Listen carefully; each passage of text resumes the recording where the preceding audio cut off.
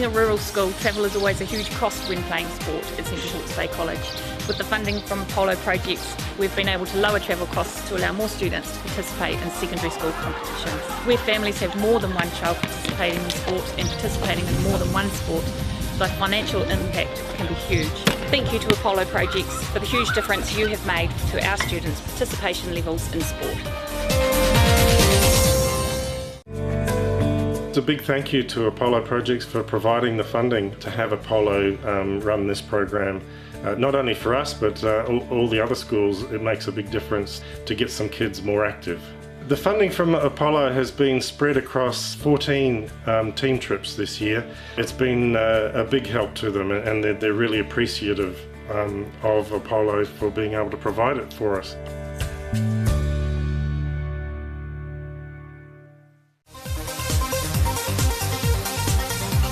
I'd like to say a huge thank you to Apollo for all their support with our sports gear and our surfboards. So the Apollo Project's sponsorship has been used to help our sports teams with new uniforms, with getting away to different tournaments. The pride on their faces when they see the new uniforms is just amazing. It's really lifted everybody's spirit. No time to fluff around today? No worries. Just swing into Caltex and pay for fuel with Pay and App to speed on through. Ooh, yeah. Feels good. Use it at your local participating Caltex. I just want to thank New Zealand Carbon Farming for taking the initiative and supporting schools like ours. It's really important they have that outlet to come to kura for another reason other than curriculum, and for some reason in our water our kids just breathe sport, and having that resource here makes life that much more enjoyable and they can keep doing what they're good at. Having this funding, being able to use it specifically targeting sport is hugely beneficial. So sponsorship from New Zealand Carbon Farming has been fantastic for our sports teams actually who went away to tournament week. We're a community who's driven by sport, but often money and the cost of travel, accommodation and uniform can be a barrier for some of our students. And to come out with a new uniform for a number of sports, particularly our basketball teams who have been away at nationals, has been uplifting for the students and for our community. The support from Carbon Farming has been wonderful. Without them, then we wouldn't look like this. From us, it's a huge thank you to New Zealand Carbon Farming. The opportunities and the sponsorship that's been provided is pretty crucial for our school. We're buying new volleyball gear, so volleyball nets, balls and the stands to attach the volleyball nets to the floor. Volleyball is a very popular sport. Kids find it to be fun. I'd just like to thank you from Tauranga High School. See. Want to catch a fuel bargain with Caltex and Supergold? Scan your Caltex app, Flybuys or Airpoints for 6 cents off per litre with Pumped. And show your Supergold card for an extra 2 cents off. Ah, feels good. Catch the next-gen sports superstars. He's very, very strong. All power, all action, all drama. Stream it live, ad-free from our secondary school's Winter Tournament. Subscribe now to Māori Active. This is an opportunity that we can't pass on.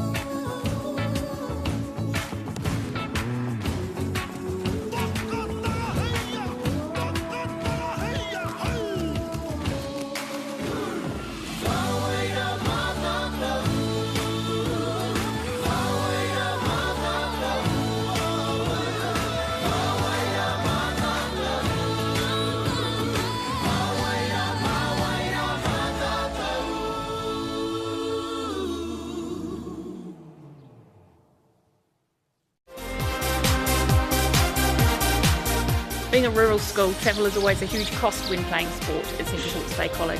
With the funding from Apollo projects, we've been able to lower travel costs to allow more students to participate in secondary school competitions. Where families have more than one child participating in sport and participating in more than one sport, the financial impact can be huge.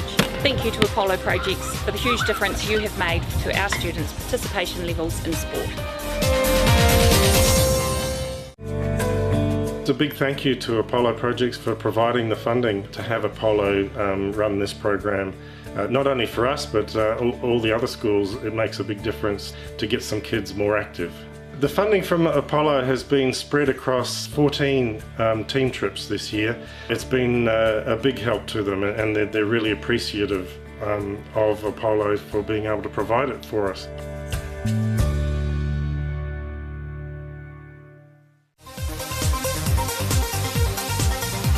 I'd like to say a huge thank you to Apollo for all their support with our sports gear and our surfboards. So the Apollo Project's sponsorship has been used to help our sports teams with new uniforms, with getting away to different tournaments. The pride on their faces when they see the new uniforms is just amazing. It's really lifted everybody's spirit. No time to fluff around today? No worries. Just swing into Caltex and pay for fuel with Pay an App to speed on through. Ooh yeah, feels good. Use it at your local participating Caltex. I just want to thank New Zealand Carbon Farming for taking the initiative and supporting schools like ours. It's really important they have that outlet to come to kura for another reason other than curriculum, and for some reason in our water our kids just breathe sport, and having that resource here makes life that much more enjoyable and they can keep doing what they're good at. Having this funding, being able to use it specifically targeting sport is hugely beneficial. So sponsorship from New Zealand Carbon Farming has been fantastic for our sports teams actually who went away to Tournament Week.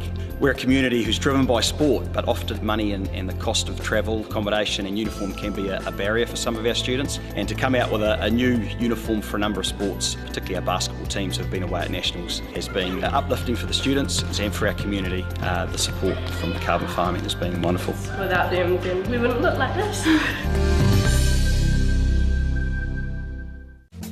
From us, it's a huge thank you to New Zealand Carbon Farming. The opportunities and the sponsorship that's been provided is pretty crucial for our school. We're buying new volleyball gear, so volleyball nets, balls and the stands to attach the volleyball nets to the floor. Volleyball is a very popular sport.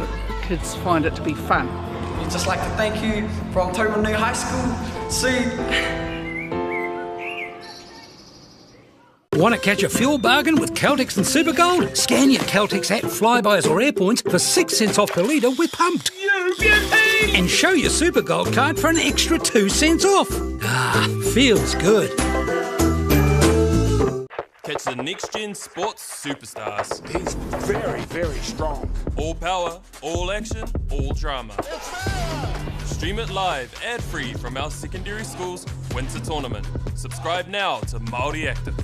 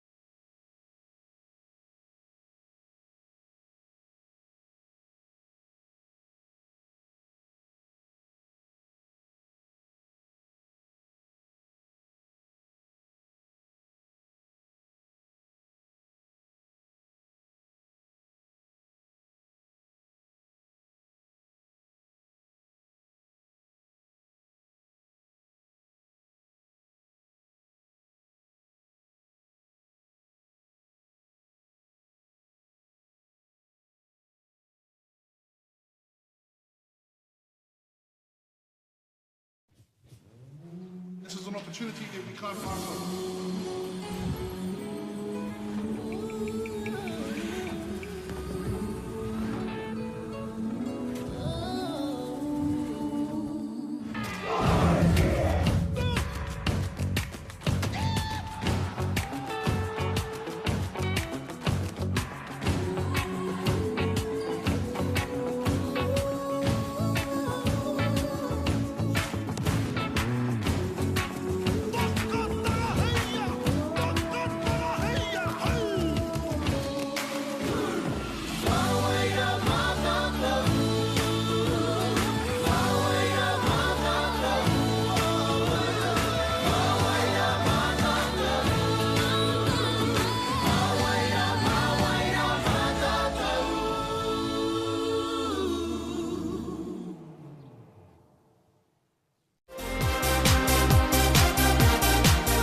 Being a rural school, travel is always a huge cost when playing sport at Central Hawke's Bay College.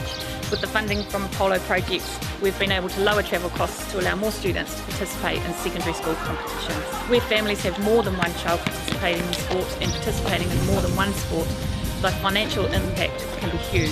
Thank you to Apollo projects for the huge difference you have made to our students' participation levels in sport. A big thank you to Apollo Projects for providing the funding to have Apollo run this program. Not only for us, but all the other schools. It makes a big difference to get some kids more active. The funding from Apollo has been spread across 14 team trips this year. It's been a big help to them, and they're really appreciative of Apollo for being able to provide it for us.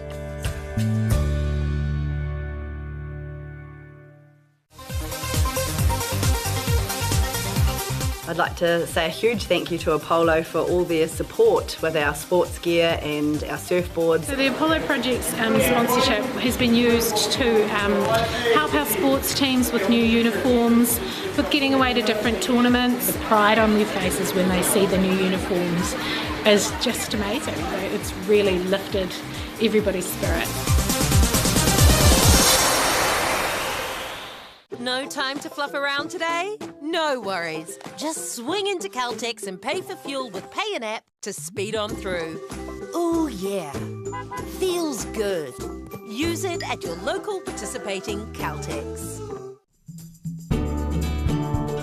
I just want to thank New Zealand Carbon Farming for taking the initiative and supporting schools like ours. It's really important they have that outlet to come to kura for another reason other than curriculum, and for some reason in our water our kids just breathe sport, and having that resource here makes life that much more enjoyable and they can keep doing what they're good at. Having this funding, being able to use it specifically targeting sport is hugely beneficial.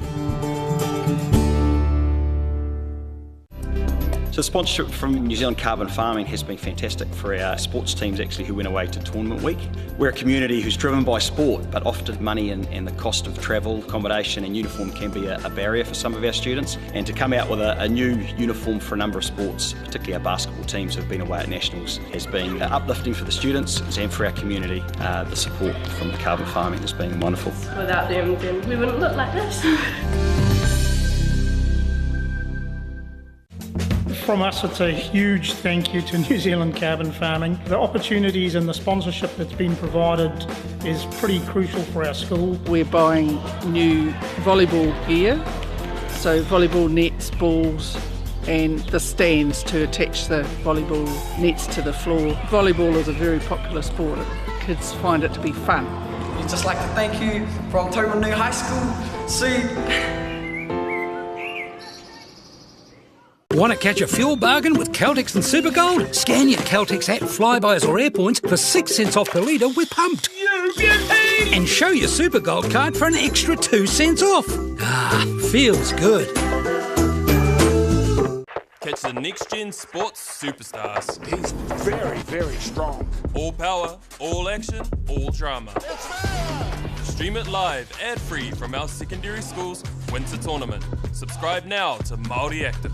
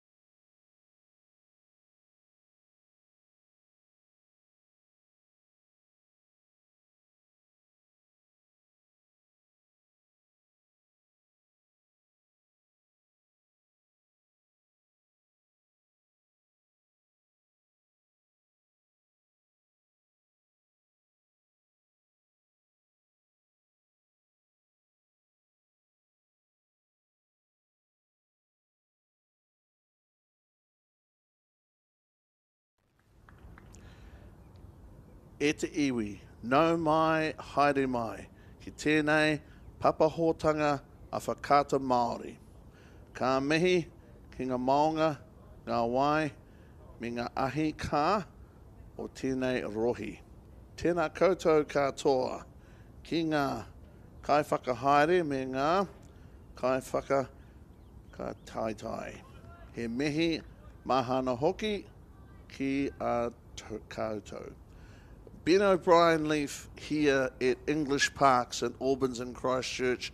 A great day. Day 2 beckons the New Zealand Secondary Schools Boys Football Premier Tournament, and we are looking forward to it. Game 1 this morning from English Park, Whangarei Boys High School and St Kentigern's College. You're going to enjoy this one. The North versus Auckland, so a little bit of a derby match, I suppose you would say.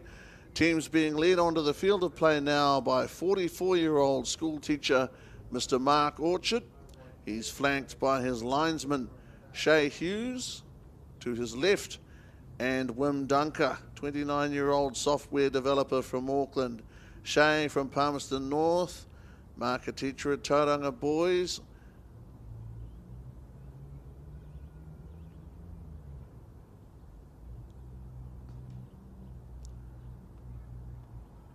This is the wonderful tradition of football. The beautiful game, teams coming together. I don't think there's anything quite like that in all the world of sport. Our captains this morning, Jackson West of Whangarei Boys, and of course Ryan Ellis of St Kentigern's. St Kentigern's, the Auckland powerhouse, coached by Brian Shelley, to play from right to left of your screen. Whangarei Boys and their number 1s, yellow and black. Jackson, he'd be excited. New Zealand Māori representative.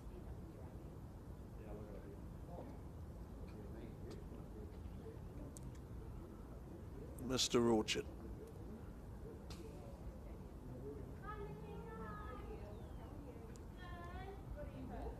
We're excited here. Day 2, so everybody's cut their teeth. Day 1, some big results. The officials shake hands. Everybody needs to have a good game. And as you know, there are 3 teams out there. Whangarei Boys, St Kitts, and our officials here on Whakata Māori, Mark Orchard. Fantastic former first-class cricketer. Former first 11 cricket team coach. Good guy. Very calm, imperturbable almost. And they will need his relaxed manner out there, these guys who are going to go at it. Some of the games yesterday that I saw, took in a little of, were very feisty. Everybody's energetic. Mark Orchard in the middle of English Park. Resonates history. A ground dripping with drama. 30 minutes each way.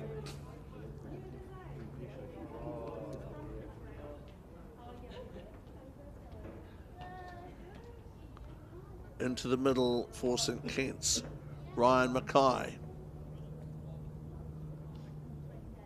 St Kitts and Whangarei Boys.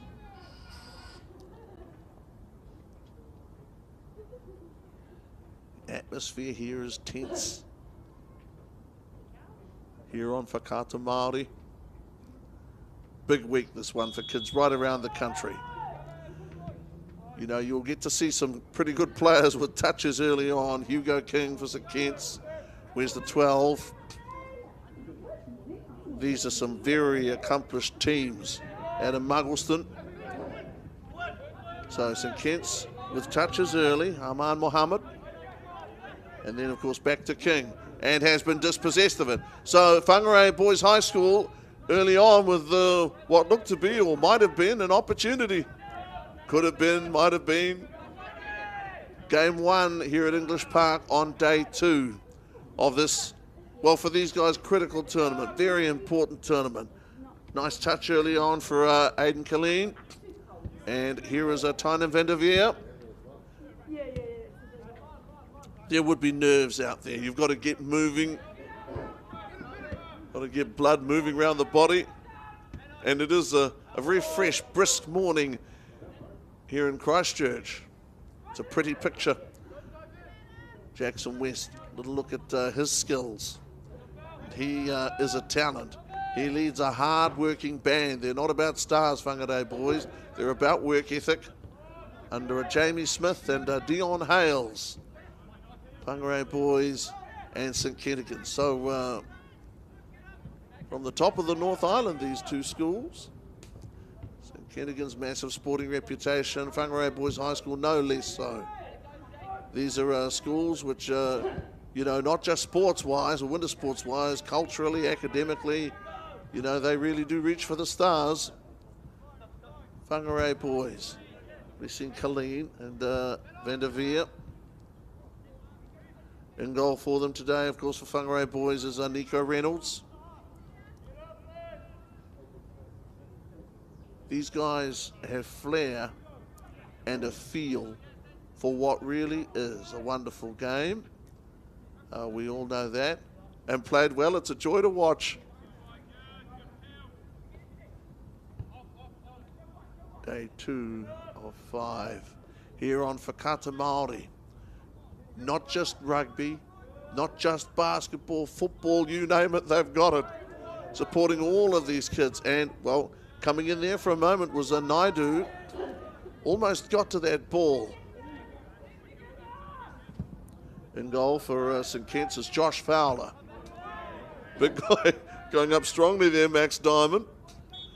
And I think, you know, as far as referees go, Mark Orchard is a good guy to be controlling this level of football, and of course higher levels, but Mark Orchard has a nice way about him, communicate clearly with players. He has a presence, be around about 6'4", 6'5", so players, you know, can expect that he'll see a fair bit. There's no doubt that he looks down on proceedings.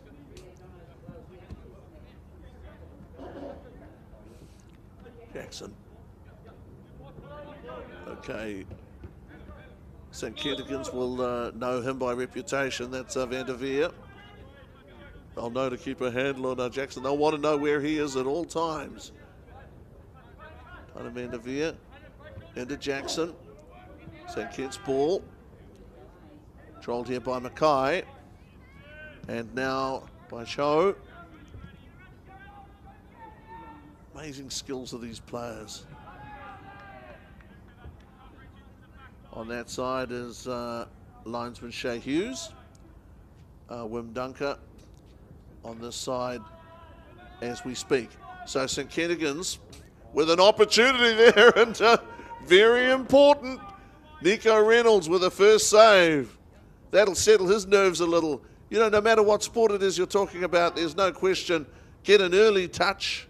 You don't err. There's no turnover. You certainly feel better about things. And as a goalie, of course, to have the ball in both gloves. Okay, being bumped around there for a moment was Aidan Killeen. St Kentigern's a little bit of pressure to bear here in 15. Adam Muggleston. And back to Fowler. Wonder how long this feeling out process is going to run.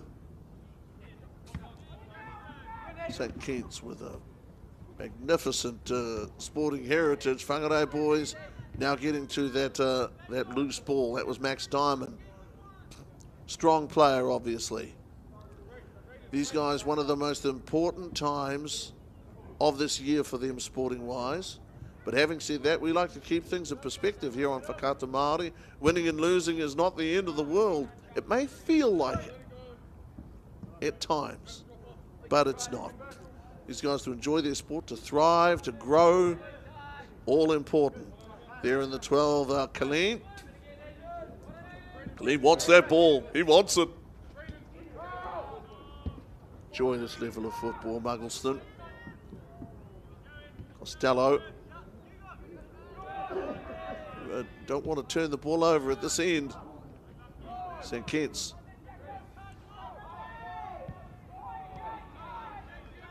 These guys, their ability to get the ball to feet, to create space, to run into space, to work hard. See all of these skills there with the head of Diamond. He's got to be a presence for our Whangarei boys. There at the back, King. King just a classy player, and you appreciate that. But you appreciate the effort from all the individuals involved. Scots looking pretty relaxed there.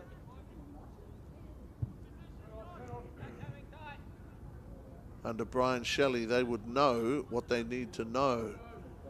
And I have to say, from what I saw yesterday, the coaches at this tournament have come here with the right attitude. Yes, they're passionate. Yes, they expect their teams to set and maintain high standards. But we didn't see anybody getting too loose down there on the sideline yesterday, Colleen. Okay, and that's a good tackle, although he's feeling it now, Naidu. Maybe there in the back of the leg, limping a little. You just, as a player, you can have confidence in a referee like Mark Orchard. Not extravagant in his gestures. Runs a tight ship, very earnest, I would say. This here, Ryan Ellis, captain. Who's going to pick up that first goal? Ellis, ball is loose. And Whangarei boys needing to clear in this situation, probably scrambling the ball there, maybe a tiny touch of panic, but that's natural enough. Here in game 1 on day 2.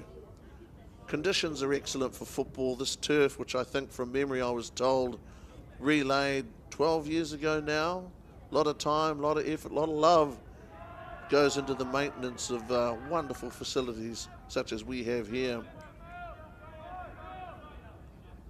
Home of football here in Christchurch.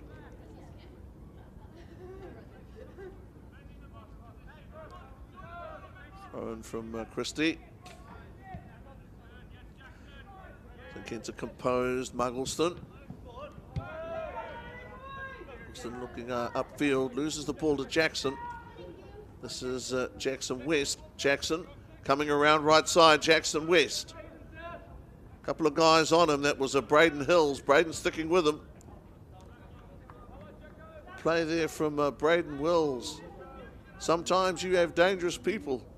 You need to know who they are, where they are, and more importantly, what they're doing. They will want to know where Jackson West is all the time. Whangarei boys can be dangerous.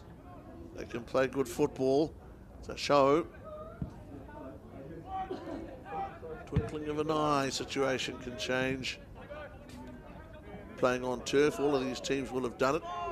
But still, it's a slightly different game. Jackson there. There are always a couple of guys, so it seems to me, from St Kitts in or around him. Or around him, certainly. Every time he has the ball. No score here. Reminder, 30 minutes. 30-minute halves. Back there from Diamond. Make tackles. So we're told a strong defender.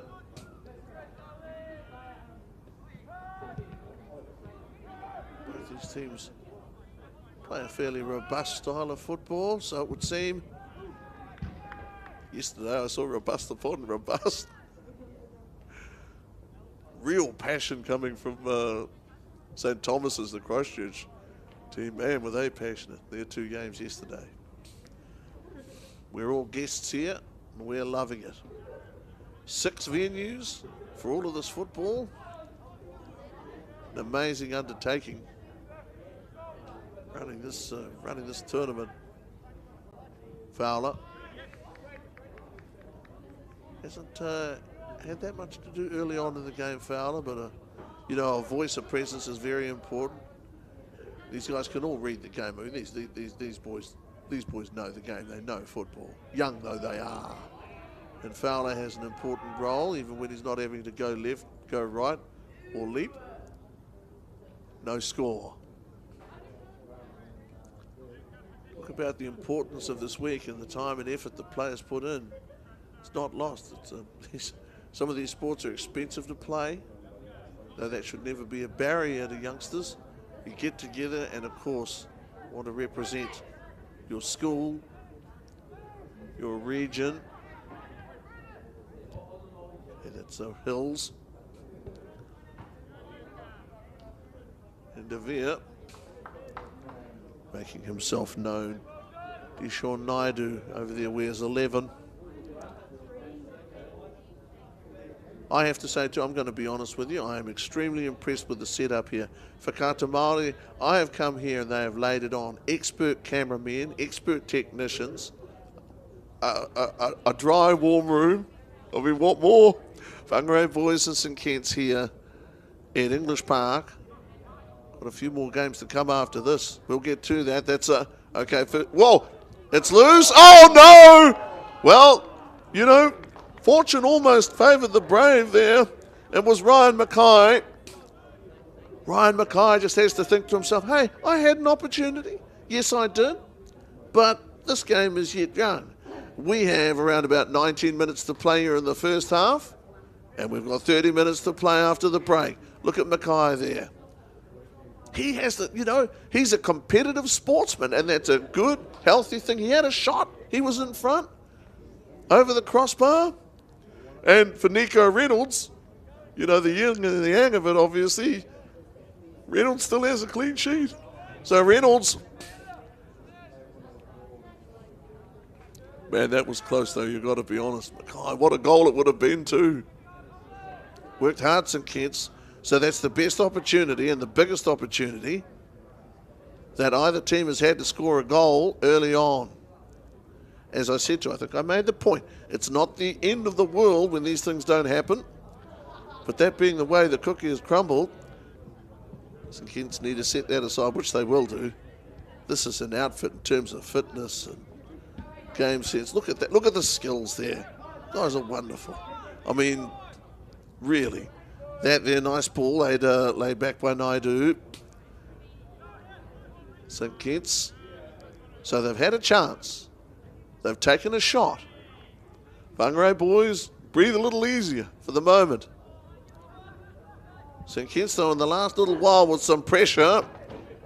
And once again, Nico Reynolds expects that ball to come back his way. He may get it his way. And a diving save there by Nico Reynolds. He gets a little bit of love from his teammates. He'd feel better about things. He was under fire a minute or so ago, then gets a hand out there with a save.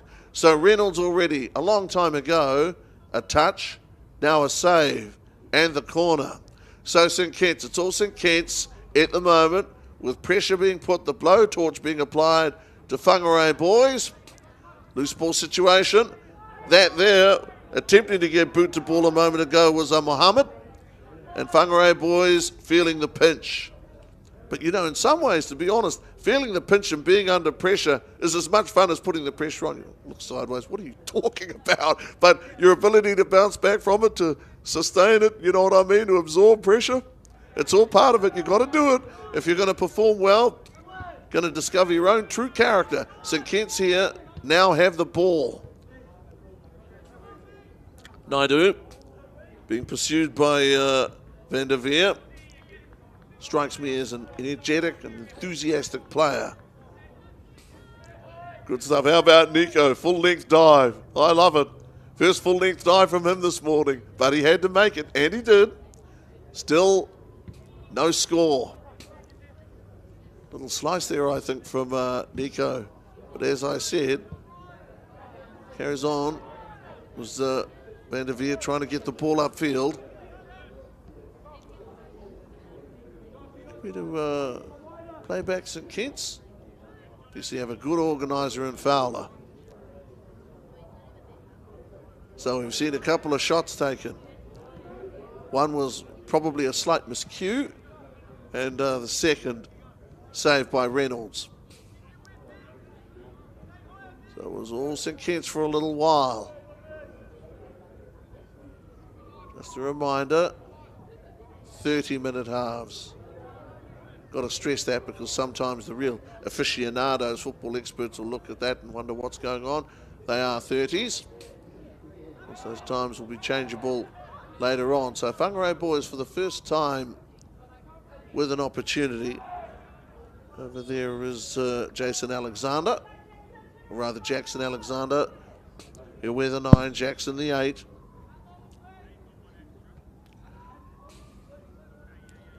Been very clean so far, as you might expect. Two skillful teams, although one or two turnovers. Aidan Killeen. Ball for a second there. Now back with St. Kitts. Opportunity has knocked for them twice already. Christie. Down their sideline, here comes a diamond.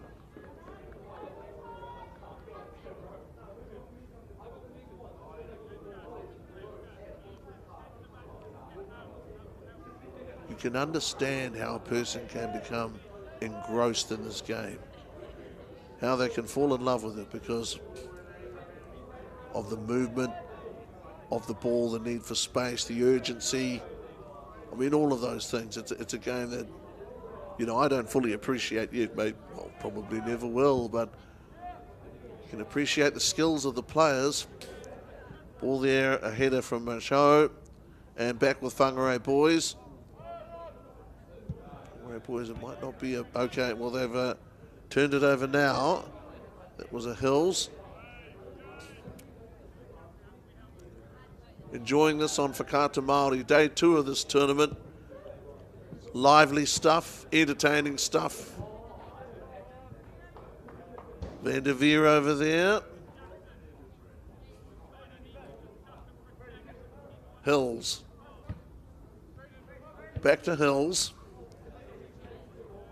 No score. These are teams that, from what I've been told, can put goals on in a matter of moments. So often it can be 0-all, all of a sudden can become 2-0.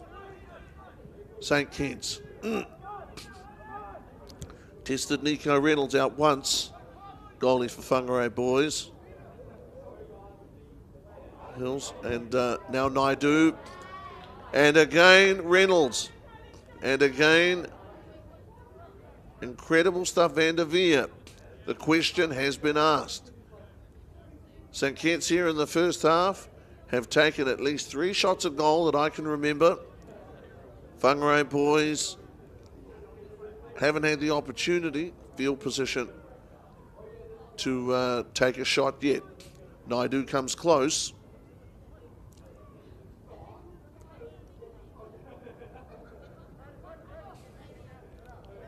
Now back with Hills.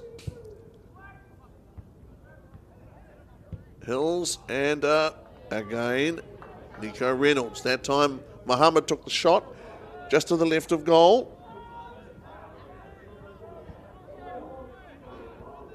Reynolds has been a key figure early. Diamond. Whangarei field position certainly been with Kelston here in this first half of play. St. Kitts and Whangarei boys. I'm sorry, St. Kitts. And we have enjoyed what we've seen so far from both these teams.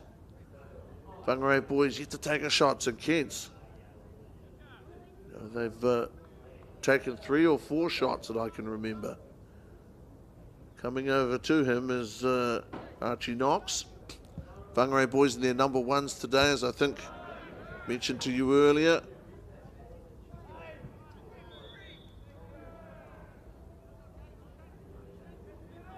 First time I think I've heard a whistle from referee Orchard.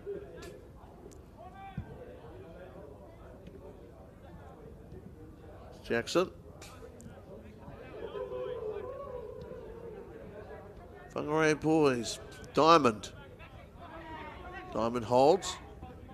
Diamond, first time bringing the ball up the ground. There with a cross. And Whangarei boys didn't get a shot off, but that's as close as they've come. And now St. Kitts are under pressure. They have sustained their pressure. Ellis coming down the right touch. They've lost the ball. Whangarei boys have it, had it, past tense. Diamond now having to try and get back and recover.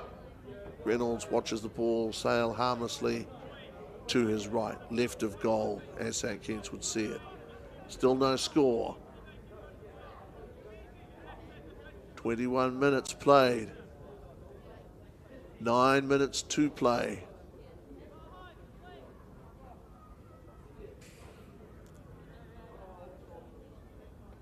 In terms of field position, it has been St Kitts to the good.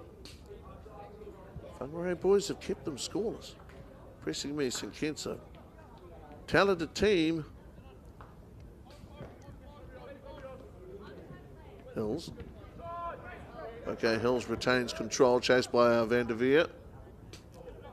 Nicely by Mohammed, taking one shot. Shot was a little askew. St Kitts with flair here, and once again, some whistle. Referee Orchard. Diamond.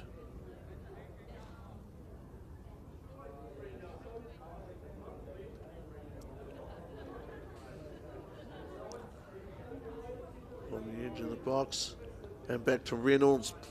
Reynolds has coped with the best that St Kitts could shoot his way. Good stuff. Was Muggleston. Pursued and watched closely by Jackson West. Fowler. Still no score. People taking a little while to warm up here at English Park. Stuff here from St Kitts. Christie down the right. Touchline, as I said. Reserve referee Shay Hughes.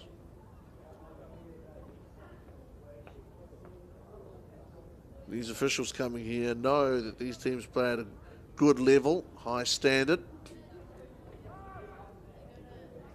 Okay. Ball thrown in for show. That's a diamond with a hoof. Waiting underneath it there a moment ago was Aidan Killeen. Whangarei boys, the game may open up a little here. Jackson in pursuit. Costello. Jackson. Fowler comes across, and now Fowler has gone down. Fowler getting back to his feet.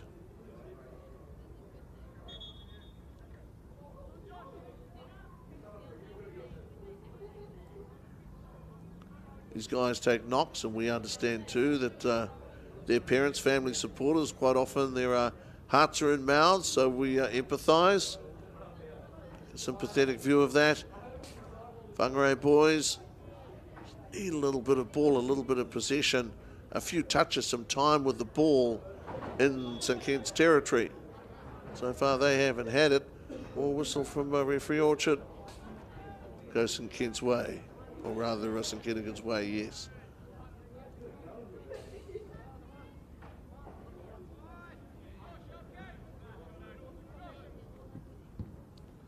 Both these teams are willing to work, and they're both patient, but there's no doubt that St Kitts have had a couple of opportunities, a couple of good opportunities, genuine opportunities. Christie, played by Christie. Christie looks like a busy player. And over here is a Naidu. Naidu, away to Hills. Naidu. Has that under control. Well, has that under control. I thought he had it under control. A touch for Nico, who breathes again. You couldn't say he breathes easily, but man.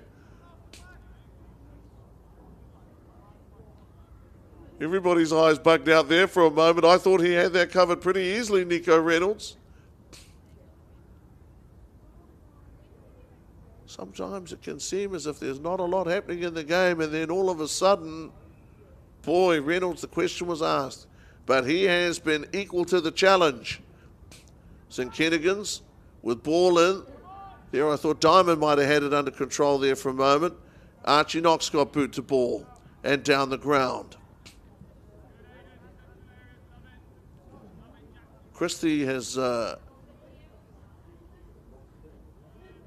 a couple of touches down their far sideline.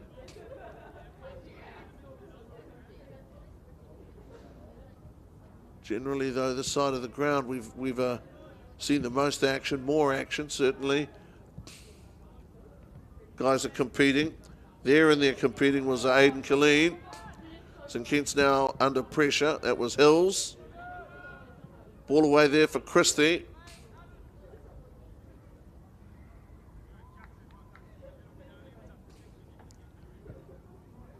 So no score. You would have to say that the central figure early in this game has been Nico Reynolds. That's because the question has been asked of the Whangarei Boys High School goalkeeper. He's answered the call. Fewer than 7 minutes remaining. Fewer than 5 minutes remaining now, actually. Here at English Park in the first half. Steve. Cook something up here as St Kitts. Hills across to the left, now has the ball. Hills, Killeen came towards him, and now it's Naidu. Dejon Naidu. Well, what would you say about this half? Shots have been taken.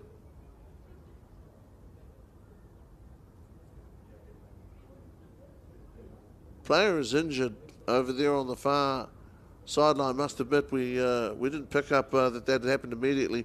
Jono Benetti. Benetti is in some discomfort. It's the right leg, obviously.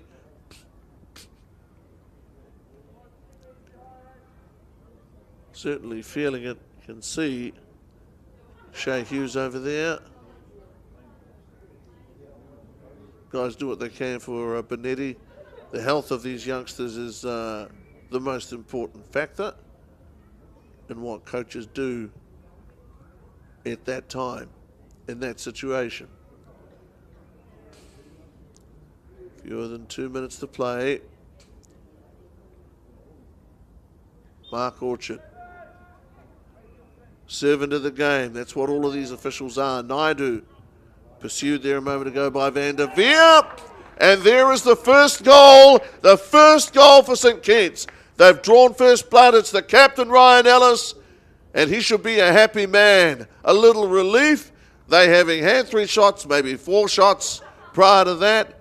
And maybe the last opportunity they'll get here in the first half. It's paid off. Ryan Ellis, nicely done. And Nico Reynolds, who has had an excellent game with the gloves on for Whangarei Boys. Finally, Ellis strikes one past him. No shame in that. Ellis, very capable, 1-0. So it's St Kentigans of Auckland, 1-0. Whangarei Boys, how will they respond to that? Interesting times ahead. Ball back from Archie Knox. Knox has the ball once more. St Kentigans are now, he's feeling it. Ellis, did he pull up a little? Ellis now going to the sideline. Well, was heading towards the sideline, and he may be injured as well.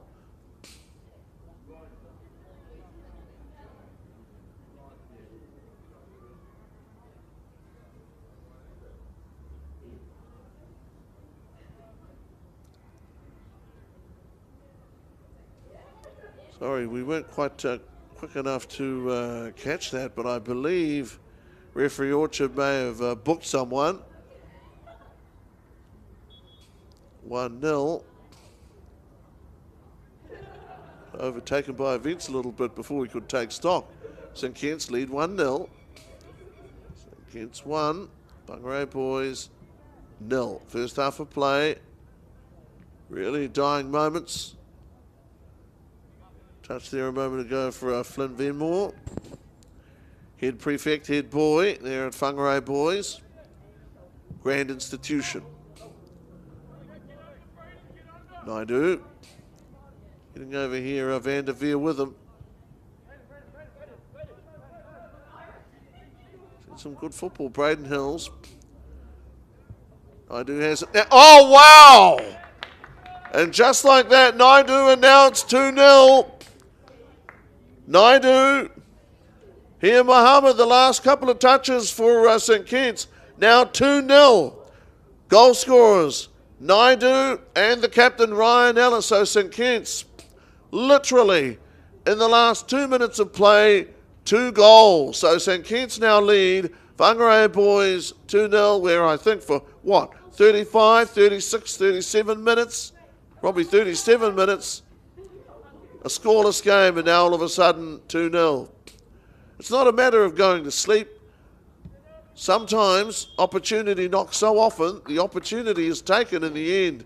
That's what you've seen. Alison Naidu, half-time, 2-0 St Kitts.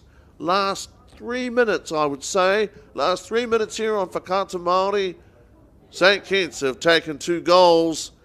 Outstanding. Ryan Ellis and Naidu for St Kittigans, leading Whangarei boys 2-0. The end of the first half. Game 1, day 2, here at the Premier Tournament. This is an opportunity that we can't pass on.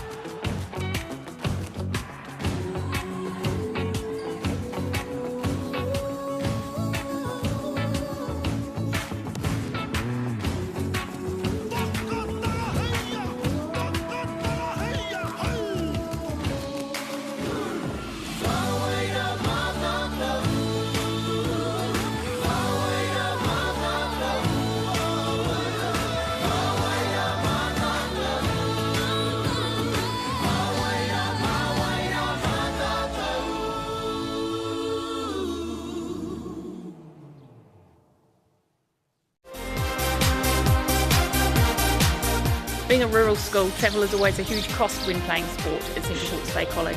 With the funding from Apollo projects, we've been able to lower travel costs to allow more students to participate in secondary school competitions. Where families have more than one child participating in sport and participating in more than one sport, the financial impact can be huge. Thank you to Apollo projects for the huge difference you have made to our students' participation levels in sport. It's a big thank you to Apollo Projects for providing the funding to have Apollo run this program. Not only for us, but all the other schools. It makes a big difference to get some kids more active. The funding from Apollo has been spread across 14 team trips this year. It's been a big help to them, and they're really appreciative of Apollo for being able to provide it for us.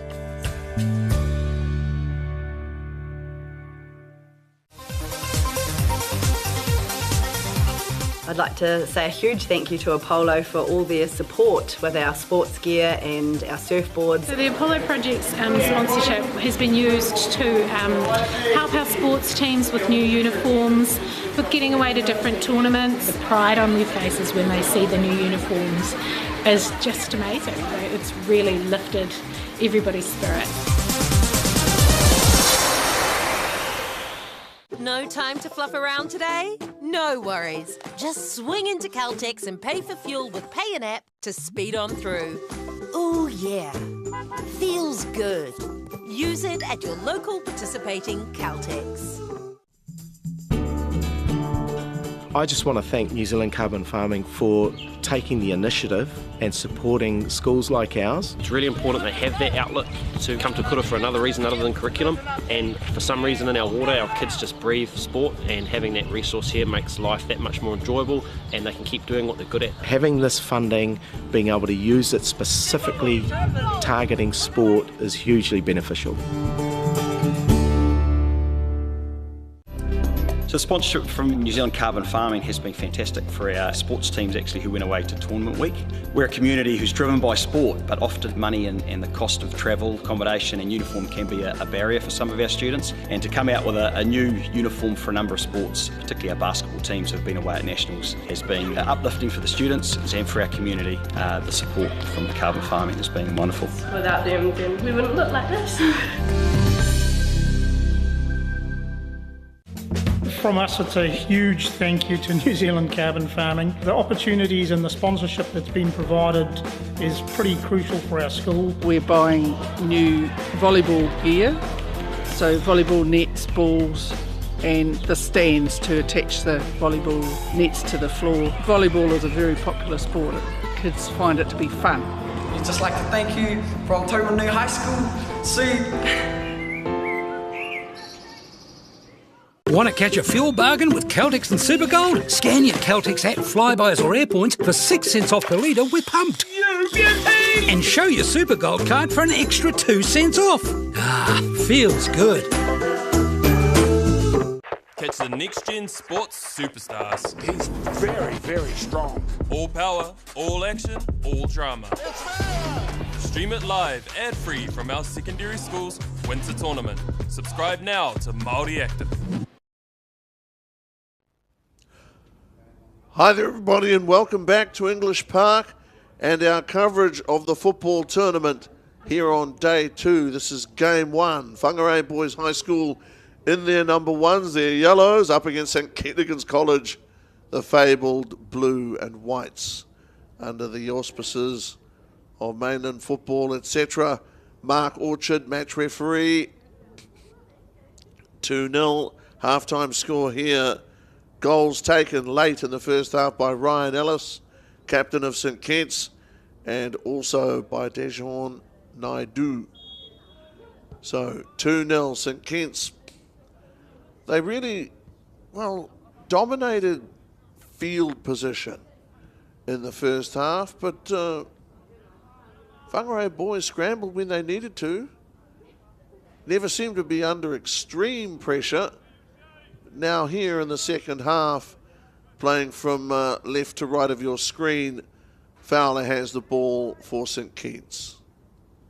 Nico Reynolds, I would add, the goalkeeper for Whangarei Boys, had a good first half. I mean, he made a number of saves, maybe 3 or 4 saves. St Kitts, as I said, blue and white. Naidu over there. Goal scorer Naidu being watched closely at the moment by Luca Owen. St Kitts looking a little more comfortable now. Mohammed, and there is a great save by Reynolds, and that really is what he did in the first half. He did more of that than missed shots. These goalkeepers are driven people. They're feisty people and determined. You need that. You need that self-belief. The big guy Diamond there at the rear post. Corner to be taken. St Kitts. From a distance that... okay, that was Ellis, the captain. Whangarei Boys now question going to be asked. That was a Corbett. Corbett the 7. Corbett ahead to the ball. St Kitts now once again have the ball. Have they turned it over? No, St Kitts have it back. Their captain Ellis scored their second goal. The second goal in the match. 2-0 score. St Kitts up 2-0. A priceless last 3 minutes. Ellis across the ground. And a touch on that a moment ago from Aidan Killeen. See 1 or 2 guys limp around. I can understand why.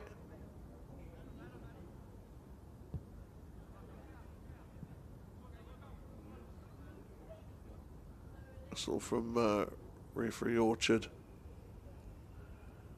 We go over to check on an opponent there. Jackson West, captain of Whangarei Boys. He and Flynn Venmore.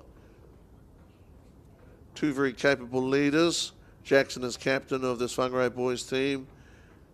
Flynn Venmore as head boy, head prefect. That's a great honour at Whangarei Boys. That means something. All the places a real value on excellence. Prefects over the years such as Rory Darkins was a very good sportsman. Henry Cooper.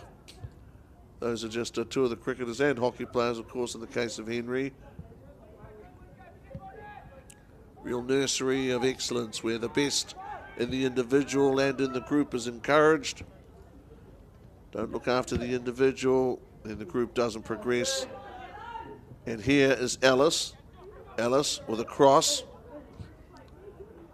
Shot taken there, and shot was off, but certainly Joe Berman, he wouldn't mind a little more ball in there. And Reynolds He'll have something to say about that also. 2-0. Lovely sunny day, very brisk day here at English Park. But outstanding facilities. It just goes to show the importance and the value of this tournament. I'm enjoying it. Okay, and you saw a header there a moment ago from Archie Knox. Big guy Diamond gets in there and scraps for the ball, which is a good thing. And Hills. Hills with composure. Right place, right time. That's Hills. 2-0 St Kitts. Guys have worked very hard to hone very good individual skills and team skills, Pat. Whoa. Okay, St Kitts there turning the ball over. It takes two people to make a pass. Declan Corbett there wanted the ball. Mayer back to Highwood. Oh, sorry. This is Kelly. Getting the ball in there a moment ago. Kelly, the tall lad for Whangarei boys. Corbett playing the ball back over to Hills. Seem comfortable to do that. I'll tell you what, these guys are well supported by their peers. Yesterday, I got to admit, I thought it was brilliant. We were watching some of St Thomas's. A couple of the lads from that school's second 11. They thought the tactics really should be to hoof it straight down the middle of the park and everybody chase after it. Gee, they were entertaining. I won't tell you who it was. 2-0 at the moment, though, here between St Kitts and Whangarei boys. That's Ellis getting around, trying to get round Rains a while ago. And linesman Dunker. Flag.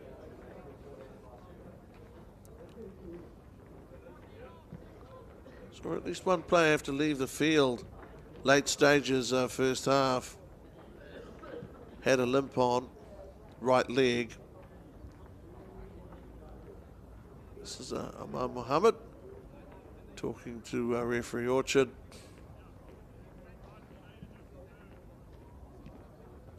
Team for Whangarei boys, 2 and over the sideline. So that's Luca Owen, who has been replaced. Kids live and breathe again, whatever the sport, whether it's basketball, they're passionate about, rugby, cricket, you name it. This winter sports tournament, these guys, it is a highlight for them of their school year, of their time at school, as long as, of course, it doesn't become everything. Let it be a part of their development, but you know, it should, as we said, not be the end of the world. Good play here from Hills. Control. Truth is that it may be that you play better football or better sport when you're a well-rounded individual. Here on Whakata Māori, of course, we'd urge all of these guys to enjoy all of what life has to offer. Be good academically, you know, be good. I don't know if you can be good culturally or socially, but certainly enjoy what you're doing. Do it because you enjoy doing it. Important message to get across. Whakata Māori here at this big football tournament, a grand stage. St Kitts. Fowler, they're willing to take some time to organise themselves, St Kitts. Remember, they lead 2-0. Certainly not shutting up shop, as it were, but in control. This would, you know, not really be pleasing Whangarei boys. They're trailing by 2 goals. They want to get on with it. That's Ellis. Ball back into the middle. Touch there from King. This is the patience. This is the discipline that St Kitts are prepared to play with. Remember, they lead 2-0, and the tactics you employ depend on the match situation and personnel. They're confident that they can control events. Okay, it's a ball from Mayer. Mayer has it back. Utilised King a moment ago, and happy to play in their own half. This takes a lot of discipline to do. Whangarei boys who, okay, now they're willing to run. This is Ellis down the sideline. Ellis pursued by Rains. And a couple of legends up top of your screen. Neil Howard. Certainly, Tauranga Boys College defending champions, national champions, Super 8 champions. And they won their latest Super 8 title. Gone 36 games without defeat. Tauranga Boys College setting a mighty high standard for future TBC teams and even all the teams here. 36 games, without a loss is something else. May have had a tied game or a drawn game in there on at least one occasion. It was a Declan Corbett playing with great control at the moment, St. Kitts. Now, to those who might wonder about the tactics, they lead 2-0. And the fact of the matter is Whangarei Boys High School haven't had many opportunities. Opportunities to take a shot at goal. I think they've taken one. Here's Mayer down the sideline to Ellis. Whangarei Boys needing the ball and having to go chasing it. Saw that from Charlie Kelly a moment ago.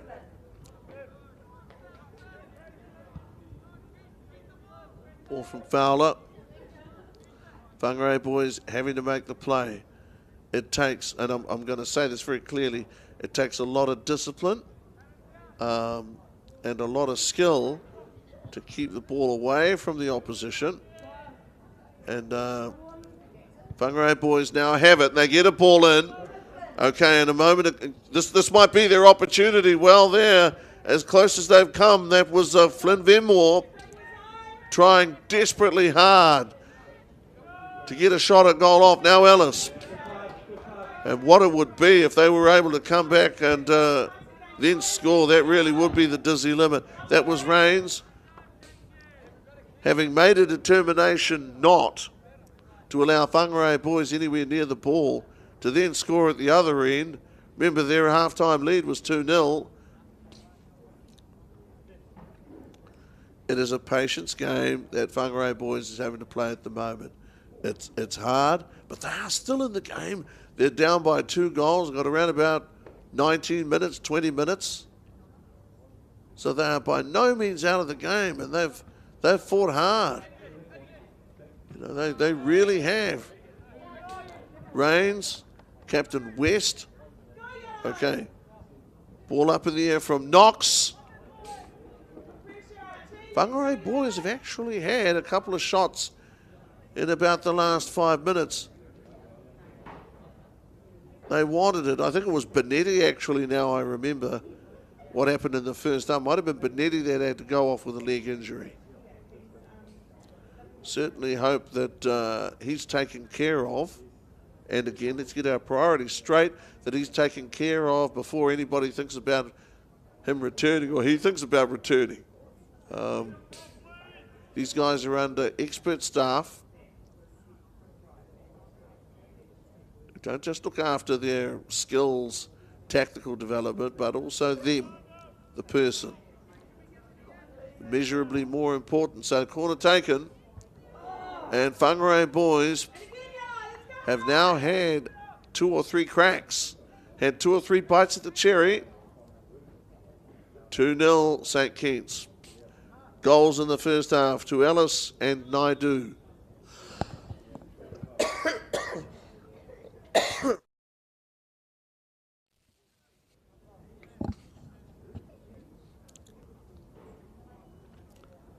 Fowler.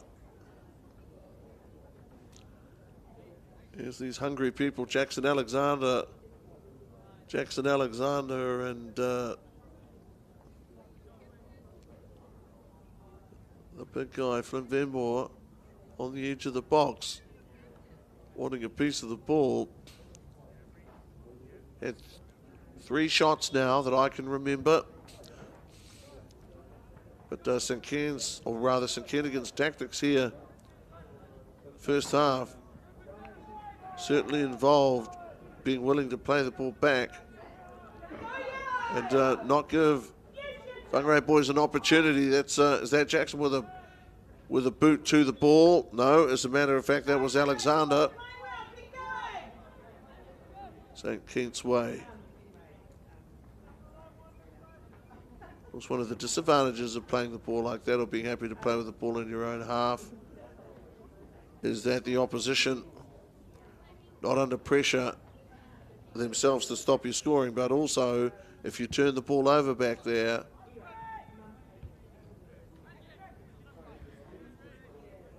it's obviously not what you want. 2-0. It's a handsome scoreboard here. It at the moment doesn't have 2-0 up, but we can assure you it is 2-0. All to be thrown in by, thought it was going to be Van der Veer. Made a change there. Here's a diamond. Max all over to Knox. Guys are all good players, just trying to get into the game really at times. Rains. Some good skills here. Some good skills here. And that's it, St. Kitts. And that was Joe Berman. So Joe Berman joins list of goal scorers. First we had Naidu, then Ellis, and now Joe Berman. Joe Berman for 3-0.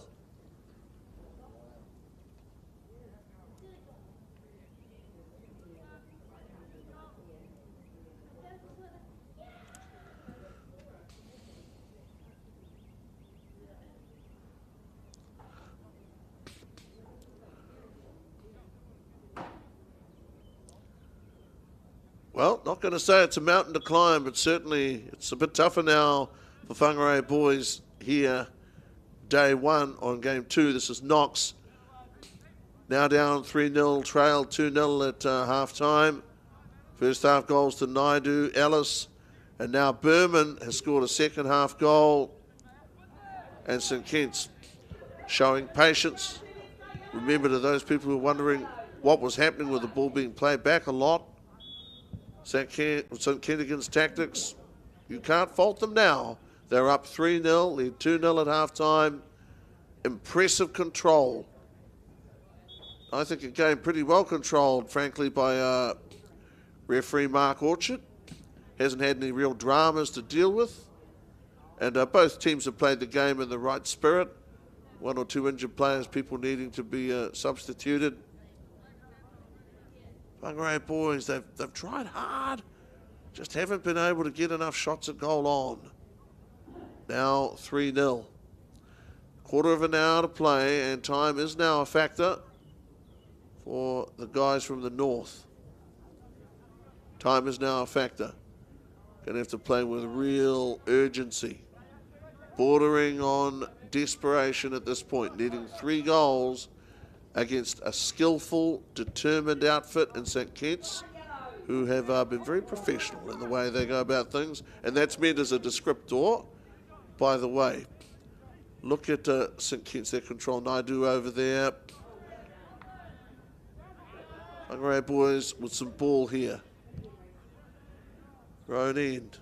That's Reece Jones, I think, in the 16. Reece. Good youngster. Whakaata Māori, we enjoy bringing you the sport. And to be honest, allowing viewers and people who are taking it in to appreciate different sports. And this is a sport that, as New Zealanders, 99% of us, even myself, played at some stage. In some cases, as I mentioned, not very successfully. But to get people involved in the game, put it in front. That's what it is. That's what it does for Whakaata Māori. It puts football in front of people. It puts sport in front of people. Your people in front of you, especially youngsters. Kids who are drawn to the sport, who have a passion for it. And I don't care what the sport is, frankly. If these guys enjoy it, they get something out of it, then it is a good thing. And for them to play at a high level is a wonderful thing. You know, speaking from personal experience, once winning a heat in a D grade 100 metres was a big thing, and for these guys, no less, slightly elevated playing here at this tournament, where the level is, you look at the teams, how they turn out, how they conduct themselves, And I've got to say that I watched these teams this morning.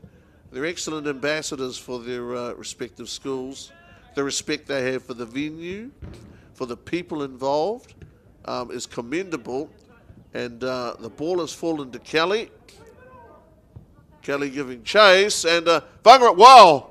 I thought for a moment, well, just for a moment, as if Reece Jones might have a chance to put one in the back of the net. Now, that would have been something. That really would have been something. St. Kitts up 3-0. And I just marvel, you know, as I said before, at what these guys are able to do in their almost nerveless fingers and feet, their control, their accuracy. That takes hours, long hours, hard hours. But I suppose if you love what you're doing, time just flies by. Certainly he's been very good over there, Hills. I can't name a player who's had a bad game in either of these teams this morning, just in terms of, as I said, field position and possession, obviously, probably with St. Kentigans in the first half. They led 2-0, but they picked up both those goals in the last 3 minutes of the first half.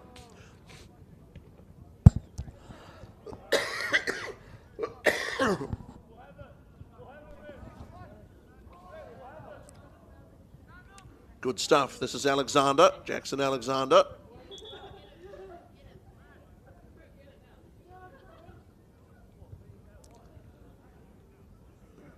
Once or twice players have taken bumps. Straight over there, Mark Orchard.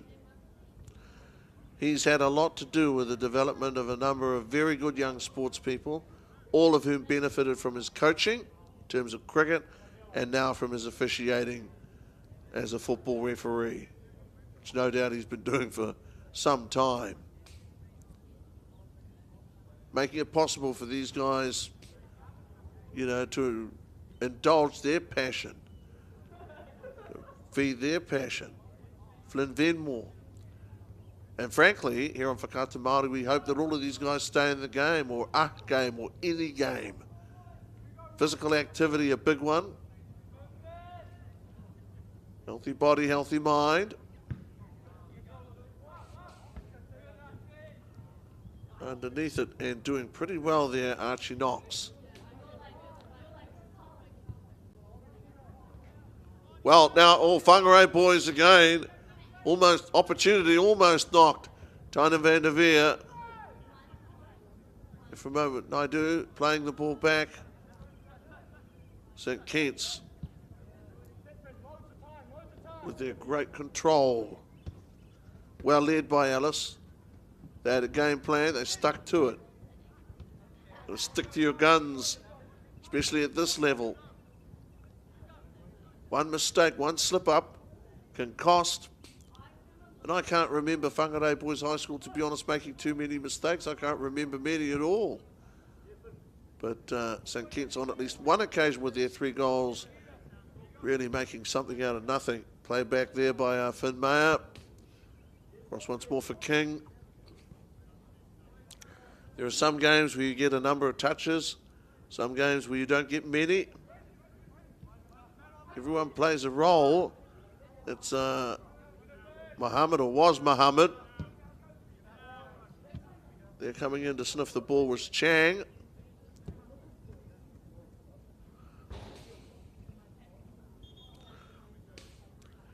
And the people that make this tournament possible for these guys, last 8 minutes of play here in game 1, parents who pay for stuff and get them away, teams to organise coaches, etc. You know, the effort that's expended, are the wonderful sponsors that we have, of course, as a broadcaster, and also those people that get behind these teams, that believe in these guys, that support these guys, not to mention feeding them, you know, and everything else that goes with it, the washing of jerseys. People don't just turn up here, and they're not rock stars who turn up here and play, and that's the end of it. Okay, Diamond now, coming to the sideline. Every kid that's out there wants to stay on, everybody. Coaches will do, of course, what's in the best interests of their team and develop young players, especially if they see that a result may be difficult to achieve. Players are coming from the field of play now. Archie Knox is gone, Diamond's gone. Those are two great-hearted youngsters who've done everything that they could on behalf of Whangarei boys and St Kitts. I'd point out too, with respect, that this is not a mismatch. St Kitts have simply played very well, and Whangarei boys, with the relatively few opportunities at goal, have also come close to scoring, and may again. St Kitts had one or two little injuries pop up for personnel during the course of this game. This is, well, it was a moment ago, King. St Kitts may be cooking something up. This may be deceiving. It didn't seem, you know, for a long time before Berman scored that St Kitts were particularly keen to score a third goal, but man, did Berman make it count.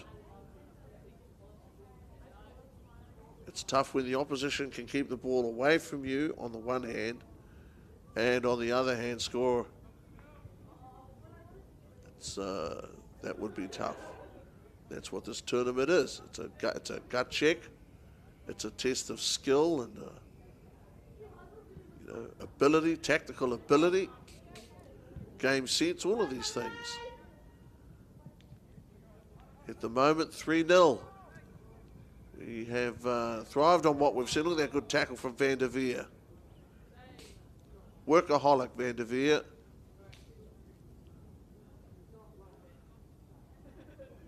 This tournament, it'll take its toll on you. I'm not kidding. Hills laying it back there for Fowler. 5 days, up the ground, down the ground. Warm up, eat, sleep, play. Not a lot of time for anything else. Sightseeing. Whangarei Boys High School. Can they get on the board? Can they get one? Around about 7 minutes to do something. But look at St Kitts getting the ball to feet with great control. Chang at halfway. Is this Naidu here?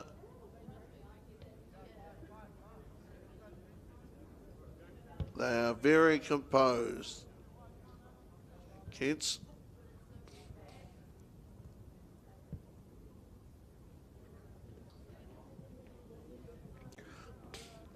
Remember, these are schools that regularly play against the likes of Mount Albert Grammar and some very, very powerful football schools. They are, I'm not going to say toying with the opposition at the moment, but they are in control. All with Corbett. Corbett, a little bump there from Davidson. Corbett back for it. Whangarei Boys with ball. This youngster came onto the field a little while ago. Riley Burgess. He'll enjoy himself out there. Obviously, his team is down by 3-0.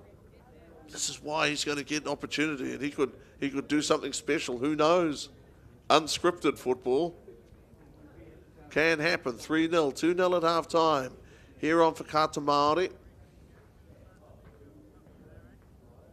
Certainly hope you've enjoyed it.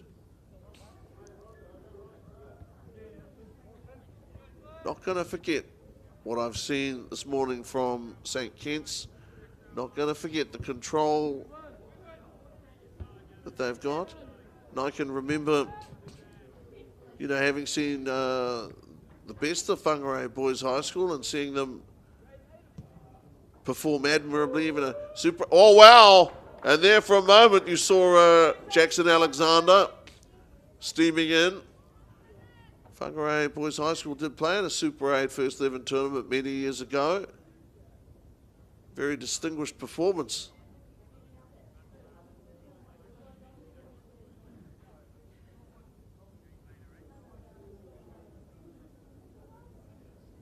Today, just weight of possession and where they've been. But they could get a goal here from the corner. They are down 3-0.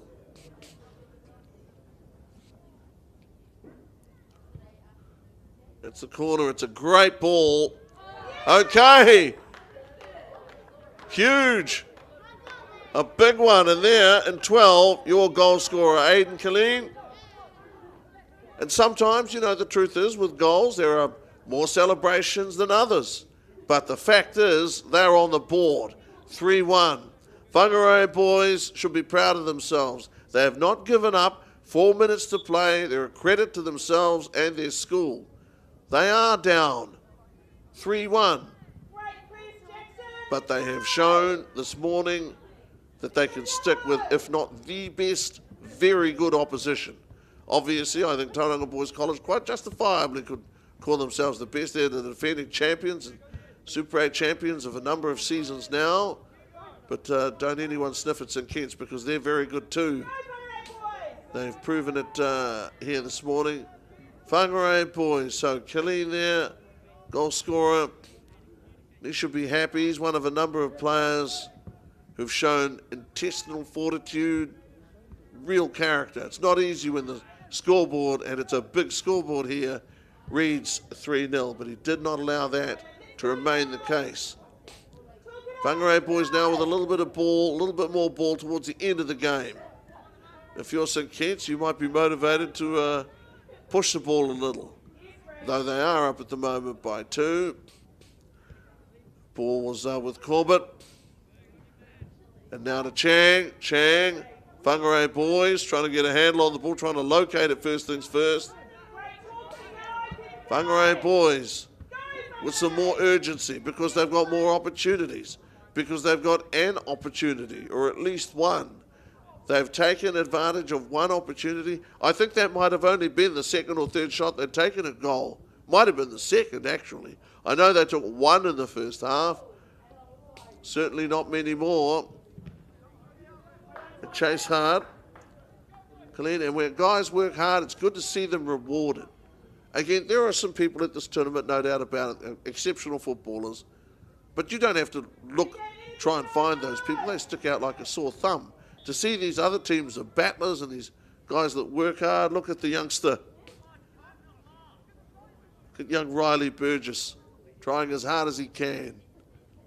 He'll remember this experience. I played, I was in that team. I got a touch. I made a tackle. And that's natural. And I think that's wonderful. St Kitts leading at the moment 3-1. Skillful unit. Mayer back to a Mackay. Mackay back to Fowler. Fowler's only let one in, and by the way, I don't think it's accurate to say he let one in. Tough game. Tough game indeed, but finally, St Kitts 3-1. St Kitts 3-1, but had to work for it. Scored 2 of their goals in the last 3 minutes of the first half of play, and of course, the second half goal to Berman. Aidan Killeen, we identified as the goal scorer for Whangarei Boys High School. No shame in 3-1. Game 1 this morning going the way of St Kitts here at English Park on day 2 of the Premier Tournament on Whakata Māori.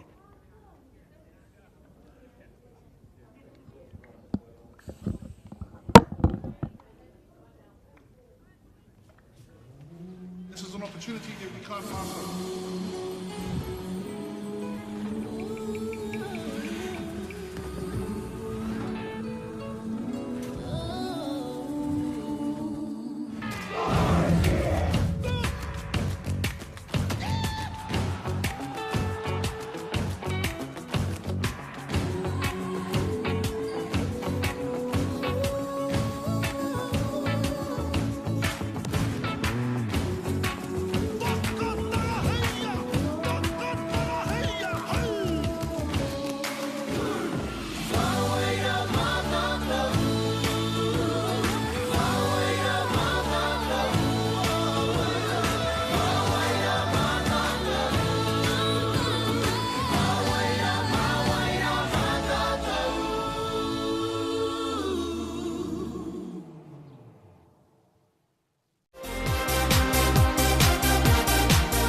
Being a rural school, travel is always a huge cost when playing sport at Central Hawke's Bay College. With the funding from Apollo projects, we've been able to lower travel costs to allow more students to participate in secondary school competitions. Where families have more than one child participating in sport and participating in more than one sport, the financial impact can be huge. Thank you to Apollo projects for the huge difference you have made to our students' participation levels in sport. It's a big thank you to Apollo Projects for providing the funding to have Apollo run this program. Not only for us, but all the other schools. It makes a big difference to get some kids more active.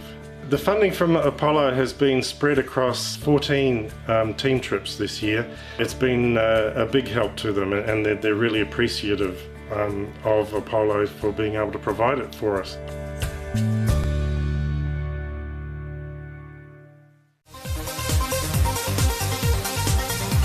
I'd like to say a huge thank you to Apollo for all their support with our sports gear and our surfboards. So the Apollo Project's sponsorship has been used to help our sports teams with new uniforms, with getting away to different tournaments. The pride on their faces when they see the new uniforms is just amazing. It's really lifted everybody's spirit. No time to fluff around today? No worries. Just swing into Caltex and pay for fuel with Pay an App to speed on through. Ooh yeah, feels good. Use it at your local participating Caltex. I just want to thank New Zealand Carbon Farming for taking the initiative and supporting schools like ours. It's really important they have that outlet to come to kura for another reason other than curriculum, and for some reason in our water our kids just breathe sport, and having that resource here makes life that much more enjoyable and they can keep doing what they're good at. Having this funding, being able to use it specifically targeting sport is hugely beneficial. So sponsorship from New Zealand Carbon Farming has been fantastic for our sports teams actually who went away to Tournament Week. We're a community who's driven by sport, but often money and the cost of travel, accommodation and uniform can be a barrier for some of our students. And to come out with a new uniform for a number of sports, particularly our basketball teams who have been away at nationals, has been uplifting for the students and for our community. The support from Carbon Farming has been wonderful. Without them, then we wouldn't look like this. From us, it's a huge thank you to New Zealand Carbon Farming. The opportunities and the sponsorship that's been provided is pretty crucial for our school. We're buying new volleyball gear, so volleyball nets, balls and the stands to attach the volleyball nets to the floor. Volleyball is a very popular sport. Kids find it to be fun. I'd just like to thank you from Tauranga High School. See. Want to catch a fuel bargain with Caltex and Supergold? Scan your Caltex app, Flybuys or Airpoints for 6 cents off per litre with Pumped. And show your Supergold card for an extra 2 cents off. Ah, feels good. Catch the next-gen sports superstars. He's very, very strong. All power, all action, all drama. Stream it live, ad-free from our secondary school's Winter Tournament. Subscribe now to Māori Active.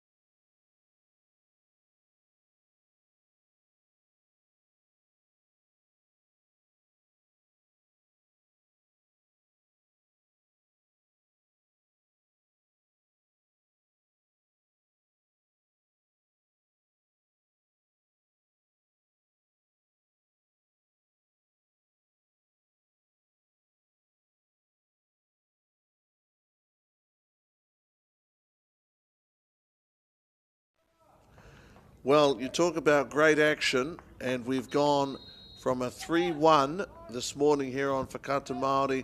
Very good win to St Kentigern's College over Whangarei Boys High School. Battling gritty Whangarei Boys High School. And now Rolls-Royce, Tauranga Boys College and Christ's College. And these are some very, very good schools. Or rather, New Plymouth and St Thomas here.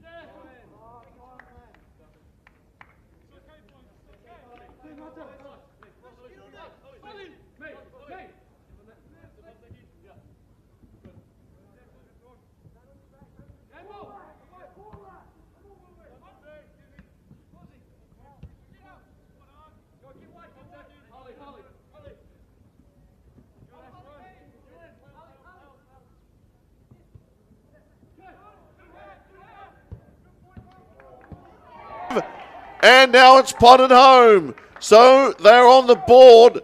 Dylan Montero, given to us here in 13, has scored for Tauranga Boys College. And so the defending champions have made their presence felt. Leading at the moment 1-0 here in the 8th minute. Montero has scored. You know, that's a fantastic start. Tauranga Boys College showing many different qualities during that period. The build-up, composure, change of pace. Saw that down the sideline. Christ now down 1-0.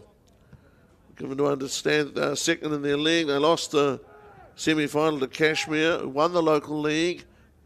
So the game is strong. Football is strong here in Christchurch. As strong here in Christchurch, if not stronger than anywhere else in the country.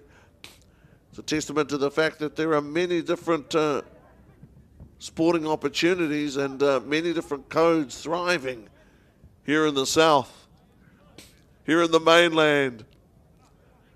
1-0.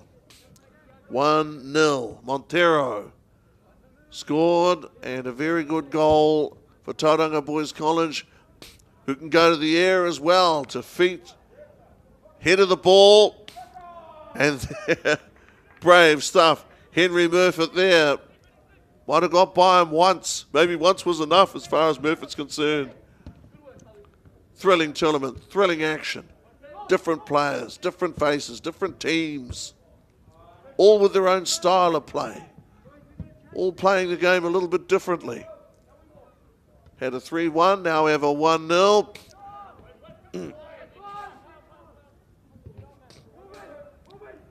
We've had a one or two jersey numbers, and some of them are new to us, to be honest. And a moment ago was Gardner. Gardner looks like being a pivotal figure.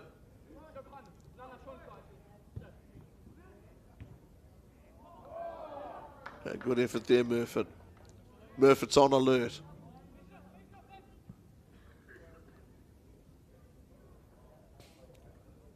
Grand level of play so far from Tauranga, dominating field position.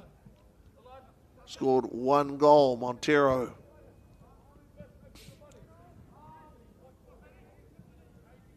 Christ's battling. Tauranga have the ball. Tauranga have the ball. That was Forbes Hellier. He played well in Gisborne as well. Ball back with Montero. Good youngster. Nice young man, very personable. Here is a Gardner. Here's the big guy, Bryant, can hit him hard. And that was another opportunity there for Tauranga Boys College. Isaac Bishop with boot to ball, 1-0. So we're in game one. A very good St. Kentigern's team took 37 minutes to pound a ransom. Form of Naidu from memory from Whangarei Boys High School. These guys, Tauranga, have hit early and hard.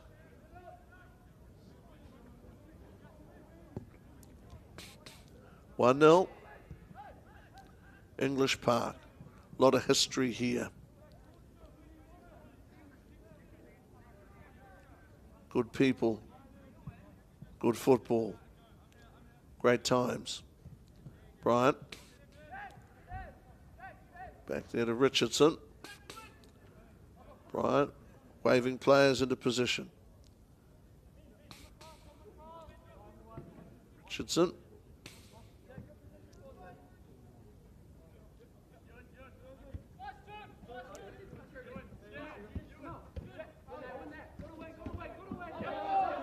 And Christ's, you get to see what they can offer in attack. I'm sure they're capable, but they just haven't had a lot of ball early on. Matter of fact, no ball. And that's Tauranga Boys College's excellence. Simple as that. Christ wanting it.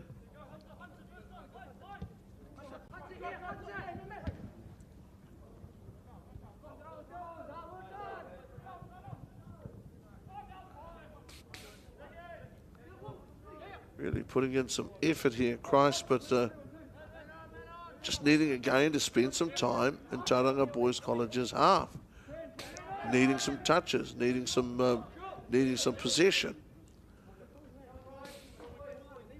Grandstand, so I'm told here, holds 3,000. I wonder if that'll get a test out before the end of the week. I wonder if we'll get one of those monster crowds that English Park, they tell me, is so well known for. I must say, we've been treated like royalty since we got here. Lovely people, very accommodating, and great hosts.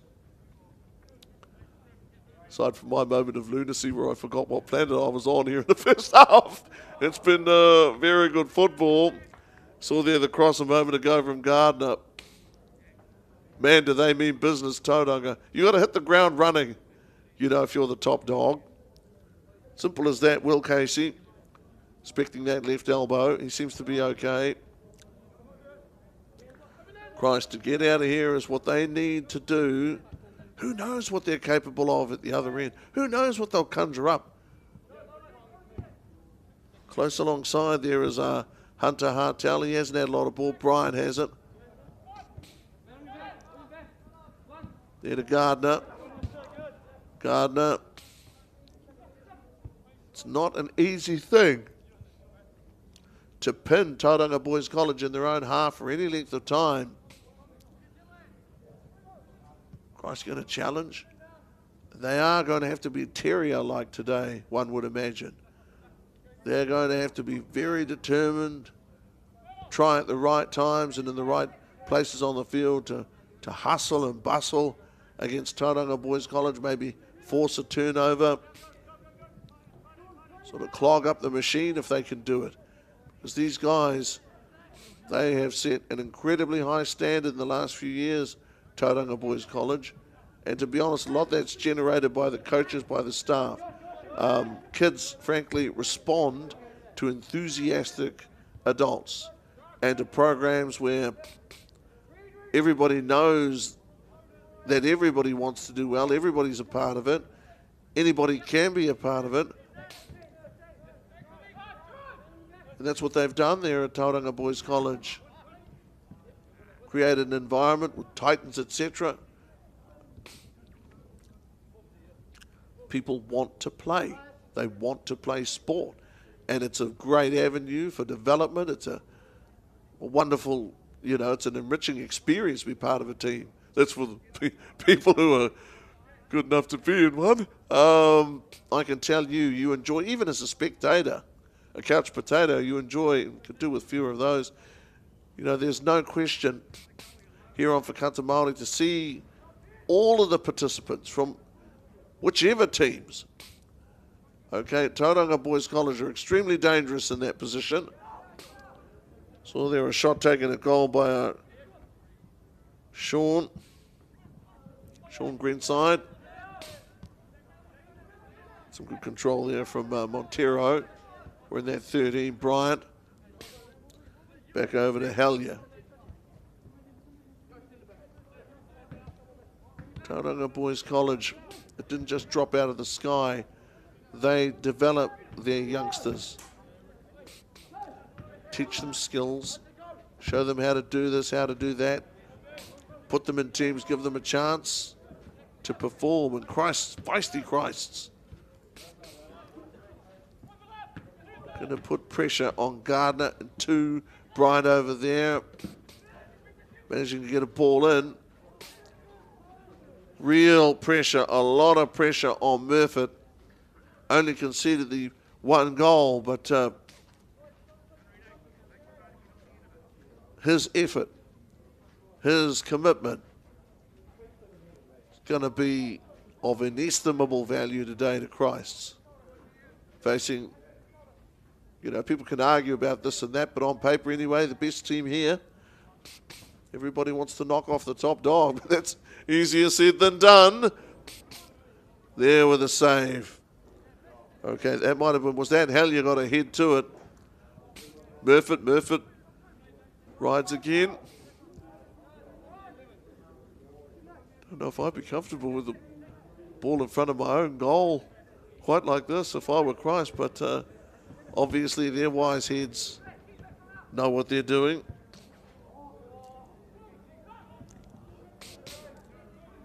Tauranga Boys College. And they look aggressive here. They are aggressive here. Tauranga Boys College are aggressive for sure. And especially if you're going to hold the ball in front of your own goal for long periods. There, Reed Tong.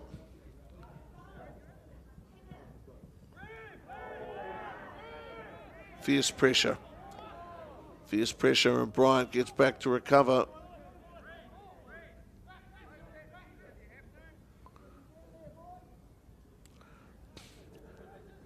Right, back over to Richardson. He's a guy that's proven under Super 8 pressure, Super 8 final pressure, that he can rise to the occasion. And here, at this huge tournament, which has brought together outstanding teams and outstanding schools from far and wide, New Zealand Secondary Schools Boys Football, the Boys Premier Tournament. It's a privilege just to be here, to be frank. Ball with the Tong. And away to Greenside. Real sense of occasion here. Last couple of days, the excitement is building. It's only going to get bigger and become more eventful. Gardner. Okay, and a whistle at the expense there of Wilby Cameron. It will be the natural disappointment.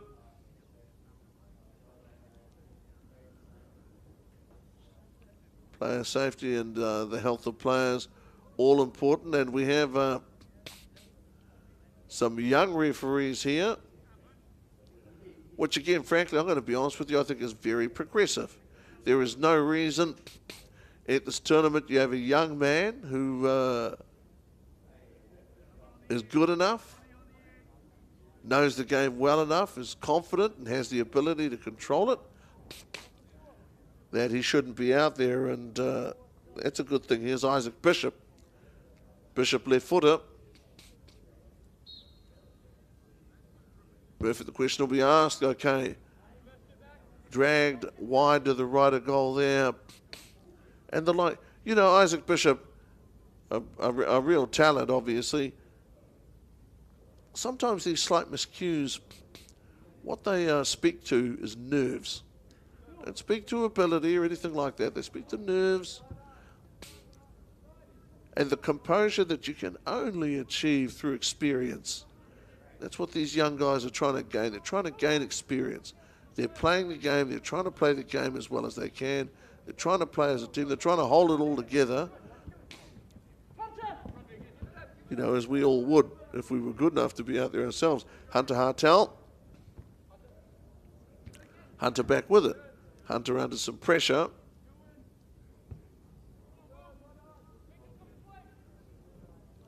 Murfitt.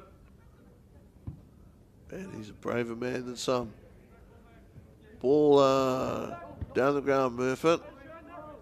Here's Richardson. A little bit of pressure on Richardson outside the box.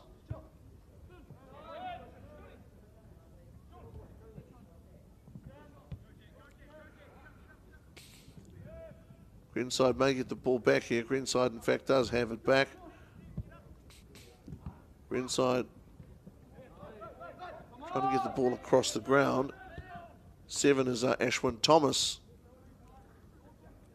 for Christ College. Trail at the moment by 1. Around about 38 minutes to play. Score 1-0. Early goal to Tauranga. Well taken. Montero from memory.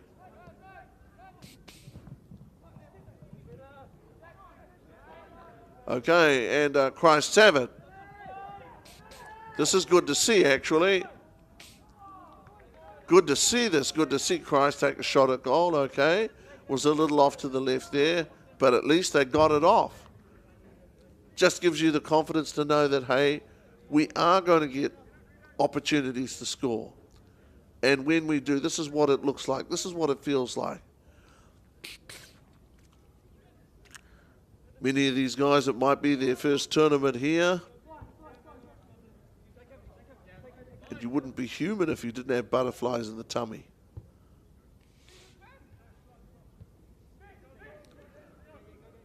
Richardson. Tauranga Boys College teammates. That's where they, certainly have an edge on many teams. Their personnel have been there and done that. And they've been under the cosh. You can't go unbeaten in 36 games in a row without at some stage being in extreme peril of that record going south. And speaking of going south, coming down here to the national tournament, it's not going to be easy to remain undefeated for a 37th game in a row. As it is, they lead 1-0. Tauranga Boys College, hard-working Tauranga Boys College, and a Christ College team that in the last minute or so got down the other end of the ground and got a shot off.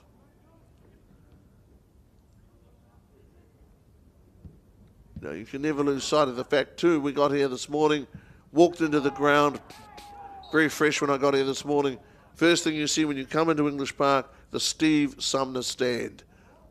Big name, big name, and all of a sudden you realise these guys are going to be here shortly. They've been building up all year, maybe for 5 years to get here. This is it. This is their time to shine. See there, Bryant making himself available. Didn't get the ball then. Tauranga Boys, who, as I said, have been there and done that.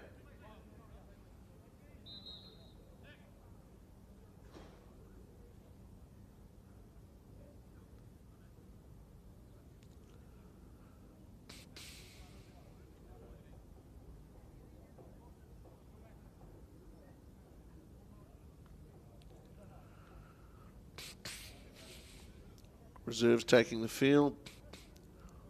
I think that's one of the special moments at this tournament, to see the younger kids get out there on the field.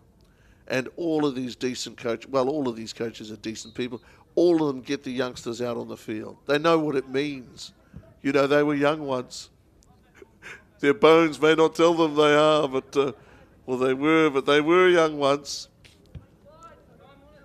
Get to be given a shirt, to pull it on, to step over the white line. It's, no matter what the enterprise is, there's nothing like it. Hopefully none of us are so old that we've forgotten that feeling completely.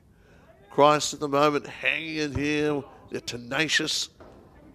Got around about 34 minutes to do something here in the first half. Down 1-0. Not to labour the point, but their opponents today could have put, 3 or 4 goals on lesser opposition quite easily.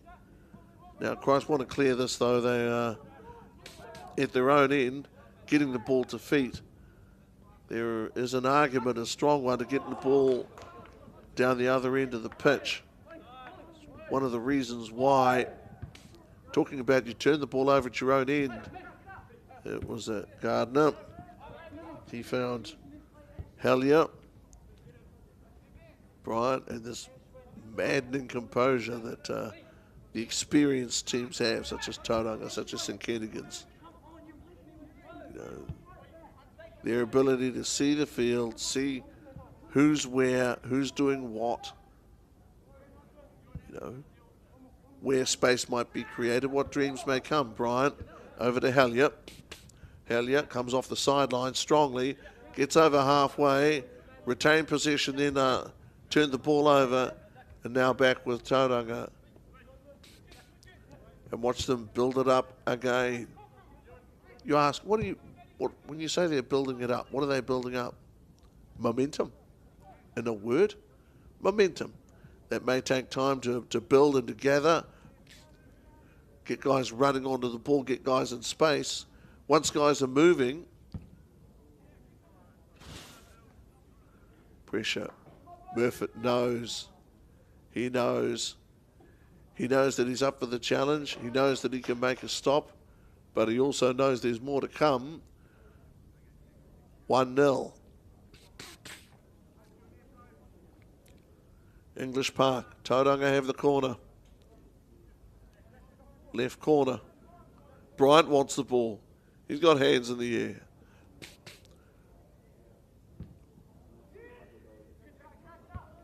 That was the corner. Okay, and Murfitt there soaring. Did extremely well, Murfitt. Did a top job. Tauranga Boys College not scoring on the corner, but now they've got a different job to do. They've got a different job to do, and you saw there the through ball. Oh, Christ. Man, were they close. That was Lucas Gould. For only the second time I can remember, Christ challenging Tauranga, getting a shot off. You got to say Ashwin Thomas, then Gould, a lot to do with him. You got to run and you got to keep running. You can't stop running. You got to remain a factor. And Gould, eyes as big as dinner plates. I've got to believe it. A ball somewhere near goal.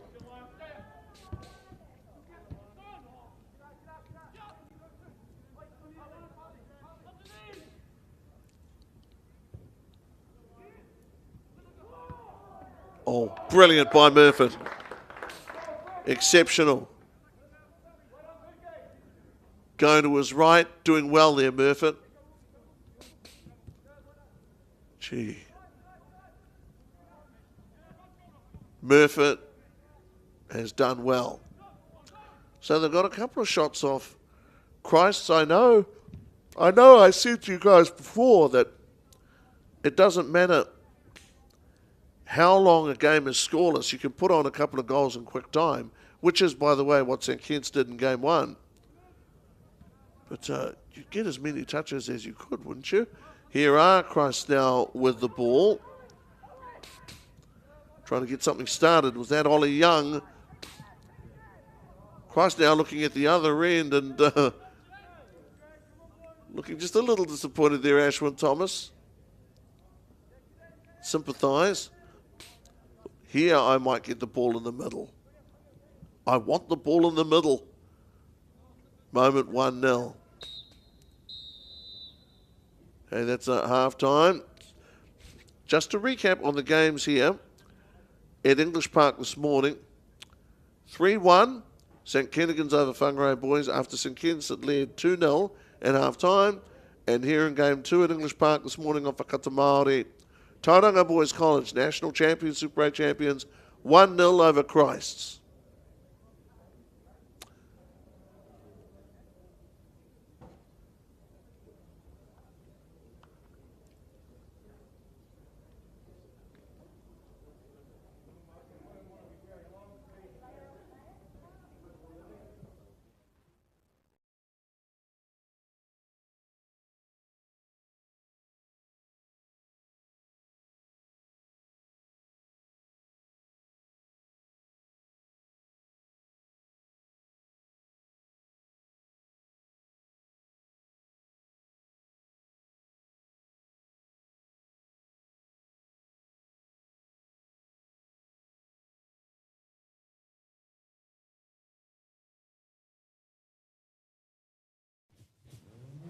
This is an opportunity that we can't pass on.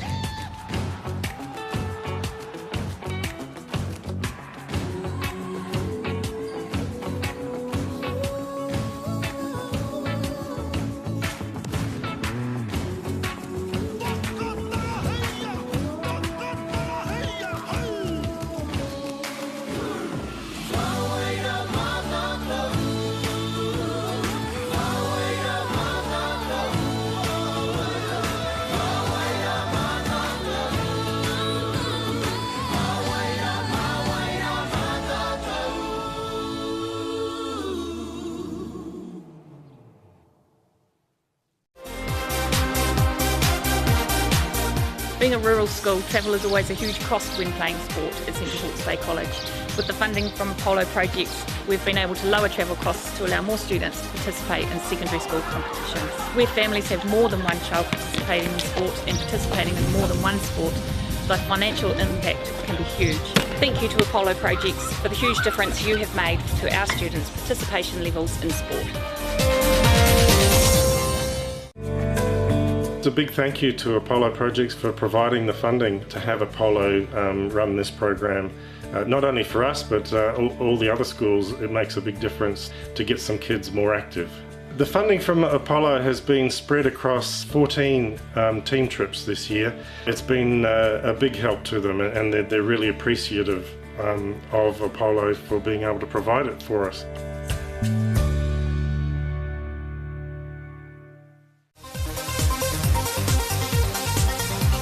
I'd like to say a huge thank you to Apollo for all their support with our sports gear and our surfboards. So the Apollo Project's sponsorship has been used to help our sports teams with new uniforms, with getting away to different tournaments. The pride on their faces when they see the new uniforms is just amazing. It's really lifted everybody's spirit. No time to fluff around today? No worries. Just swing into Caltex and pay for fuel with Pay an App to speed on through. Ooh, yeah. Feels good. Use it at your local participating Caltex. Catch the next-gen sports superstars. He's very, very strong. All power, all action, all drama. Stream it live, ad-free from our secondary school's Winter Tournament. Subscribe now to Māori Active.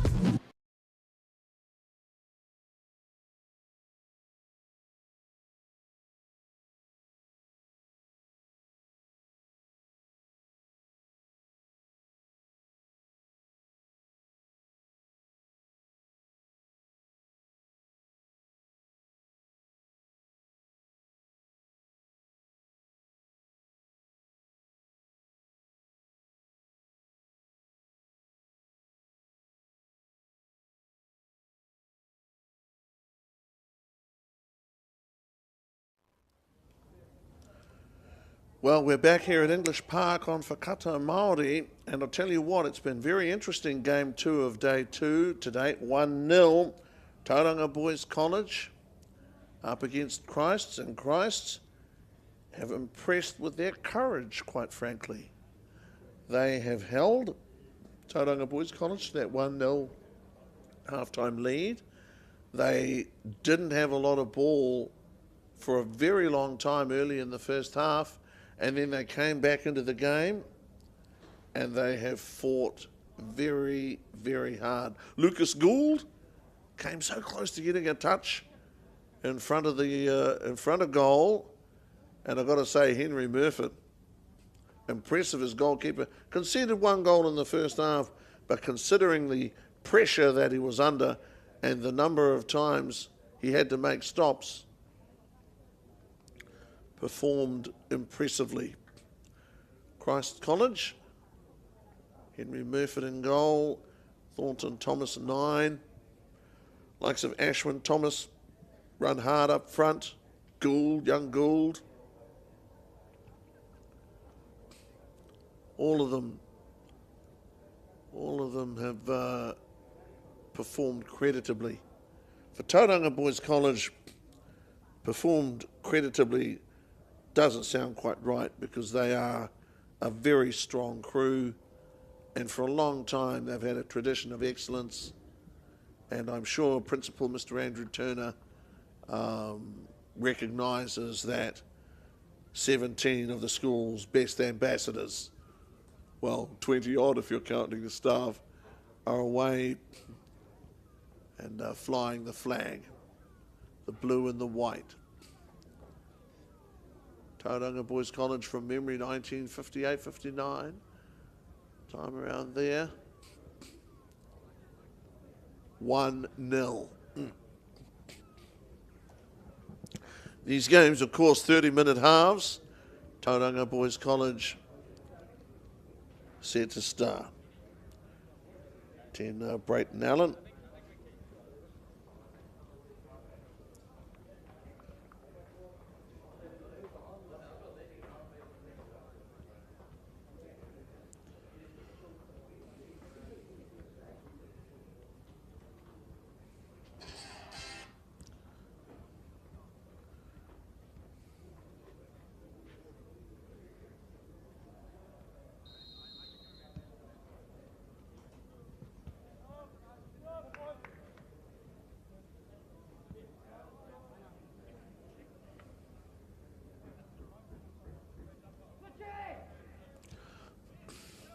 1-0 Tauranga Boys College. This impressive entity, and it is an impressive entity, it is a tradition. Reed Tong out there in 14, and ball down the sideline. Guys are impressive, they work hard. They're running very hard was Dylan Montero. Seem to remember Dylan scoring in the first half. Their only goal, Tauranga. 1-0. These top teams, and these teams which might reckon themselves capable of being included in that conversation. Okay, they're in trouble here. And if that's Montero, is that number 2? Because he has been very, very impressive. Montero with his second goal, and sometimes it all comes together. At the start of the second half, he has done what he did at the start of the game. He's put a goal up early, and Tauranga Boys College smile and smile broadly. As the sun comes out here at English Park, Dylan Montero having a wonderful game. And these guys are all very enjoyable characters, I can assure you. I did get a very limited opportunity to meet some of the players at the last Super 8 tournament, and I can tell you that they're all engaging youngsters, all very friendly and give it their time and help where they can. And here's Montero again! Montero again! Oh, man! And the question once again is asked of Murphy. That time he almost helplessly saw the ball fly across the face of goal. And now it's 2-0. Montero is dangerous. Never take your eye off him. Never take anything for granted. Take nothing for granted. 2-0.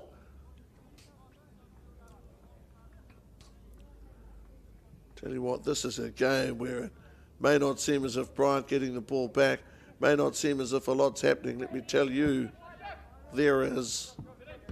Fiendishly clever minds are cooking up schemes that you might not, well, you won't be aware of.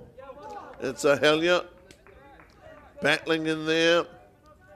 The grit, the grunt. It goes with the dash and the splash. There in 10. Boot on it. It was Brayton Allen.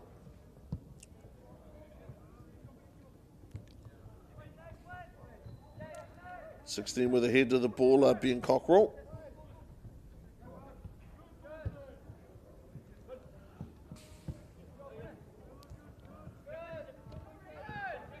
Is that the little lad Gould? And here is Hellier. Right boot drops it back. Again, the discipline, knowing that you've got teammates who are open. And never forget the first rule of passing is that you give it to someone in a better position than you are. Reed Tong. Over to Cockrell. Montero. Out. Christ's down at the moment, 2-0. Montero with a double. Christ throw the ball in. Having to fight the little guy Gould near halfway.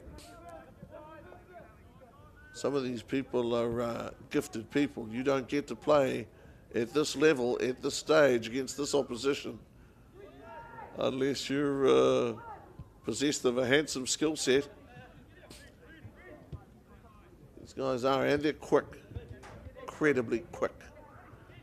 Let's ball that one from Hellier. Now, once again, Montero lost the ball momentarily. Okay. Oh. Once again, Will Casey there taking the shot away to the left. They are under attack at the moment, Christ's here in the early stages.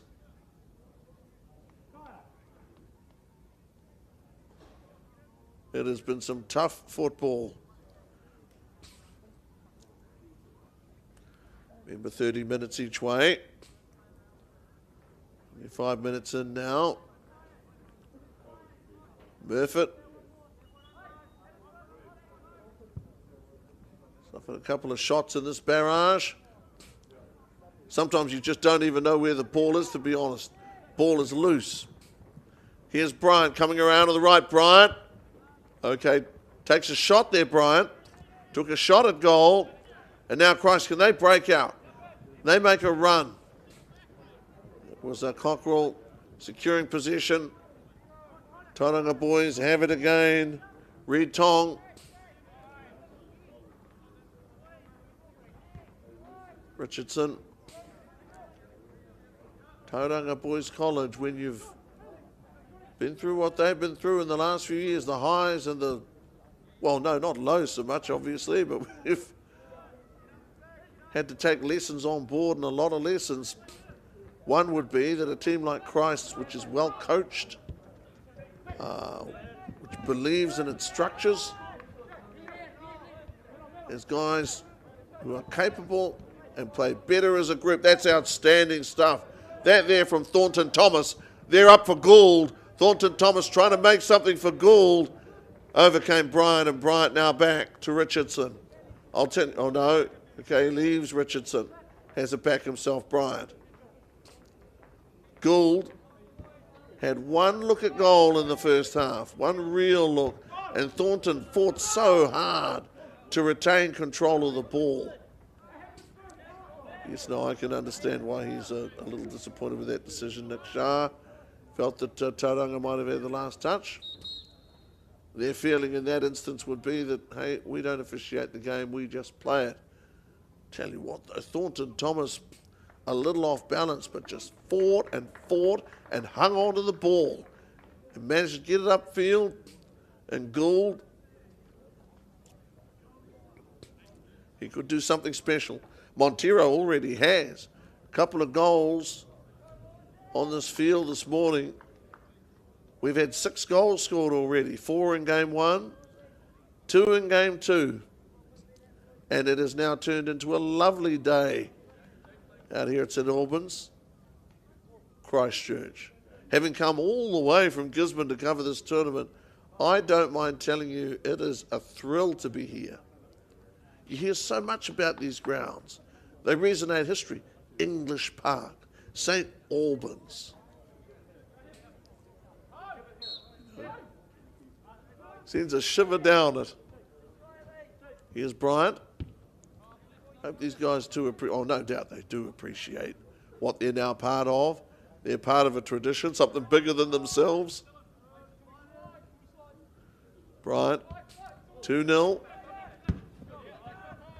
Enjoying the skills of Cockerell. Bryant with a little nudge.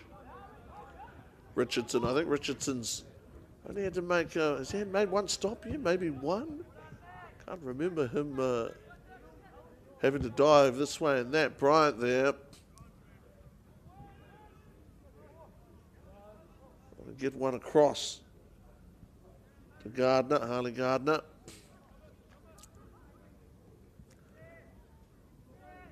Gardner with ball in. And it now sits with Tong. Tong, Bryant, near halfway. Bryant to feet. Okay, that's nice. That was a nice touch there from Cockerell. Tauranga Boys College. Tell you what, these guys are, they certainly wear their hearts on their sleeves. Whenever they turn the ball over or they lose the ball, the head goes down for a second, head side to side. Nothing wrong with that. It means they care, which I think is brilliant. Christ's, young people out there, you know, filling their lungs with air, running, diving, jumping. And as with the officials too, a very professional tone. We have a younger group of referees here operating in this game, and they've set an excellent tone. They've completed their duties very professionally. Montero, a hat-trick, I can't believe it! So Montero there with a hat-trick, 3, and incredibly here now, 2 in the second half. Montero, say his name with reverent pride. He has come up with 3 goals, a hat-trick here in game 2 on day 2. He'd be on cloud 9. He really would. Is this real? Is this happening for me? I've got teammates to share it with. That's the best part. Thumbs up. The young man, as most New Zealanders are modest. I'm not really keen on the word humble, but they are modest and they enjoy their successes, team success. Neil Howard, assistant coach manager, co-coach manager of the Tauranga Boys College team, he is beaming, a grin from ear to ear, and good on him for doing it too, frankly. You know, the coaches don't have to be grim, arms, you know, folded all the time. Enjoy these players' success. Enjoy it. Enjoy it while it lasts. Montero hat-trick. All his Christmases came at once. Remember, however, it's all about the team. It's all about what we're trying to achieve. Trying to achieve a hat-trick in game 2 on day 2. As now Tauranga Boys College set themselves again. Montero. That's a good save by Murfitt. Won't forget the name Murfitt. Won't forget the name Montero. Definitely Christ's. Need to get the ball down the other end. They've had a couple of shots. Just more ball. What would they not give for more ball? And at the moment, 3-0.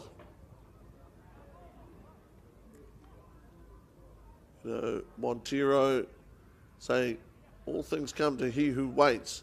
Those guys who work hard, who pay their dues, and Montero definitely qualifies as one of those. 3-0. Sometimes you wonder whether you're a sportsman or whatever it is you do in life, you're passionate about it. You know, what am I doing here? What is the point? It is to enjoy that team's success. And at the moment, 3-0. The 43rd minute. Kata Māori.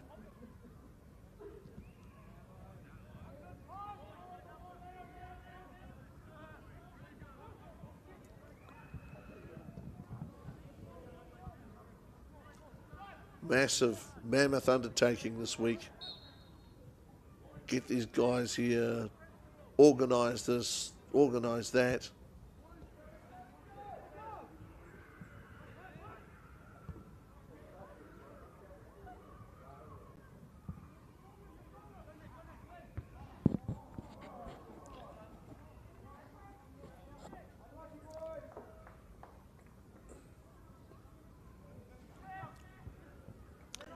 Of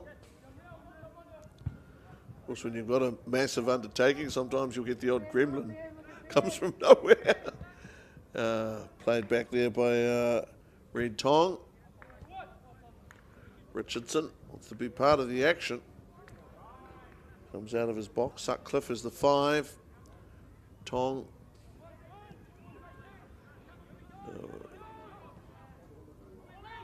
Now they've got a chance to do something. Gould. 3-0.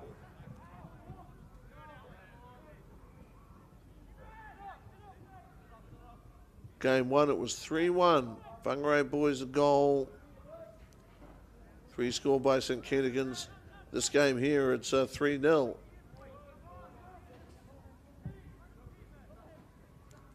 So we've had 7 goals in the 2 games played to date here. Is that goal being bumped around? Man, look at this. This is great stuff. It really is. All wide to the right. Richardson. Heart rate perhaps elevated for a fraction of a second. 3-0.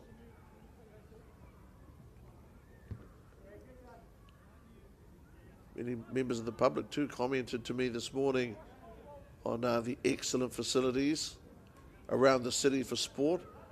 I think District Council's in charge of 110 grounds or parks, something like that. 110 boggles the mind, but they take fine care of all of them. Christ have it. What can they come up with here? Needing to create something. Wanting the ball there a moment ago. Thornton Thomas again. It was he a little while ago, just about created one for Gould.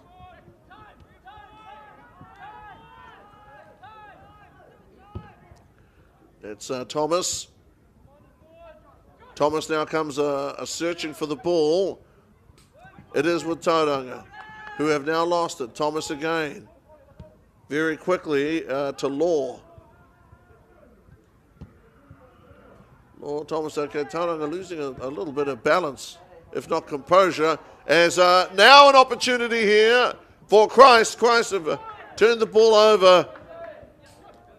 Excellent defence there from Tauranga Boys College with a heck of a good recovery. That was fantastic work from Josh Sutcliffe. Really was.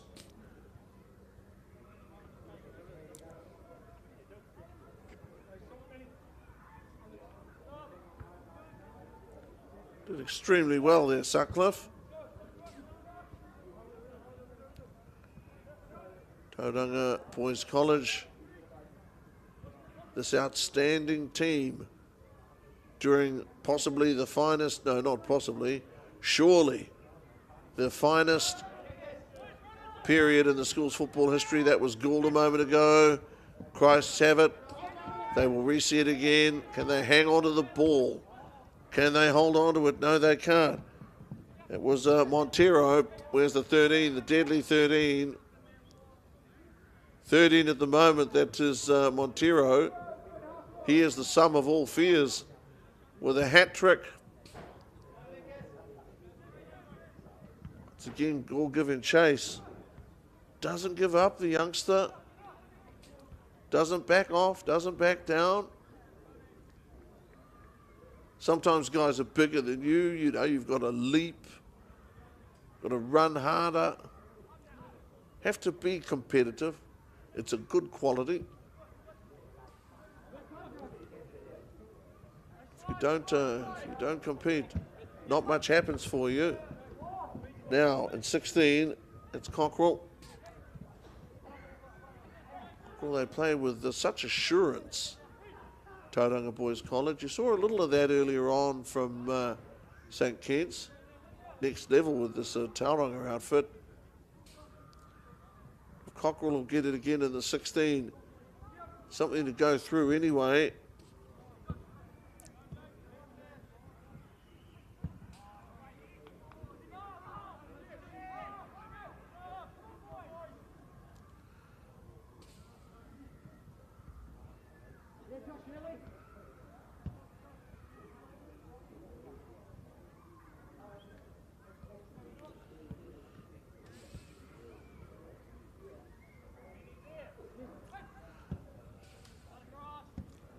So 3-0 to Tauranga Boys College over Christ's College here at English Park.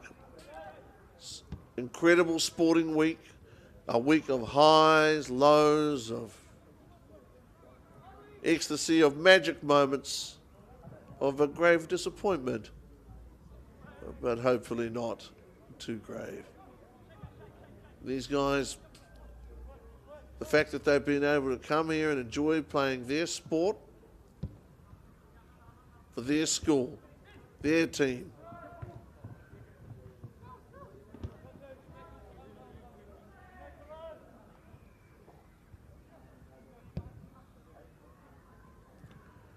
Montero in the 13 has had an outstanding game.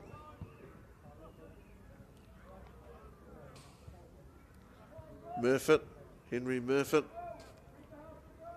can say that he has kept goal against possibly the country's top team. Remember, this is a new year.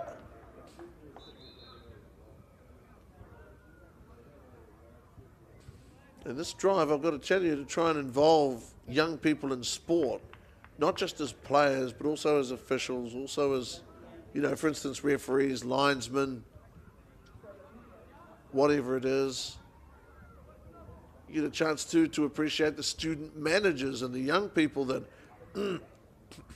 help with teams when and where they can. To keep them in the game is very important. They could be the next generation of top-class officials. Tauranga Boys College, searching for something, not finding it there, but they are up 3-0.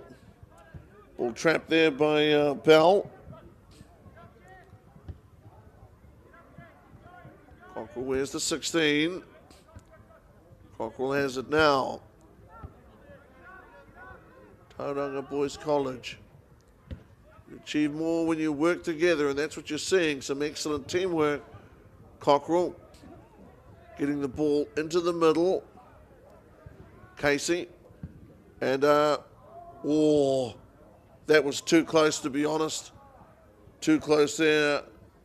Harley Gardner.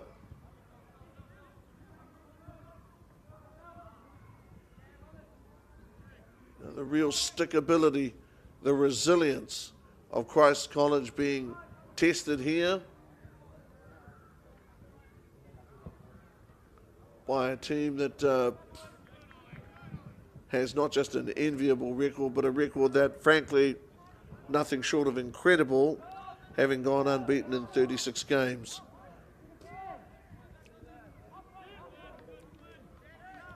$3-0.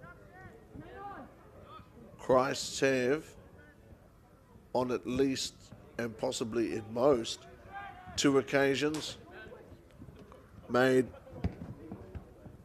Tauranga team sit up and take notice in front of their own box. Montero has it. Montero with a cross.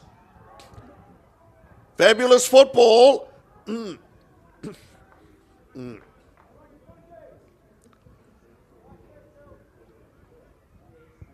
got a whistle. They needed it there. Christ's down 3-0, 7 minutes left.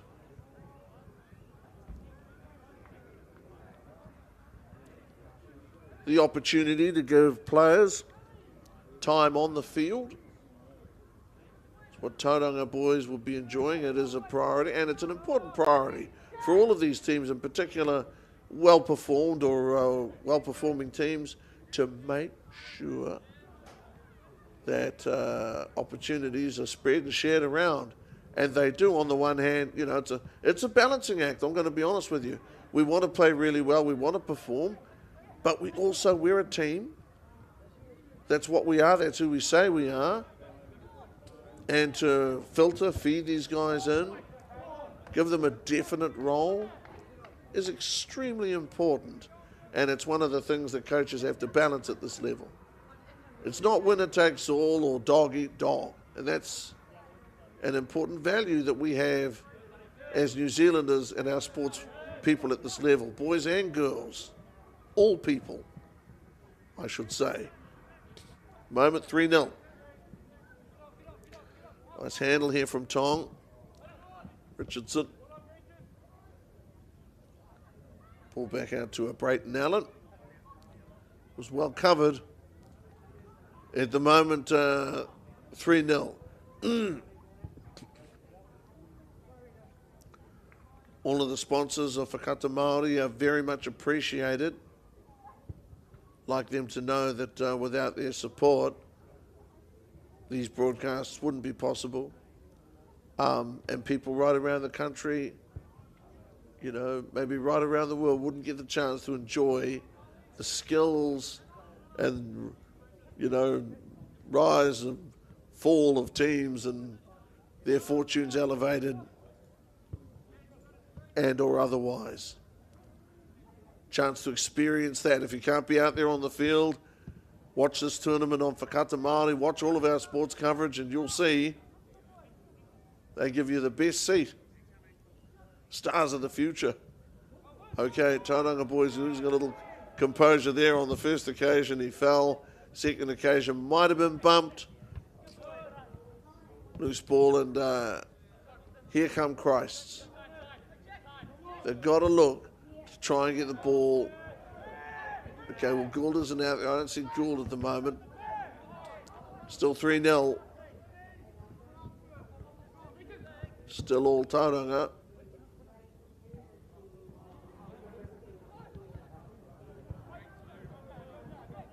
And Tauranga coming close. Montero, is it now Montero being bumped around? Montero! Okay. Out over the end. Nobody is more dangerous. Montero has proven that with his 3 goals.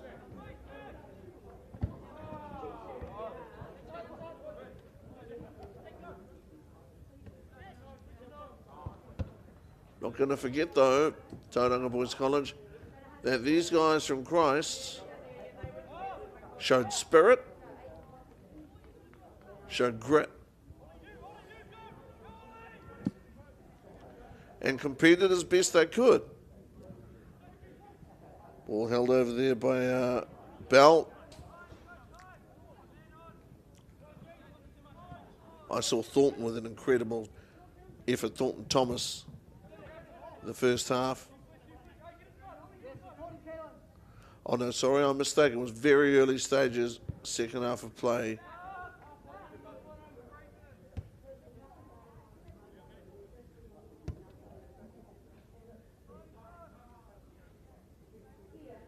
Amazing. 3-0.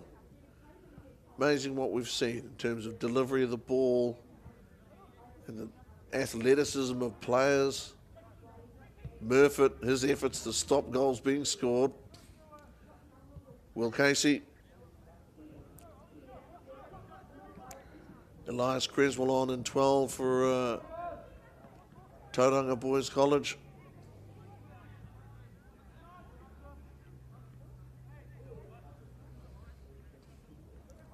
Lead 3-0. St. Kitts. Oh, whoa. Oh, here we go.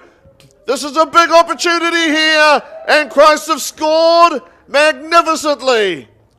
That is something that they deserve, and they've got it done. So Christ College with a goal, and one that they won't forget. 3-1. Here on day 2. Game 2 of day 2, they have scored, and it's one that they're not going to forget. They should treasure that, actually. Flynn Hold'em. He's got some hammer. He against Richardson, and Richardson, I don't know how many opportunities. Whoa, look at that! Over the head there, the bicycle kick. I love it. Did you see what Hold'em did? See what Hold'em did earlier? Not going to forget that in a hurry. He and Richardson. And Richardson, really brilliant goalkeeper. Hadn't been riding on the pig's back, but hadn't had too much pressure to that point. And all of a sudden, Hold'em comes up with one. 18 is a Casey. 3-1. Same scoreline that we had in game 1 here at English Park. So we've had a couple of scores of 3-1.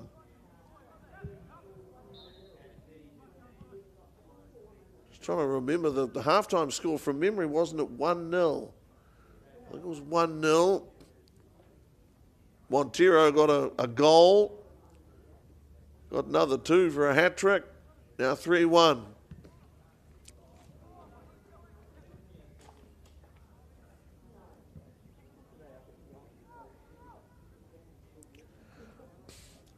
So Flynn Hold'em a goal. And now 4. Unbelievable. He is magnificent. And you've got to, these guys give you the ball. You wouldn't be scoring goals if it weren't for them. But Dylan Montero with a hat trick, now +1, and that's 4. And 4 goals here against Christ. Montero. In this life, you only get what you earn. And for thousands of hours, all those years, all that effort, being able to take in what coaches tell you, being able to absorb it all, being able to, nod when sometimes you don't always get it all, but to stay with it, to stick with it. And for Christ, for whom hope was rekindled momentarily, Montero grabs 4. Outrageous. And now Montero again. been ruled off. Okay, and man, 4 but 5, that can't happen. I guess what, it can happen, it could. At the moment, 4-1. Tauranga Boys College 4-1. As I think I mentioned before, it's not all about the result. It's not just about winning. It's about these young athletes performing, participating, and living out their dream. No doubt about any of that. Absolutely, I concur with that, but pretty special. Young man gets 4 goals. You're not human if your bones don't roll at that point.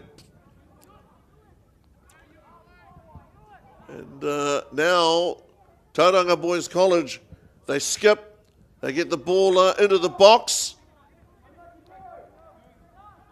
So a pretty big effort there from Harley Gardner. Game starting to break open, which is good to see as well. Long time in the first half, it was a game of method, I think it's fair to say. 4-1. So 4-1, Tauranga Boys College over Christ's. An exceptional performance. Dylan Montero, 4 goals. Wasn't just in the right place at the right time. He was the recipient of some very good passes and certainly his ability to finish second to none. So 4-1 here on Whakata Māori. Tauranga Boys College national champions, Super 8 champions, all of that. Winning by 3 goals, following, of course, 3-1 St. Kitts over Whangarei Boys High School. Don't forget, Flynn Holdham got one. He got one back for Christ's. He did well for them.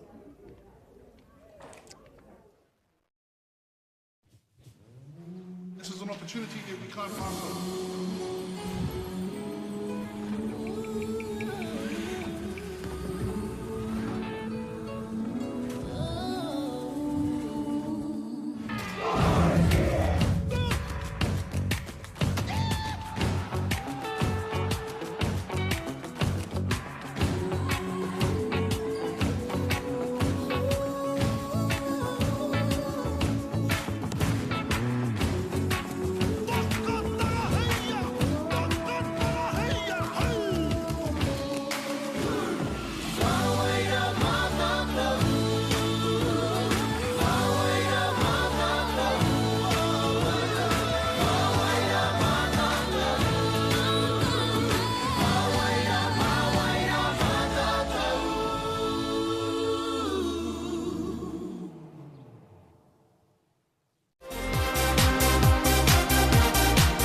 Being a rural school, travel is always a huge cost when playing sport at Central Hawke's Bay College.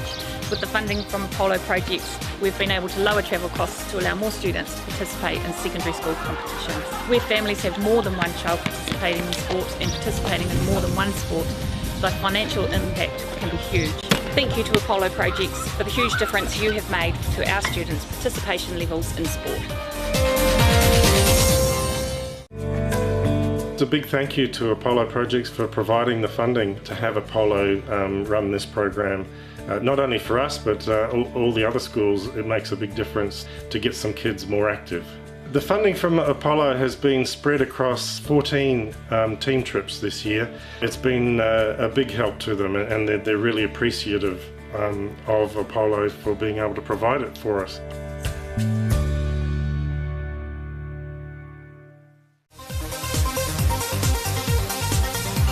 I'd like to say a huge thank you to Apollo for all their support with our sports gear and our surfboards. So the Apollo Project's sponsorship has been used to help our sports teams with new uniforms, with getting away to different tournaments. The pride on their faces when they see the new uniforms is just amazing. It's really lifted everybody's spirit. No time to fluff around today? No worries. Just swing into Caltex and pay for fuel with Pay and App to speed on through. Ooh yeah, feels good. Use it at your local participating Caltex. I just want to thank New Zealand Carbon Farming for taking the initiative and supporting schools like ours. It's really important they have that outlet to come to kura for another reason other than curriculum, and for some reason in our water our kids just breathe sport, and having that resource here makes life that much more enjoyable and they can keep doing what they're good at. Having this funding, being able to use it specifically targeting sport is hugely beneficial. So sponsorship from New Zealand Carbon Farming has been fantastic for our sports teams actually who went away to tournament week. We're a community who's driven by sport, but often money and the cost of travel, accommodation and uniform can be a barrier for some of our students. And to come out with a new uniform for a number of sports, particularly our basketball teams who have been away at nationals, has been uplifting for the students and for our community. The support from the Carbon Farming has been wonderful. Without them, then we wouldn't look like this. From us, it's a huge thank you to New Zealand Carbon Farming. The opportunities and the sponsorship that's been provided is pretty crucial for our school. We're buying new volleyball gear, so volleyball nets, balls and the stands to attach the volleyball nets to the floor. Volleyball is a very popular sport. Kids find it to be fun. We'd just like to thank you from Tauranga High School. See. Want to catch a fuel bargain with Caltex and Supergold? Scan your Caltex app, Flybuys or Airpoints for 6 cents off per litre with Pumped. And show your Supergold card for an extra 2 cents off. Ah, feels good.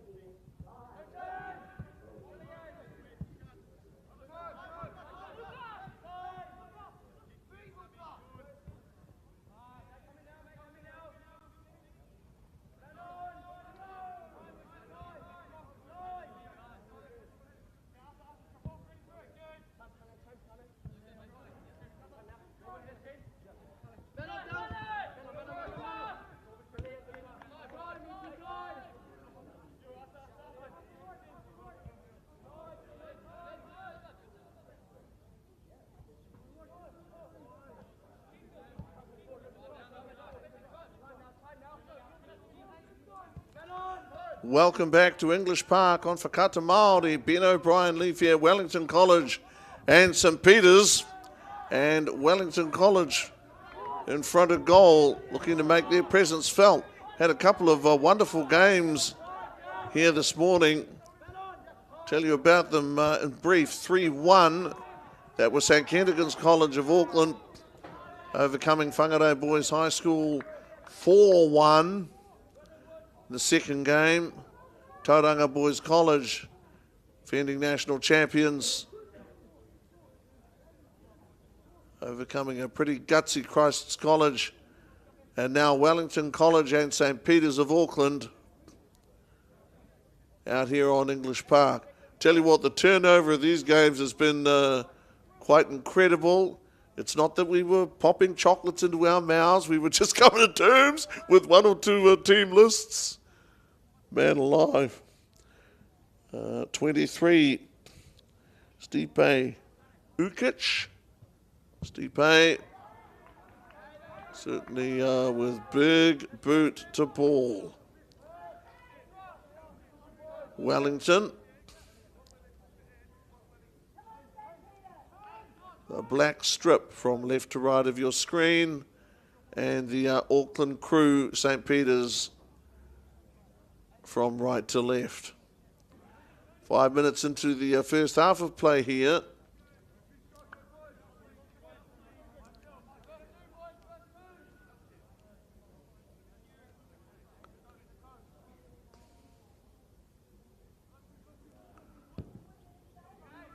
Certainly we don't muck about here at the national tournament. The header in there, Torben Fair.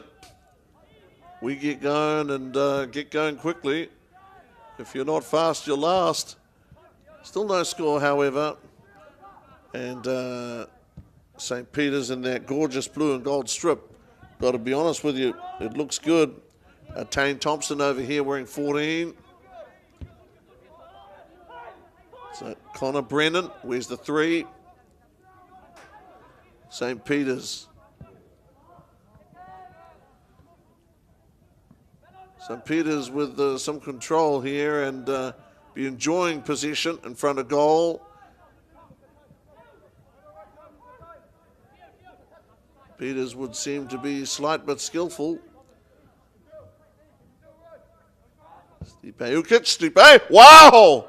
And he gets a shot off there. So that's the first shot at goal I can remember from him. And, well, there was something that sailed over the crossbar, but I didn't consider that all that seriously. Certainly hits it hard. St. Peter's of Auckland. Wellington, as the question is asked. Dylan Winstanley, where's 12? Wellington College would be quite keen to get the ball down the other end of the park. Leo Gunn got the ball up to halfway, but now St. Peter's have got it again. Chance to get this game moving. And move they can.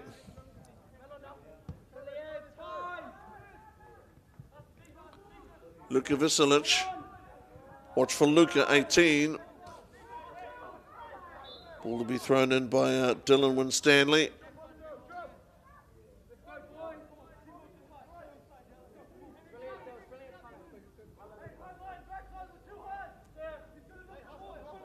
Kata Māori, very proud of our association with this tournament. Like all of the tournaments and all of the sports competitions, Whakata Māori covers well organised, good solid people providing quality opportunities for these players, and who knows where they'll go from here. May go on as footballers, may go on in another walk of life, but they're all valued. And in terms of the thrill of playing for a school's first 11 or for a school team, you know, that's a special, nothing matches that really. You know, nothing before and nothing after. Shared experience thing. The idea of that key time in a young person's life, and that's what we're all part of, taking this in. Seeing them out there excelling. Old Greek idea of arte, to excel, the value of that, excellence. And at the moment, no score. St. Peter's looked classy, but Wellington held them at bay. And now Wellington with an opportunity. Can they come up with something here? Wellington, they're going to try. St. Peter's needing to clear the goal mouth. And have successfully.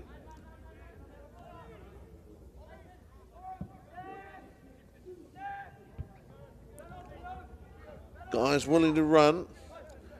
So, man, there a moment to go with the ball. Tane Thompson is that 14, as I said to you before. And also Luca, where's the 18? Here's Tane down the sideline.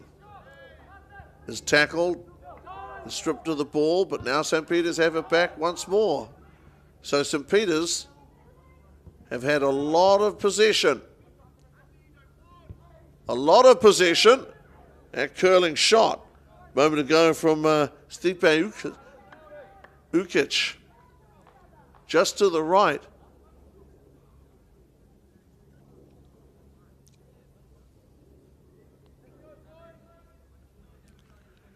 Freeman Yu. Where's the one for Wellington?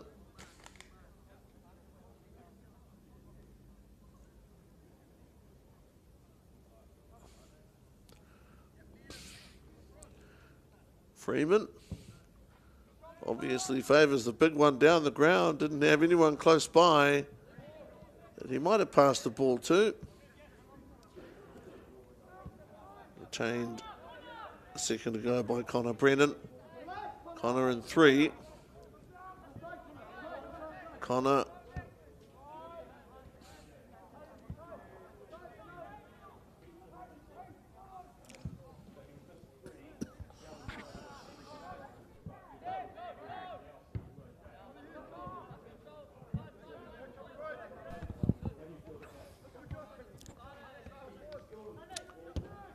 Okay, Thompson, St. Peter's, no score.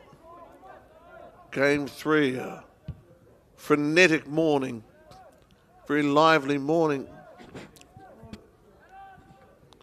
Probably worth repeating again, the behaviour of the players and of the reserves, the benches, coaches, etc. has been excellent.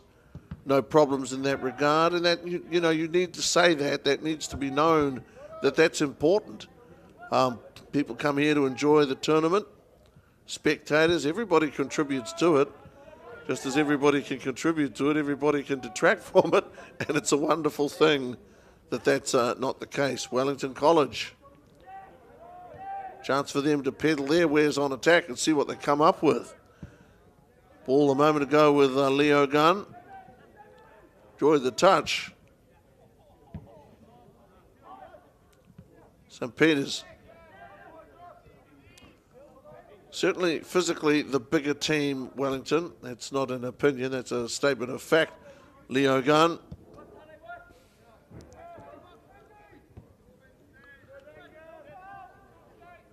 Saw there Angus Barrett, where's the 18? Angus there, ball bounces off a St. Peter's player. So that's going to be a black corner, right corner.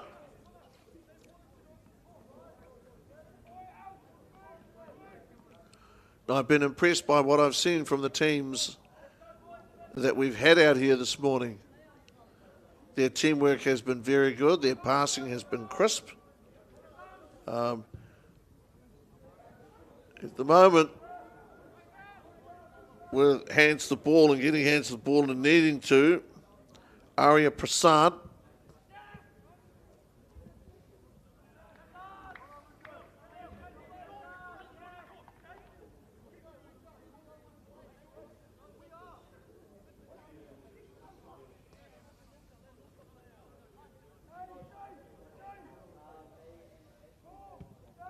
And football is the type of game we have a chance to, you know, consider one or two of the things that we've seen.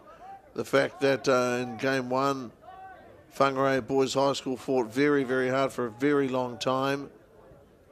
Scored a second half goal in game 2. Astounding performance from Dylan Montero. 4 goals. I don't know if he rewrote the record books in doing so, but certainly raise one or two eyebrows at the very least, what he was able to do.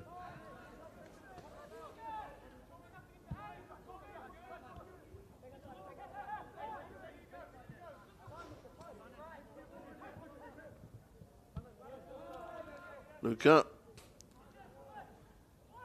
St. Peter's, no need whatsoever to be conscious of the clock. We're only 14 minutes into game 3. Connor. Now Luca.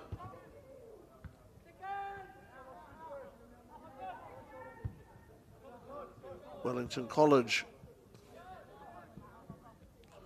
Again, not finding teammates with their ball. Something that Wellington College need to do. They are gritty in defence.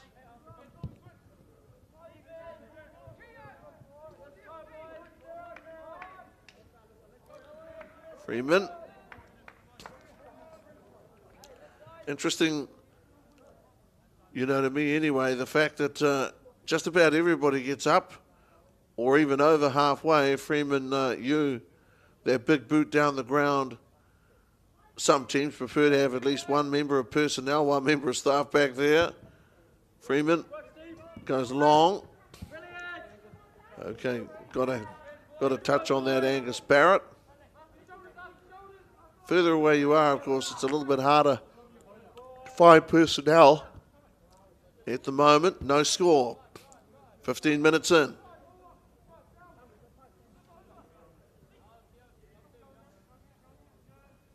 Again, as I said, don't take your eye off what's happening here.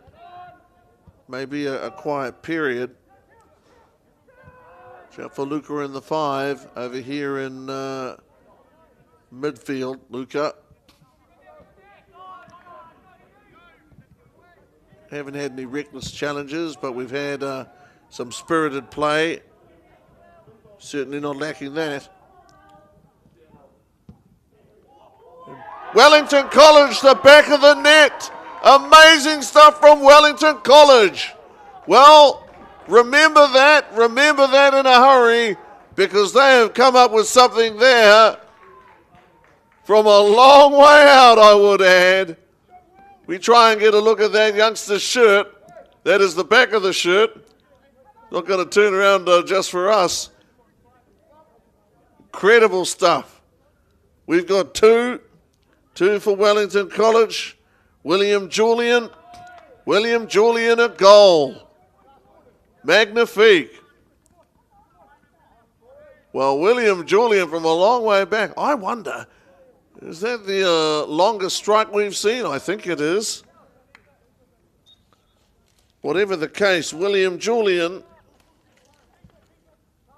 for Wellington College. So, first blood, William Julian in the 16th minute.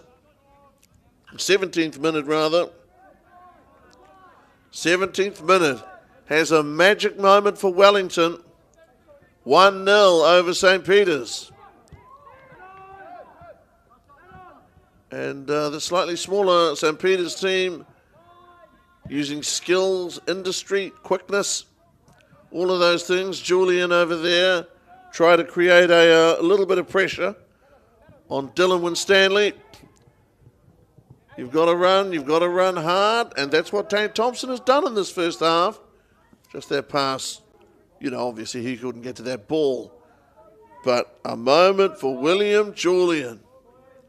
Strongly there with the right foot. 1-0.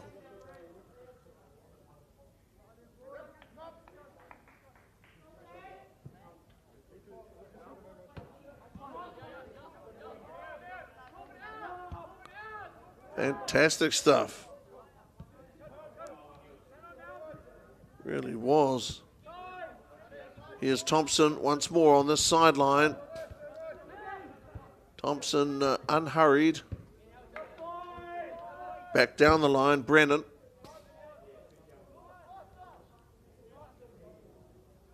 Enjoyable football. Day's just greying over now. Little overcast now. Glorious sunshine a little earlier. Game 3. Sees the crowds gather. All adds to the drama, all adds to the spectacle. Luca now, Thompson. Thompson looking across. Ball off Wellington College. And in particular, Angus Barrett. Freeman Yu certainly has a big boot, knows how to use it.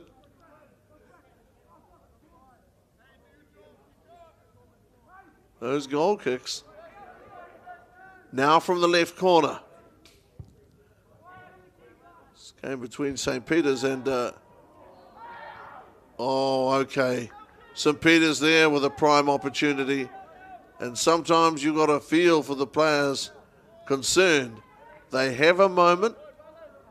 It comes to all of us once. I was going to say once in a lifetime, once in a long while anyway, to do something special. Freeman Yu, I'm sure he's aware of how close they just came to conceding a goal, but it is 1-0. Julian has the only goal, and he's a Wellington College boy. So St. Peter's 12 minutes into this, or rather 20 minutes in to this first game on Tuesday morning. Game 2 here at English Park was a belter. This is game 3, I'm sorry.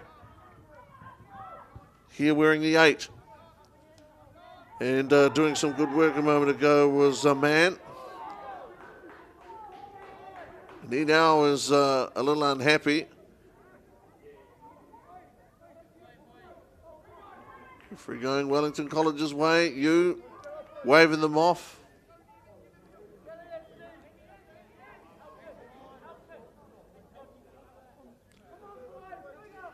Sometimes you can be dumbfounded on the field. You may disagree with the ruling, but you do have to recover and get back into the game. You head back into the game as quickly as you can. You there as a, I mean, he kicked it out on the full. St. Peter's have it.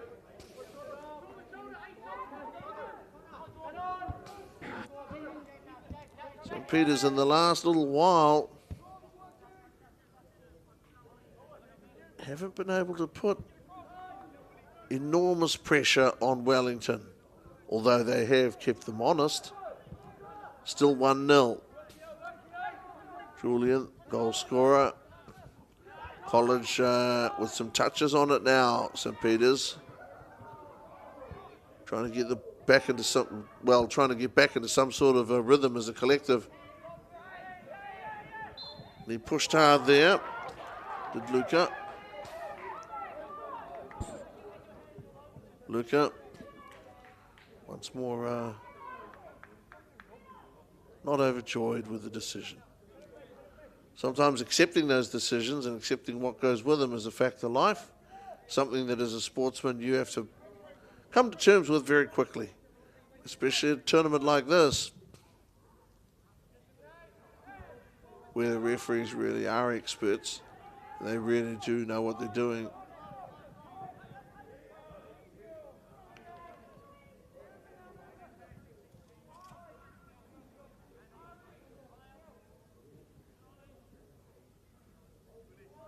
St. Peter's 1-0 down. Wellington College's Julian, the man to strike.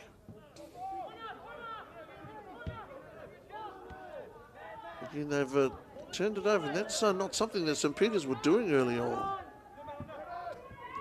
You know, that's a relatively new development. Ukic.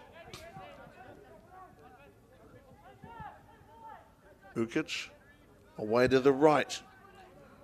Lucas Lovelock. That's a big name in New Zealand sport. Got a big name in New Zealand sport, Lovelock. That's a big one. Wellington College. Front of goal. That Julian. Ball down the ground. Score still 1-0. Julian's goal, the only one scored in this game 3.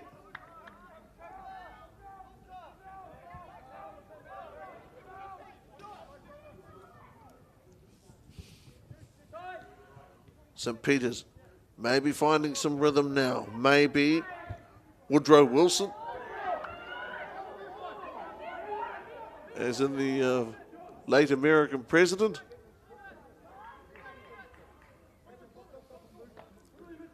Delightful touch, Woodrow Wilson. 1-0.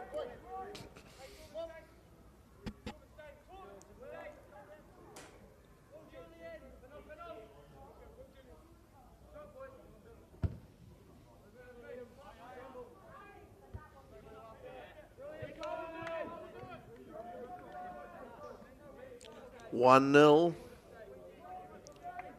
24th minute of play. Game 3, day 2.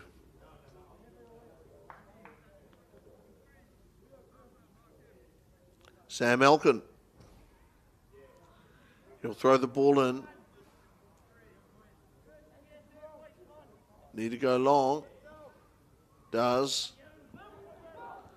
Is this Julian again? Julian again! And again! Man, Julian only had one opportunity, made that count. Came so close to making another one stick. William Julian.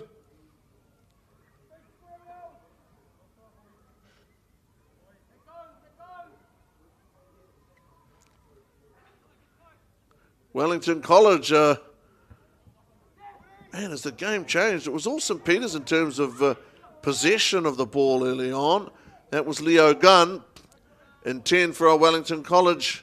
Had the ball for a moment, for a split second, as now St. Peter's attempt to bring the ball down the sideline. You saw a moment ago, Kaio Man.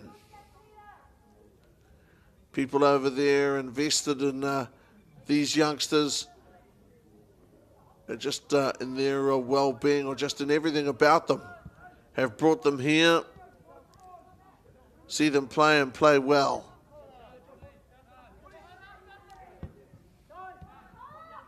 Woodrow Wilson, well, went past it. They lost the ball there actually to Liam Gibson. This is some strong stuff. This is Ukic. Freeman Yu.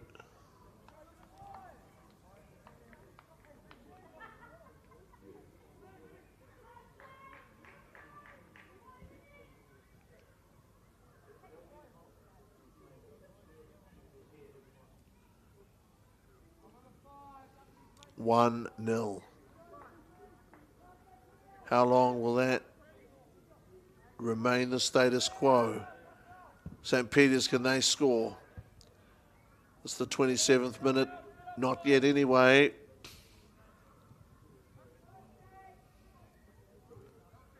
Had sort of 4 seasons in one day. It was very brisk, very cool. Then bright and sunny. And now a little grey. No rain here though. Haven't had a drop this morning. Freeman.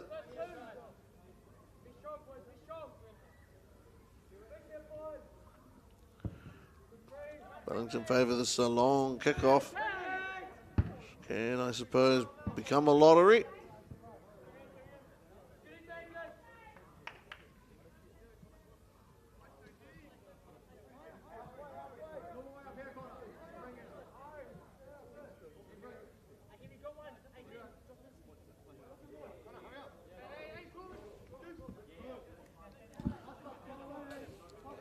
St. Peter's needing to make sure that they don't concede another goal in these next 13 minutes or so. What's happened in the 2 games we've had this morning, on either occasion,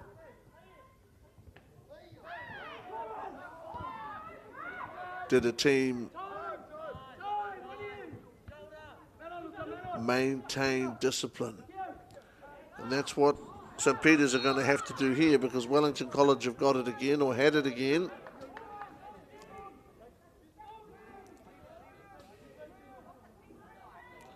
These guys have had one or two questions. That's okay, as long as they remember themselves and who they're talking to. Certainly as footballers, they know the game.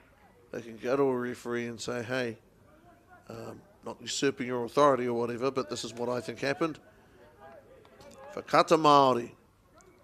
Keeping it positive. That's what we do. Okay, restart there. And saved by you. Finn McNamara. That curving ball. Now it's a flat-out foot race, which Wellington College are gonna win. Wellington College.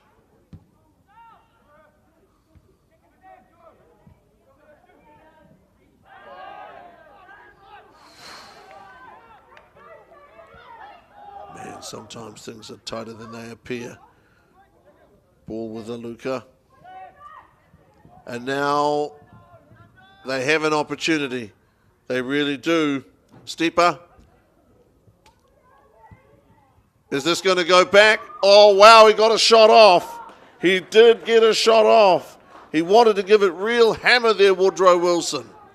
If he had his time again, if he had that moment back, but time waits for no man, Woodrow Wilson, I should have. Don't worry about it. That's my advice. Opportunity will, it'll come knocking again. It'll come round again. Until then, stay with it. Okay, and that's half time. 1-0 Wellington College. William Julian. They would be very happy with him. He got them on the board, and he did very well. Hit that ball hard here on Whakata Māori. 1-0 at half time. Game 3, day 2. Here at English Park, St Albans and Christchurch. And of course, these championships on Whakata Māori. This is an opportunity that we can't pass up.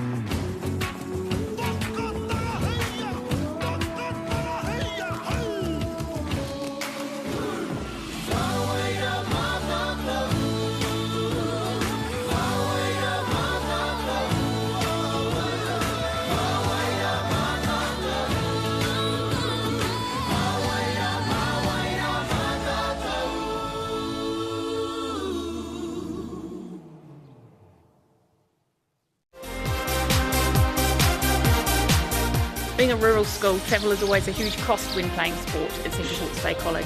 With the funding from Apollo projects, we've been able to lower travel costs to allow more students to participate in secondary school competitions. Where families have more than one child participating in sport and participating in more than one sport, the financial impact can be huge. Thank you to Apollo projects for the huge difference you have made to our students' participation levels in sport.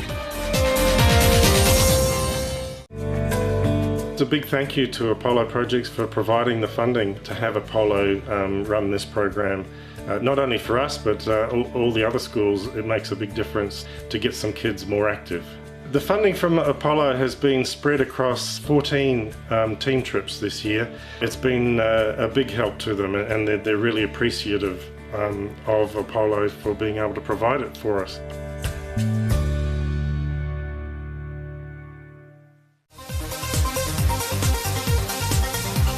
I'd like to say a huge thank you to Apollo for all their support with our sports gear and our surfboards. So the Apollo Project's sponsorship has been used to help our sports teams with new uniforms, with getting away to different tournaments. The pride on their faces when they see the new uniforms is just amazing.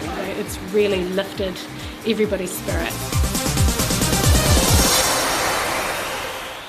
No time to fluff around today? No worries. Just swing into Caltex and pay for fuel with Pay an App to speed on through.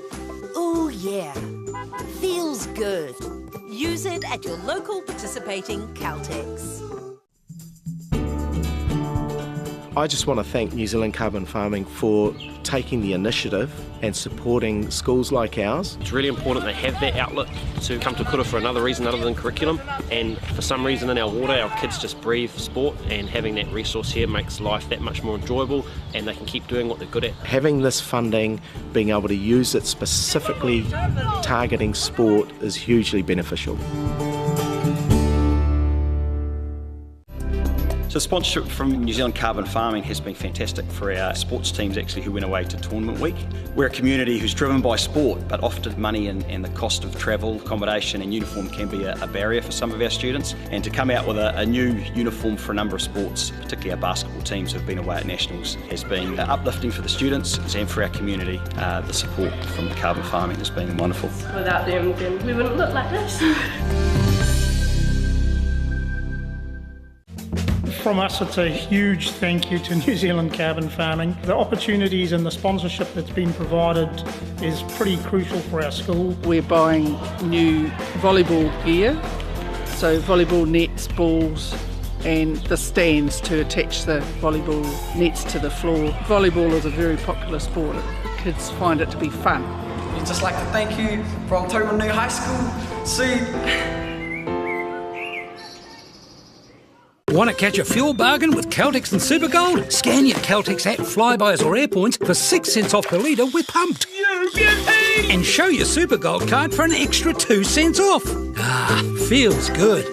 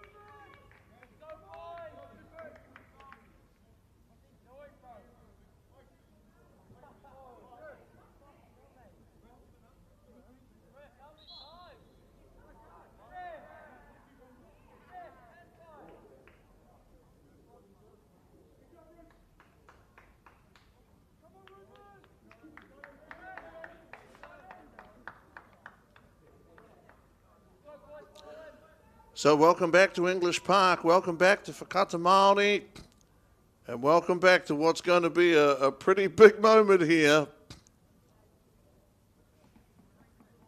A pretty big moment here.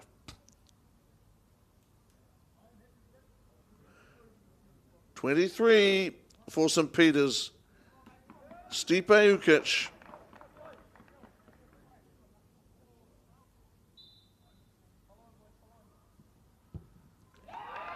Okay, and he's done it there. Stipe Ukic with a goal, big one. Very important one for St. Peter's. And now it's 1-1. Well, I can tell you something for nothing. That's a huge moment. Huge.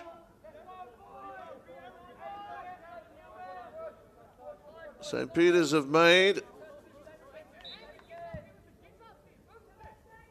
change in goal, and now,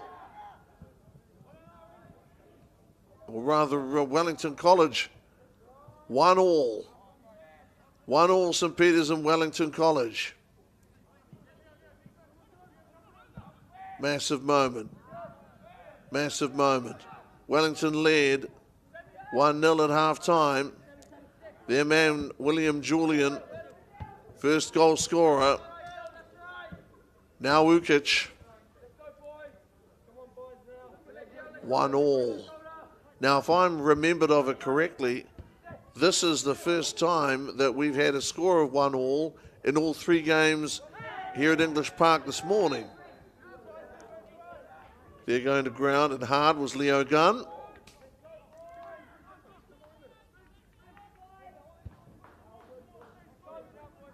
Yes, I'm pretty sure we had 1-0 for a long time, then 2-0. Then I think certainly in game 1, I think it got to 3. Before, of course, first score from the team which had trailed. Leo Gunn. Leo Gunn, beautiful ball.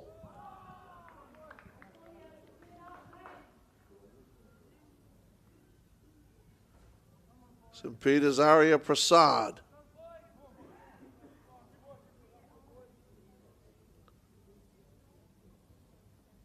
One all. Wellington College lead 1-0 at half-time, and of course Stipe Ukic, the penalty, open the second half. Commanding figure of Lucas Lovelock, that number 5. His verticality could come in handy for St. Peter's.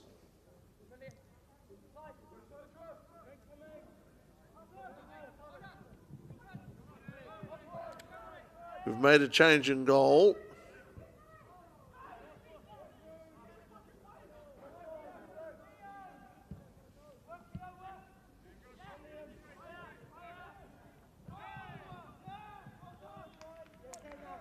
Ruben Dre, second goalkeeper, used by Wellington College.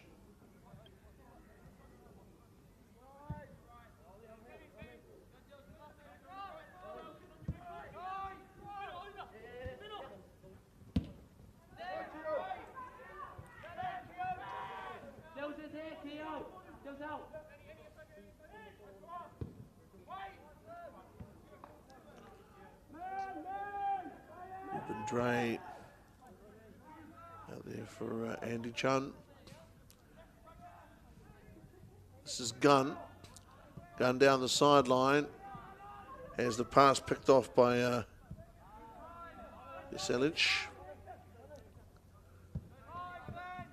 Luka Veselic. McNamara. Some nice skills there from Dylan Winstanley. Couldn't hold on to the ball. 1-1. Game 3 here at English Park. Lovely setting for football. It's a gun. Trying to get the ball up to guys who can make a difference on the scoreboard. Up to Braden Desmeyer.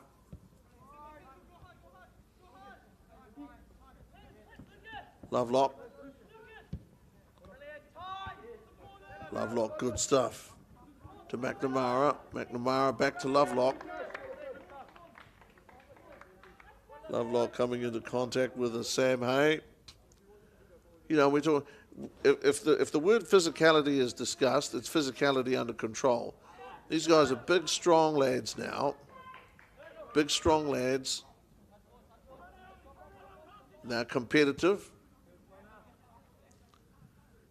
They're the same nice youngsters they've always been, except now they're harder to shift. Okay. That down low was a man. I wondered about that. Going to be spoken to there, Sam Hay. Or rather, his skipper is.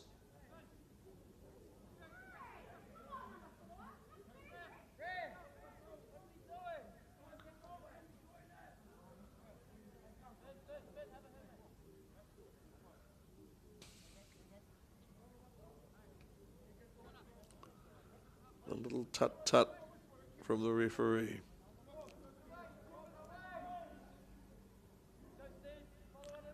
Big four is Torben Fair.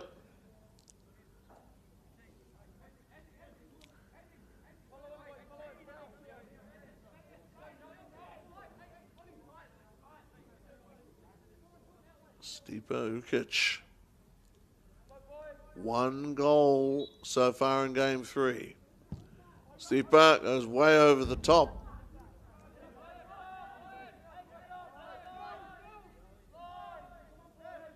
Ruben Dre.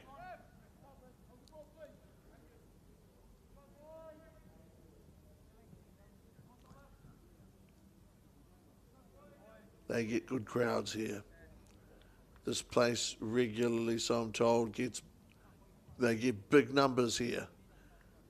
And why not? Guys can play the beautiful game at pace on this surface. Looks good. They tell me that just about ready to be redone. Well, it's given grand service for about 12 years. So fair enough if that has to be done. It's certainly, to my mind, in good nick. Here on Whakaata Māori, our privilege to bring you these games. We can't wait to see what we bring you later on. Haven't had a lot of time to breathe in between games. Maybe that's good. Maybe we should be fitter. Here at the moment, 1-1. And running hard is Winstanley. Winstanley down low to the right. Finding man. Is this man for Stanley? No, man there with a cross. Oh, wow, and St. Peter's have it. St. Peter's have it. This is Ukic again. Ukic has scored. Well, that's now 2-1, and Ukic has scored both goals here for St. Peter's. Incredible stuff. It was 1-0 at half-time to Wellington College. William Julian. And then this guy with the penalty, Ukic.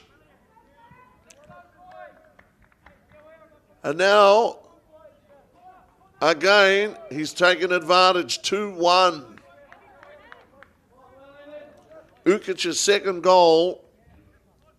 Second goal also in the half. You got to make hay while the sun shines. And even though it's struggling to come out here at English Park at the moment, Ukic has turned a half chance into a goal as now St. Peter's start to find some rhythm. And he went down heavily there, Woodrow Wilson. Woodrow Wilson, he might have been sniffing goal number 3 for St. Peter's. They have come across and taken the ball from, well, we've got 6 as Andy Chun.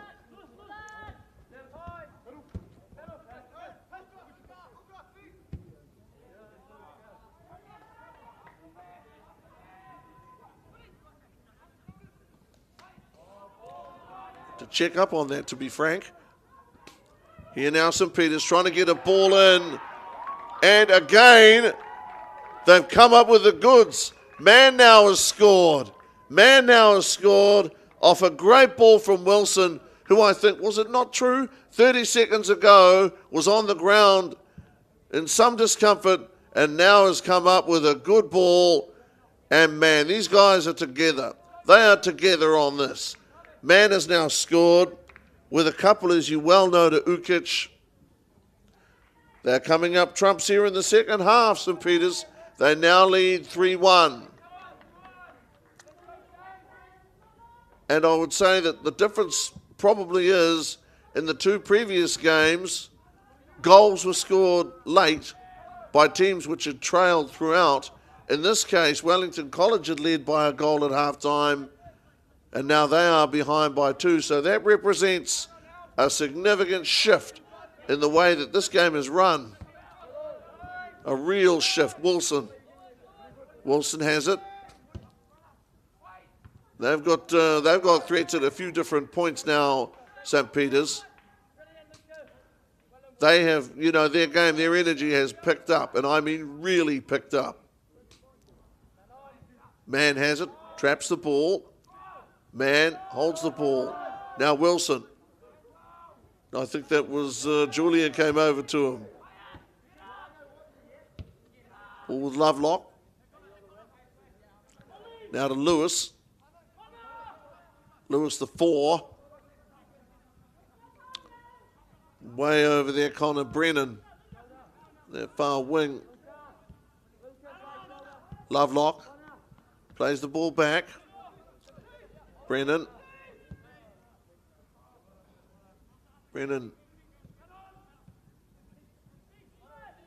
Position of having to hold. Wellington College. Play continues, life goes on. Ukic standing up, and he's been spoken to. I haven't seen any cards issued in this game. So from that point of view, it's run very well. Time to time, players have, you know, looked skyward and shaking their heads. But the only reason they're shaking their heads is that they can't believe the quality of the decision. Well, they're very lucky. These referees that are controlling this tournament, they're here for the right reasons. Game they love too. They love football. They love to be part of it. If they didn't, they wouldn't be here. So they are a valuable resource, these officials, whether we're talking about the referees or talking about guys running a line, people that get here in the morning, open the place up. I mean, the work that goes, it goes far beyond what you see out there on the field.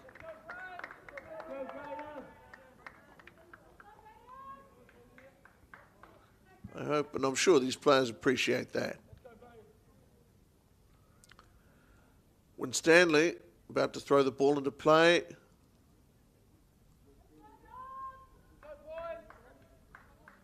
Reserves coming onto the field.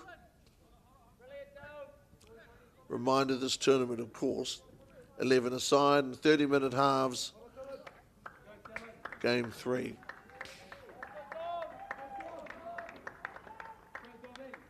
Just to give them a little plug, we have some people with Whakata Māori who can be really proud of everything that's being done for these people, for this community, and it is a community. What community? The football community, the sporting community, the wider community, parents, etc. Okay, man.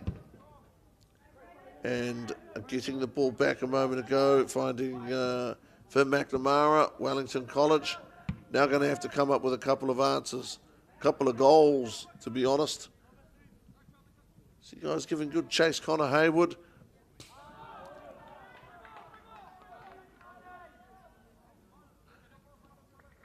Wellington College just need some ball. Haven't had the ball for a while. What ball they have. They've been under some pressure with it.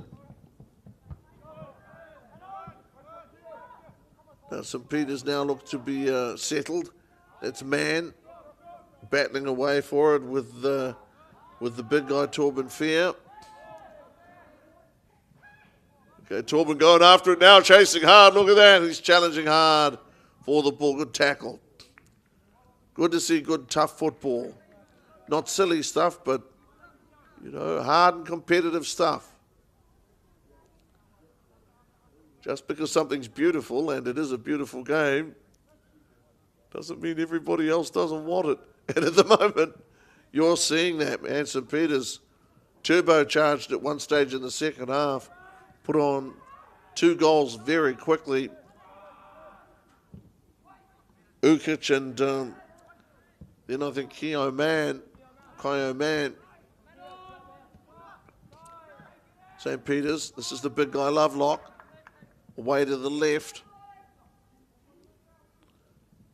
St Peter's are not done. They've got the capacity to score many more goals than 3. Lovelock.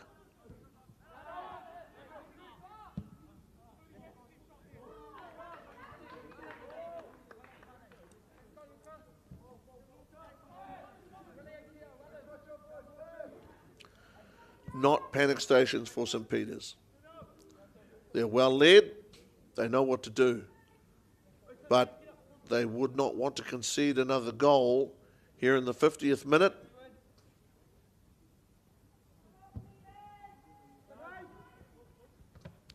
Ten minutes ago, it's a matter of when a little bit of panic or scoreboard pressure comes to bear.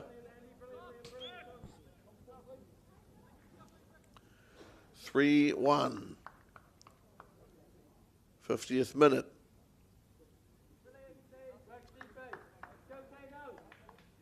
As with the other football codes, in this code the clock counts upwards. Basketball, the clock counts downwards, so you have a grandstand finish possible with basketball, but you have a chance to catch up. The clock not so much your enemy, or a little less your enemy with these codes. Time is kept. Referee's discretion, the sole judge of law, fact, and time. And St Peter's would be grateful that that's so, because at the moment they trail by 2 goals. This is their first game this morning. Okay. Ball across from a McNamara. And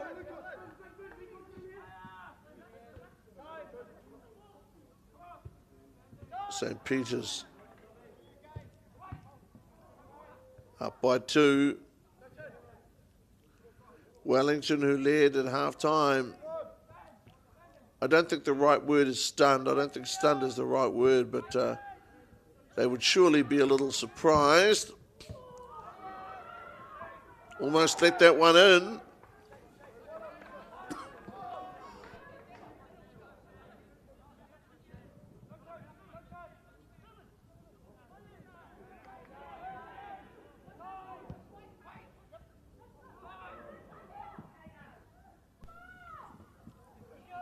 This is Man again.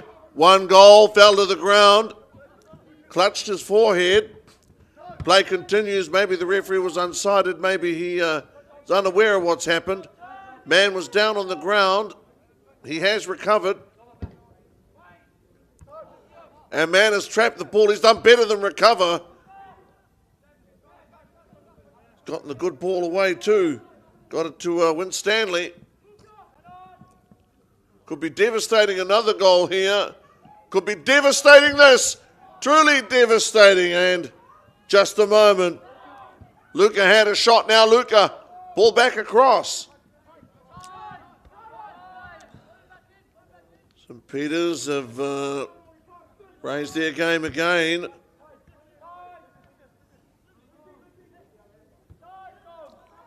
Oliver Lewis at 4.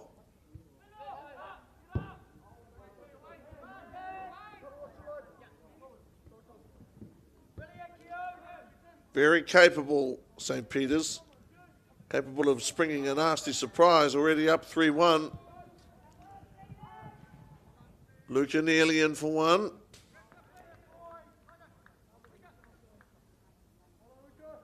Arya Prasad.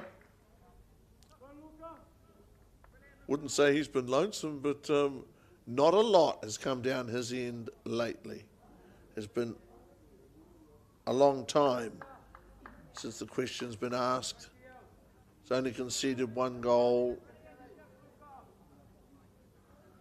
Teams talk about clean sheets. Sometimes that's not always possible. Opposition comes up with something outrageous, scores. Saw Dylan Montero in the last game with, I think, 4 goals for Tauranga Boys College.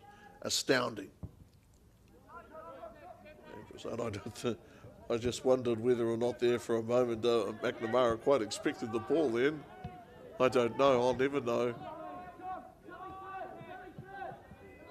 So here come St. Peter's looking to break this game open, and we haven't seen a lot of open running football. 3 games today so far.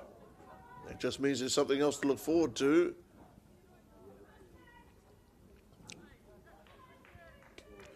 Six minutes for Wellington College to score 2 goals, to draw level, score 3 goals to win the game. Seems unlikely, but stranger things have happened. Also on in 7 for St. Peter's, and he's worth watching is Riley Gillette. Wellington College have now been under pressure for some time. Thomas Nishalki over there.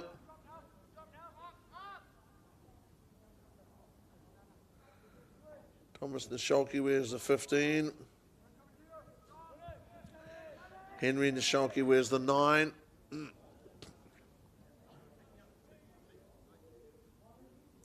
3-1.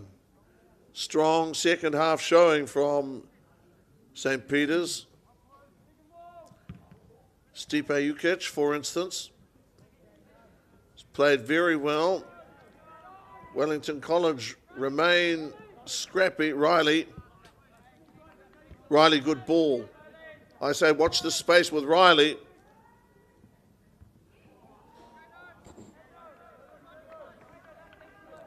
I love it. You know what? The teams that are going to be playing shortly are here now. Guys have come in. They're chatting excitedly about what's coming up. Is this guy going to be playing? How has he been going? How are you feeling?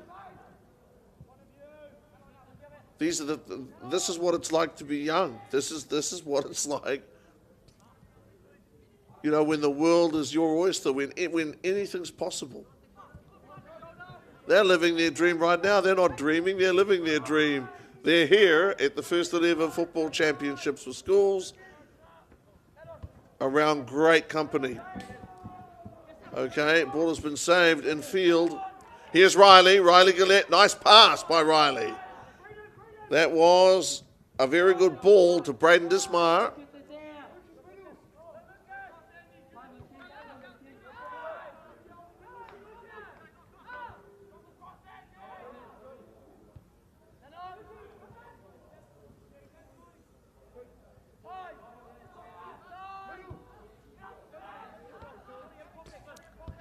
Dominic Simons.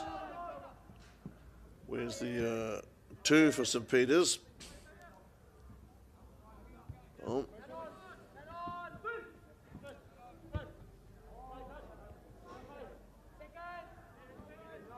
Here's Dom with Riley to his left. Hard to get him the ball though. Riley now, and he obviously a youngster with some flair. Something just a little bit special. Sometimes you just get a sense of players. There's something about them. It's hard to really pin down.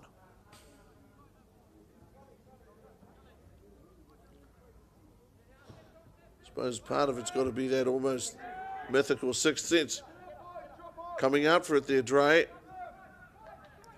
Gets it going again. They used a couple of goalies, Andy Chun and Ruben Dre today. Wellington College, and there's no reason not to do that either.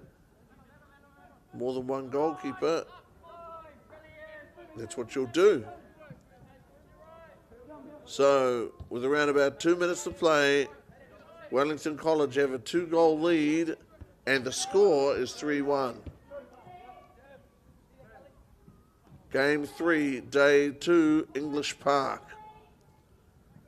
I only knew the ground's legend before I came here, but I'm happy to say that I've seen the most popular game in the world played here at English Park in the last couple of days. And the football family, I've got to tell you the truth, they've been very, very friendly. You know, lovely people, the staff, Josh and company, can't say enough.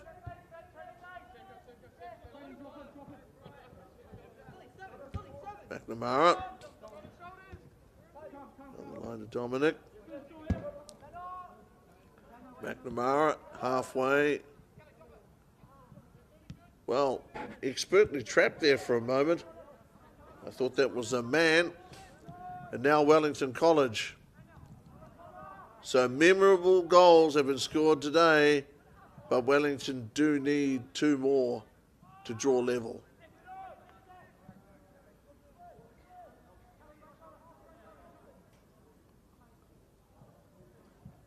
Now in the last minute of play,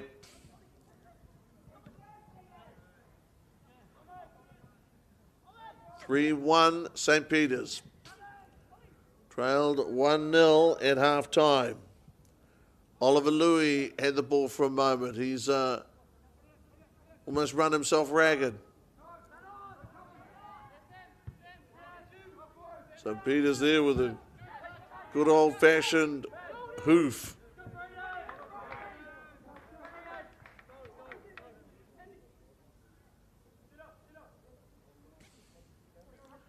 Sam Hay given to us in 23 for Wellington College.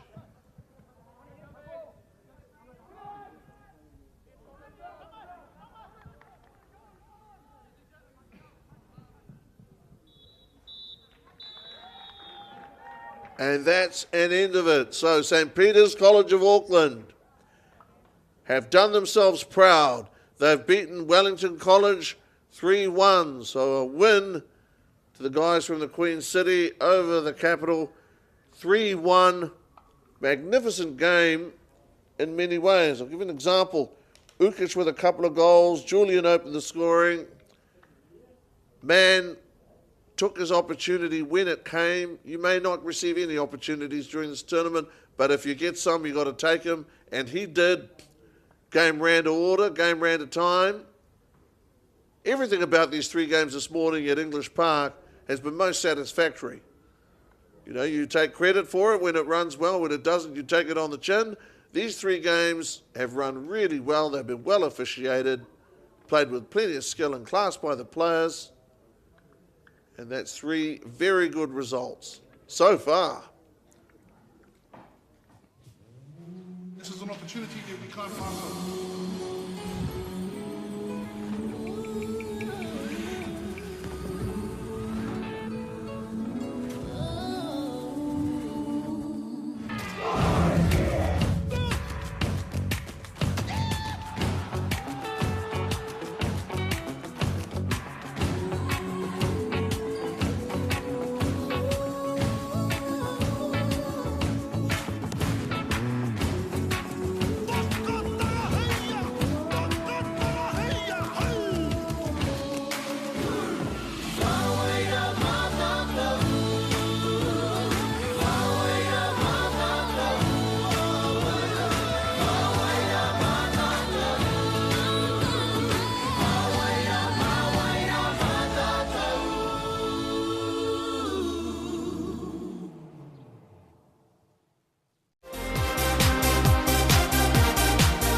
Being a rural school, travel is always a huge cost when playing sport at Central Hawke's Bay College.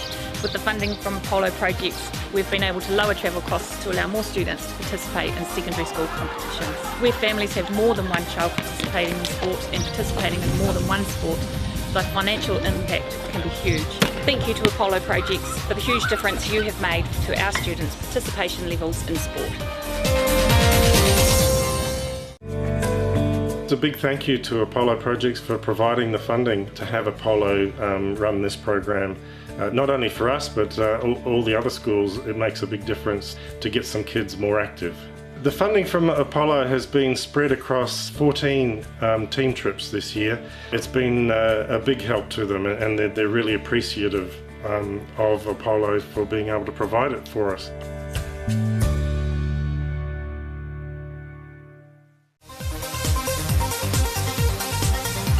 I'd like to say a huge thank you to Apollo for all their support with our sports gear and our surfboards. So the Apollo Project's sponsorship has been used to help our sports teams with new uniforms, with getting away to different tournaments. The pride on their faces when they see the new uniforms is just amazing.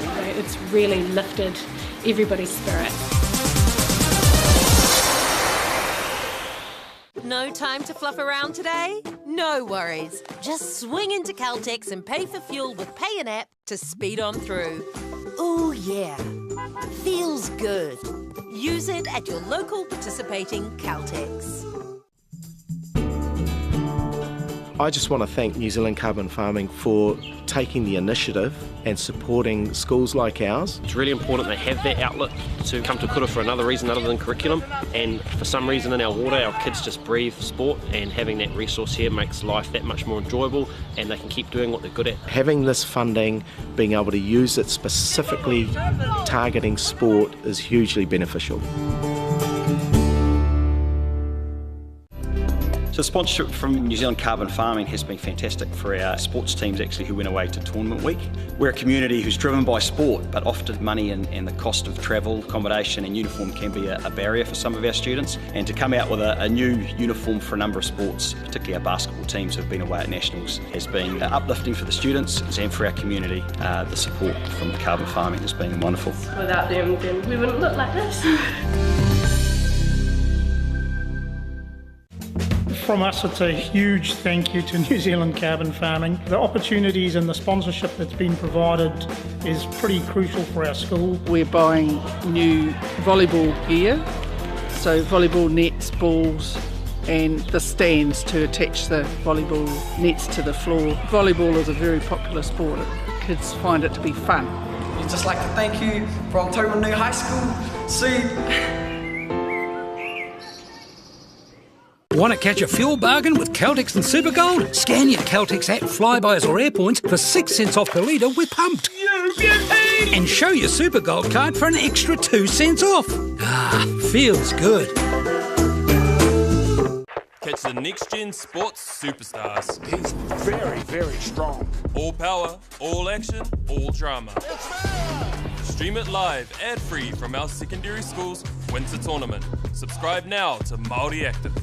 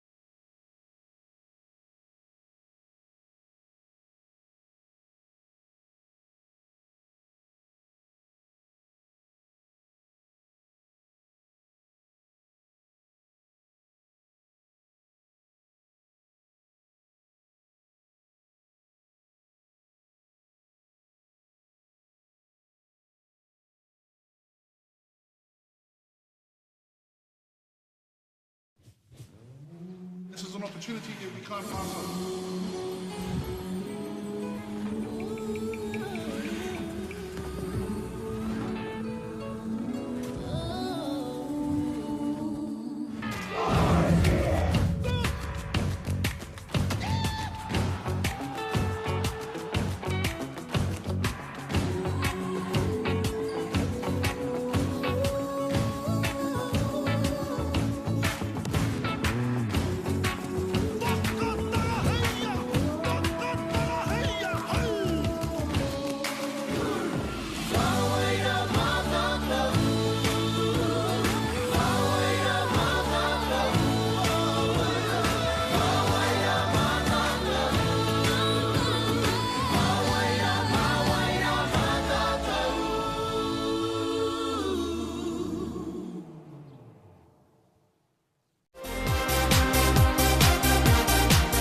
Being a rural school, travel is always a huge cost when playing sport at Central Hawke's Bay College.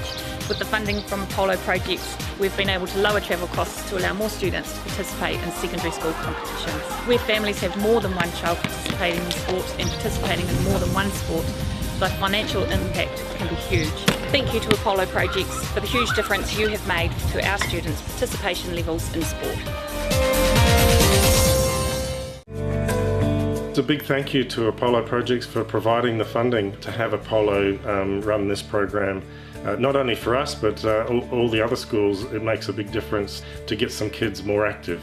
The funding from Apollo has been spread across 14 team trips this year.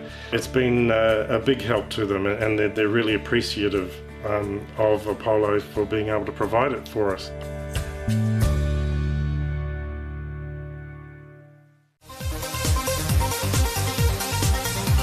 I'd like to say a huge thank you to Apollo for all their support with our sports gear and our surfboards. So the Apollo Project's sponsorship has been used to help our sports teams with new uniforms, with getting away to different tournaments. The pride on their faces when they see the new uniforms is just amazing.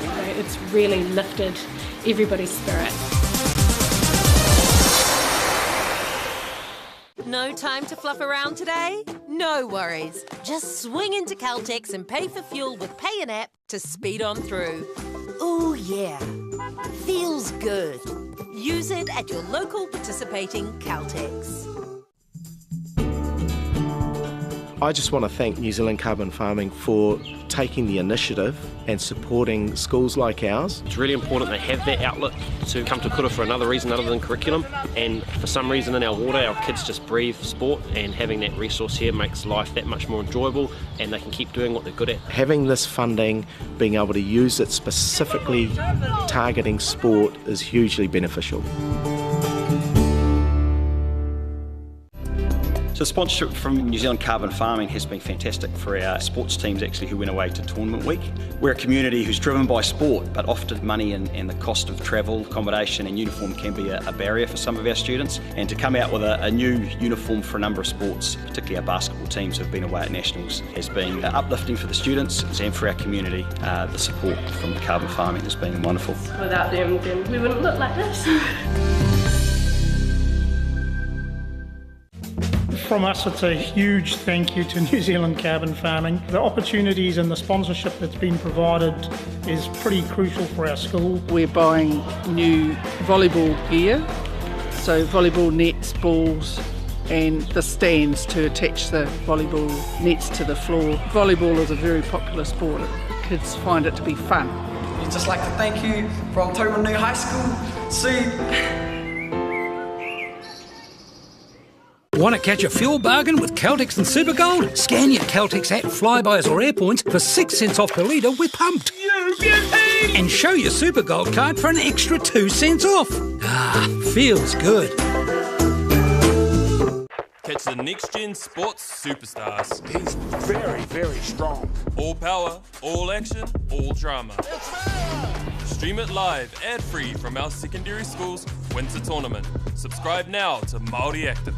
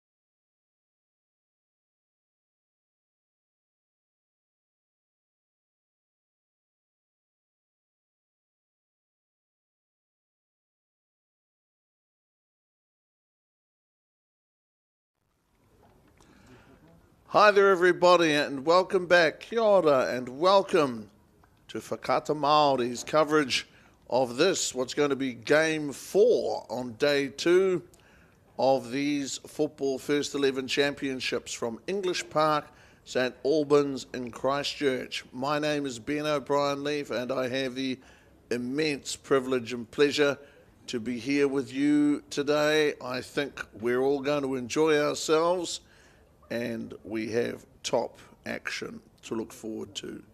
Our team captains today are Philip Wharialofa for St Patrick's College Silverstream and Oliver Campbell. High honour indeed to be captain of the Hamilton Boys High School First 11. These are some great sporting names and great history. St Patrick's College Silverstream will play from right to left in the light blue. From left to right, Hamilton Boys.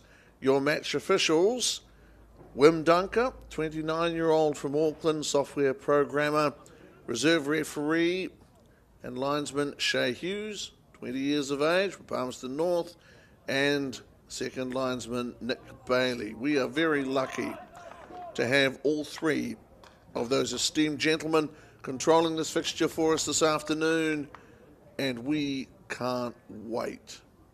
Hamilton Boys, that red and black uniform. It's a striking colour.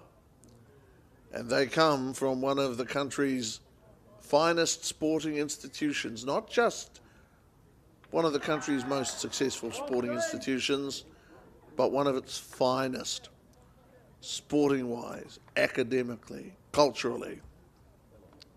St Patrick's College Silverstream need no introduction. They are all that and more. Under the tutelage of Pedro Garcias, they have achieved great things. Now, what can Philip Wharialofa, as captain of St Patrick's College Silverstream, and Oliver Campbell, as captain of Hamilton Boys, bring to bear? Hamilton Boys will want good early touches. They will want good control. They're famed for their method, not just for their flair and their strength. As a sporting institution, Hamilton Boys High School teams are noted for their quality, but also keeping everything as simple as possible. Play a strong brand in this code, as in others. Remember the first time I covered a Hamilton Boys High School football team, year from memory, it was 1999. It's really been 24 years, and now onto the attack comes St Patrick's College Silverstream. Wearing 9 for them today. Keep an eye out for Lucas Hansen. Below him on your screen, Luke Stoop, 7 with hands on hips. 7 for Hamilton Boys, George Dixon. Remind you, our referee, Wim Dunker. 35 minutes each way this afternoon's fixture. The first 3 games played today that we covered for you, half an hour each way. St Patrick's College Silverstream, one of Wellington's great institutions certainly. Luke Stoop, ball away. I love the colours, amazing. Not just different colours, different styles, shirt, different style of play. Some pretty robust stuff. That was Wharialofa getting an early touch. That's a magnificent sporting name, certainly, Wharialofa. Name of character, well remembered. Nice touch there. Josh Allen. I've certainly enjoyed, as a witness to history, what I've seen the last 48 hours. I've seen young guys out there giving it a rip, giving it everything they've got. Jack Phillips back there. What we call the custodian for Hamilton Boys.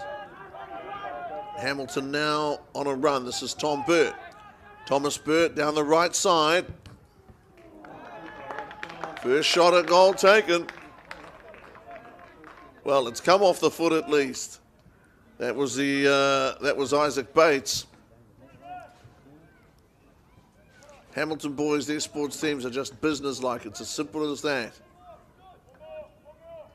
And I think Principal Susan Hassel can be very proud of these guys and all those sports teams. They all give it everything they can. They're very committed, work hard. St Patrick's College Silverstream, if they can sustain a little bit of pressure early on, then you might see them blossom. Certainly Hamilton making some play. That was Niall Fletcher trying to put a little bit of pressure there on Marshall. Enjoying what we're seeing. Hamilton boys have had a lot of ball early. Remember that last game we covered though? Wellington College, I think, were up 1-0 at half-time.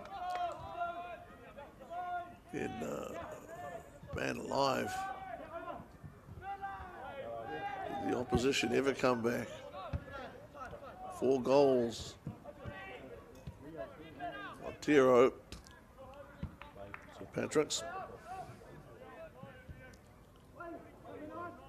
Adiolofa, 15.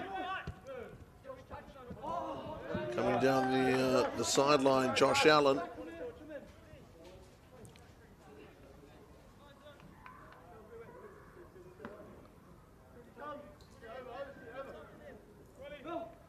Charlie Holloway. Strong on the ground. Trying to find Burt there. Burt came down the right early in the game. Got a good ball in to Isaac Bates.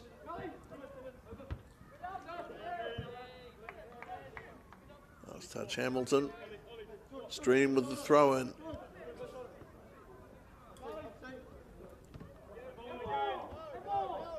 Ball is in. Could be a physical encounter. It'd be interesting to see if that turns out to be the way of it. How it comes off exactly. Stream being pushed back down the ground. Hamilton now in possession. Hamilton looking very capable. Their captain, Ollie Campbell, in the 12.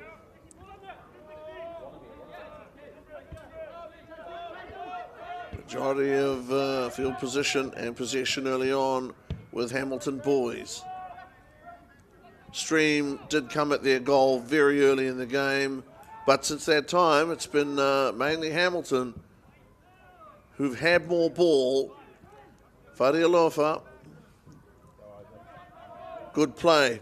This is Connor. Connor falls. The referee Dunker.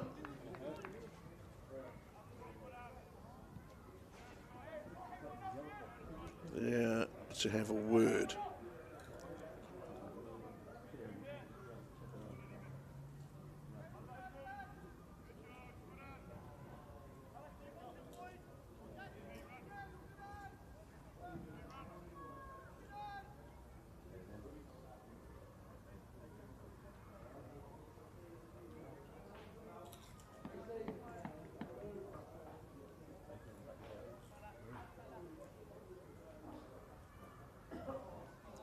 Our first look at stream today.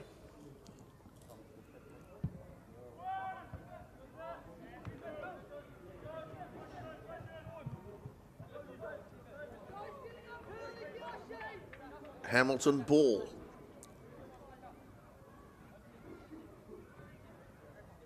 No. Okay, Stream's actually, Stream's got the throw in here, but he was tearing away from it. It was Josh Allen getting it back in field. It was Jordan Bentley. Jordan going across the ground to Benjamin Corbett. Corbett with a long ball across back to Stoop. Hamilton boys' deft footwork. Great control. Only what we expected. That was Thomas Burt. They turn the ball over.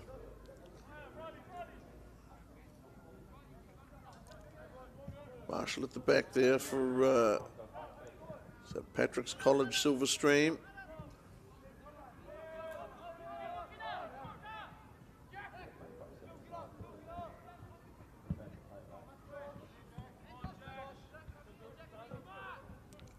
Good stuff. Josh Allen.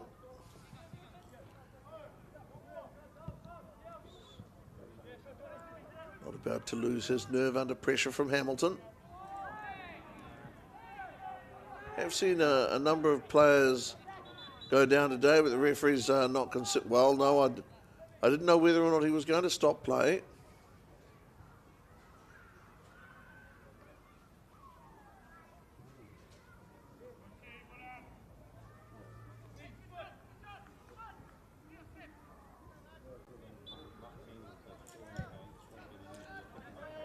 Still no score, 9th minute of play.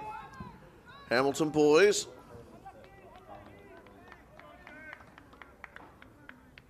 I think Bates was in front of goal earlier.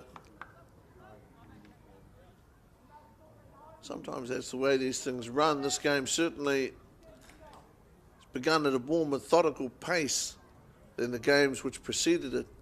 There's some harem-scarum. There were harem-scarum elements in those 3 games. I have to tell you also that I've been very impressed by the standard of the officiating that I've seen, and in particular by some of the youngsters.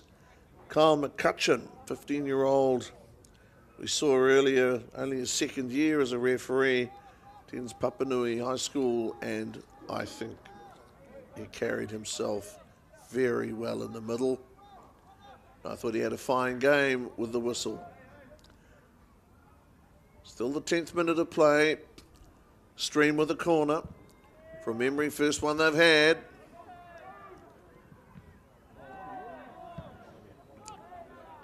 Well, a fleeting glimpse of opportunity. Opportunity raised its head. Picked up from behind the tree, but only momentarily. No score. You can only imagine what these guys are going to learn during the course of this week. You know, this is what happened. This is what we needed to do then. This is what I want you guys to improve on. May well be it from a coaching point of view. You know, we grew here. This we did better. Those are the best coaches. Coaches that help you grow. I've heard it said that good teachers, like good coaches, instruct. Very good teachers do more than that. They inspire. And I don't doubt it. Okay, St Patrick Silverstream have it. They have a chance here. St Pat's. This is good play by St Pat's. This is Isa Prins. Isa there, and St Pat's look dangerous for a moment. Now they have to reset. Recalibrate, as it were. Try and get something going again. Fadia Lofa. They can control the ball too. You know, they're a team of experience in Pat Silverstream. They play good football. As a matter of course. If you look down on that side, I don't know if you can see what I'm seeing. You see equipment for guys to jump over, cones, all sorts. You know, these are people that take what they do and the skills, etc., required to achieve it pretty seriously. Long may it be so. Hamilton Boys High School now have the ball off a turnover. Isaac Bates makes his way upfield. He looked like a possibility to score early in the game. It didn't happen. But he looks as if he's got a real thirst for work. Might get the ball back here in a minute. He does. Isaac Bates there with a good ball. Trying to get people to run, trying to get the ball to Dixon. Dixon and Bates look like guys who can make things happen. So also does Thomas Burt. Burt glowering there at the stream goalie, Sean Marshall.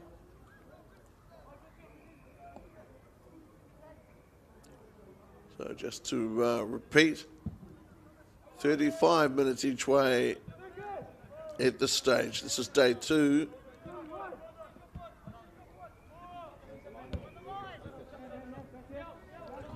Lots of good action. Very enjoyable, never boring, never dull. And here on Whakata Māori, high quality pictures. Oh, where else? You know, where else could you be? Would you be? Especially at this English park. Great players. Grandstand here is the Steve Sumner stand. That says it all. Marshall rolls it out. Thinking about the long restart.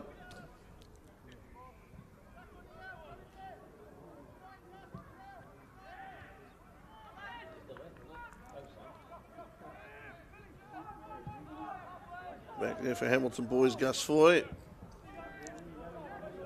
Phillips between the posts for Hamilton boys, between the posts and under the bar. So Jordan Bentley is wearing 13. Jordan coming around to the left.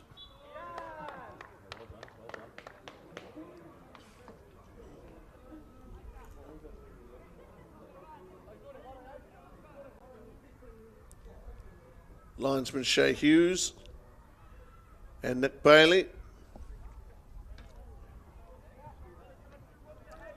Wim Dunker, referee. Rio Winkworth, 17.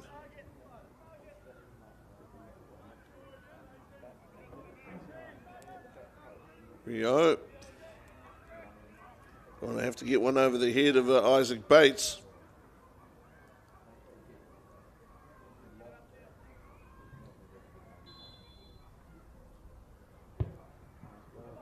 Ball's in the air.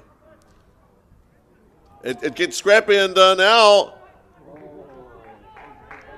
questions asked of Hamilton boys.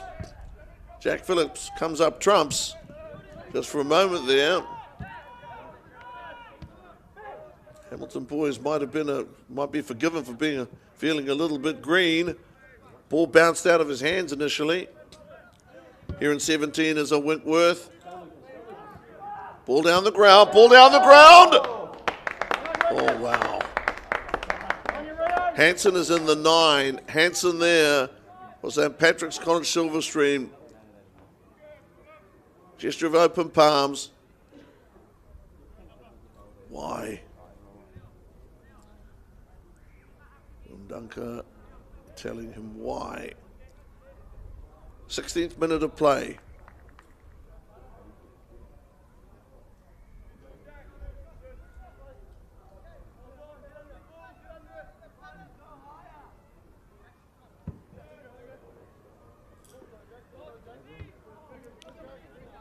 Big ball down the ground from Phillips. Dixon doing well. Bates, unfortunately, turns the ball over.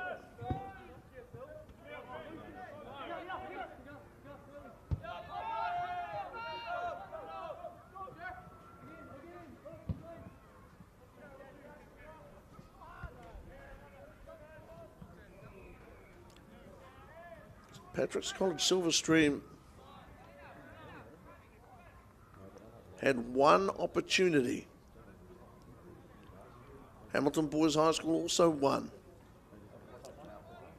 Both teams tackle well and defend intelligently. We enjoy that here on Whakata Māori. The truth is, those people out there who've only ever been rugby and league fans may not always understand what they're looking at. And if you don't understand the game, you may not enjoy it as much. What you look for, those teams that can score goals, build pressure.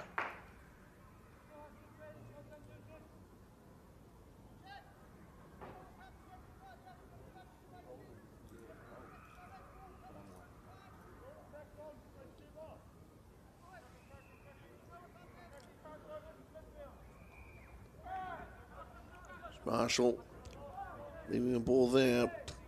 Streamer willing to send the ball down the middle, whereas some other teams definitely didn't do that this morning. Referee Dunker. Play to continue. Still no score.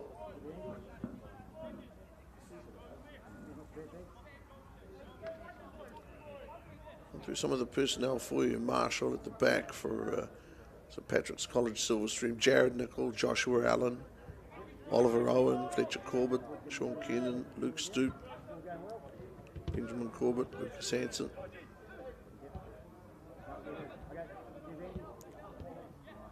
Saw Dixon a moment ago here in 7.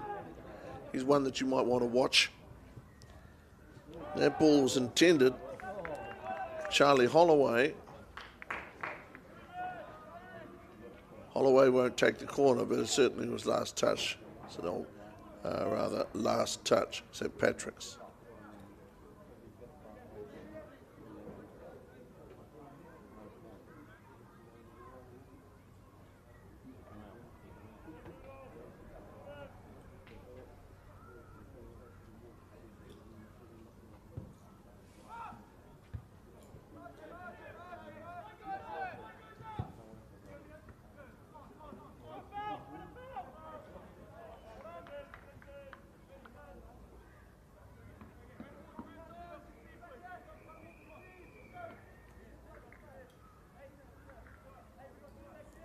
Reserves of fitness and of energy are going to be tested here. An additional 10 minutes in effect, 35-minute halves. No doubt these teams can play 35 minutes each way. Don't worry about that. Matter what the score might be at the end of it. So far, nothing. 20th minute. First half. Ball went long. Fell there to Fadialofa.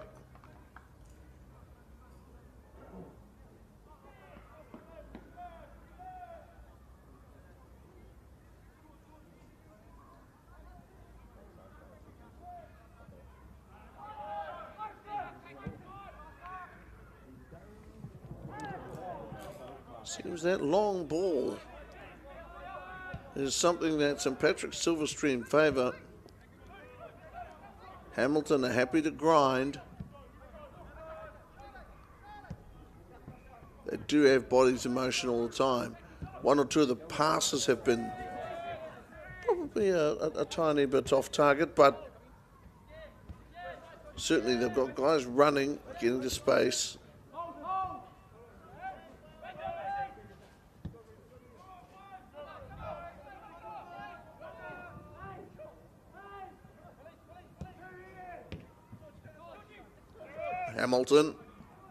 Hamilton, good stuff. That's Dixon. Okay, good save. Good save there from Marshall. He'd be happy with that. Marshall there with a long throw in. Good work. So, St Patrick's,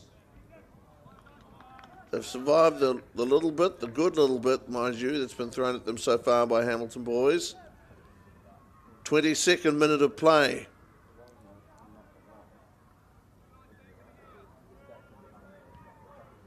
George Dixon waits over here for some action. Will he get it? Okay, Dixon over here.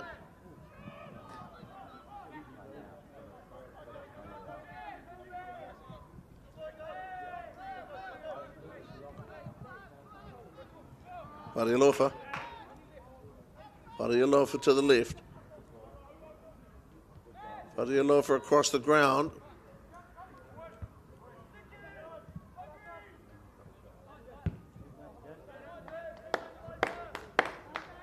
Struck too hard on that occasion by Isaac Prinz. But at least you know with him that when he does hit it, he hits it hard. And like he means it, 23rd minute of play.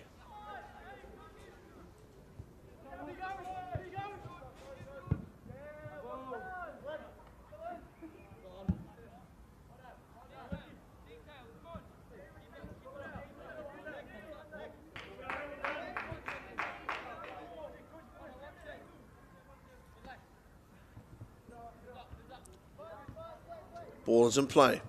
This is Stoop. Stoop with desperation. Good strong stuff against Stoop by Niall Fletcher. He's featured once or twice at either end. Young man looks a strong, capable player.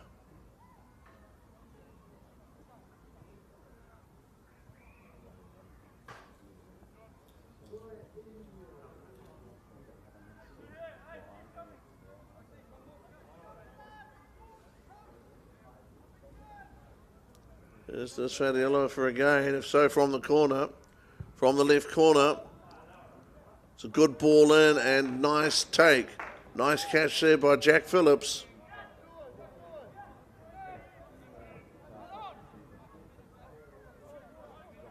To be honest, that's what they needed there, St Patrick's College Silverstream. A little good luck.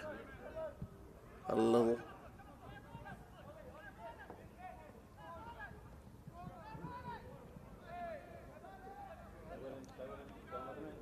Run here by O'Connor. Hamilton boys don't look to me like a team that you can hold out forever. At some stage, you're going to have to really fight very hard. St Patrick's College Silverstream. Now Hamilton with the corner from the left.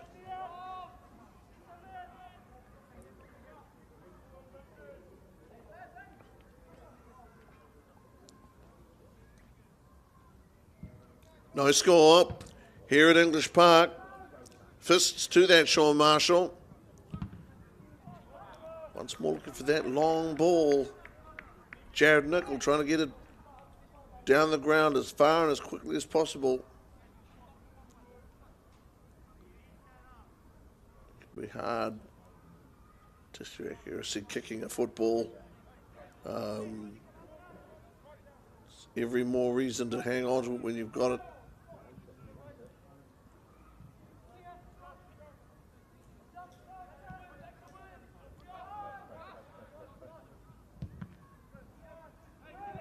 Inch by inch. Shown signs of getting across, but haven't yet. Good dogged defence by St Patrick's. Not allowing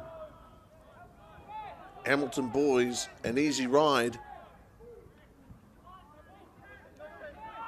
Sean Marshall might direct these guys.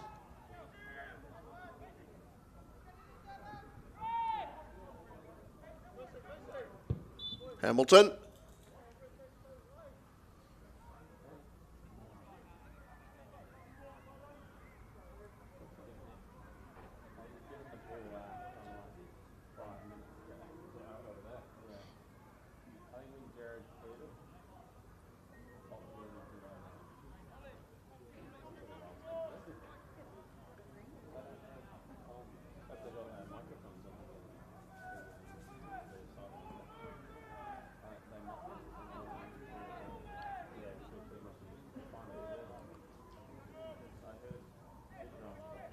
Patrick's throw the ball in, and St Patrick's have it now, and St Patrick's have just turned the ball over. Got to work for those opportunities, but more than that, once you have got an opportunity, you know, you've got to make it count.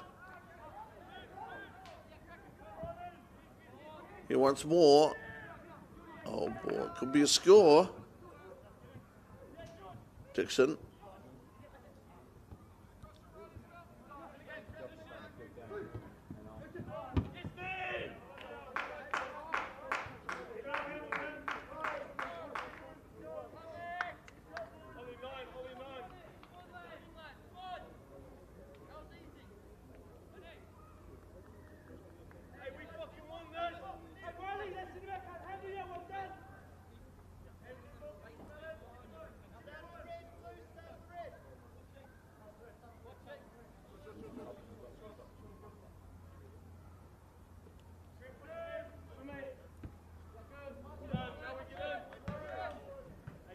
Just get the impression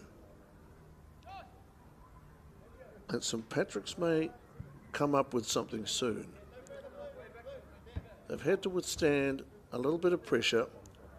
They've withstood that pressure to date. Still no score. Remember, around about 18 minutes, rather no, 7 minutes remaining. Could this be the moment when opportunity knocks? Just wanting for a little bit of accuracy there in the midfield. That's meant as constructive criticism. Certainly the captain trying hard. If they can latch on to and hold some passes. Here's St Patrick's College Silverstream. They could put some pressure on. They could bring some pressure to bear. Likes of Hanson and company. Want to ask the question, but they just haven't had enough touches. Haven't had enough ball. That's Isaac Bates. Bates has it back here. Isaac Bates makes a run. Bates takes a shot, and he's got it. Well, that's a tremendous goal by Isaac Bates. Good balance down the middle. Had to thread the needle, get in between guys. He did, and a big celebration. Well, that's a big party. 6 minutes to play to half-time. Isaac Bates. We had everything right except the team that was going to do it. And what it is, Bates' opportunity, and they have been wrapped. All of a sudden, brings this game to life. So Isaac Bates scores the first goal. That's huge. 5 minutes before half-time. No matter what sport you're talking about, the period into and out of a break is critical. I've been sitting here musing for a few minutes from time to time about which way this game was heading. I thought that maybe St Patrick's College Silverstream were going to produce a goal. They seem to have a little more ball there. And all of a sudden, Hamilton boys, Bates, I have to say though, he looked very determined from the moment he started to generate a bit of momentum and get going towards goal. Play becomes physical. Referee Dunker won't overreact. Certainly has a word. You know, Bates there, that was real. I don't know what you want to call it, force of personality or forceful or whatever. But he had to get by at least 2 or 3 defenders. And he did that with real determination there, Bates. Made quite an impression on me. And here on the right side is Dixon. Dixon with a cross. Once more, they're in peril here.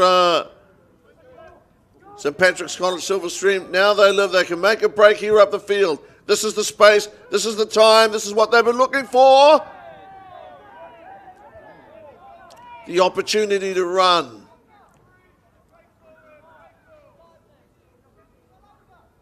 Over to go, Gus Foy telling one of his opponents, I think it was Lucas Hansen, that he might rise to his feet. Say that tactfully. So at the moment, 1-0, Isaac Bates. Strong shot. Wasn't to be denied. Sean Marshall did what he could. Look at him go hard here, Fadialofa. Coming around to the right. Good skills. Finding Winkworth. And there it's an open, well, no, the goalkeeper has gotten back now. Jack Phillips has gotten back now.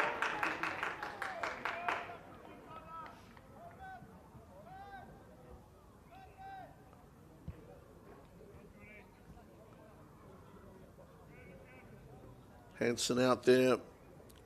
Heart and soul in the game. Heart and soul in the trim. He'll compete. He is. 1-0. Man, I wonder where Phillips had gone.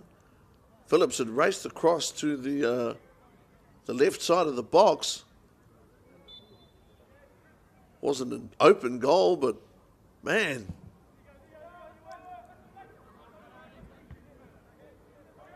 Hamilton, for a moment, didn't know fear, but Hamilton, for a moment, experience the pressure. This is Bailey on the side, Nick Bailey, one of our linesmen. Those guys deserve the utmost respect. Out here, that's a handball. Picked up there and very quickly by referee Wim Dunker.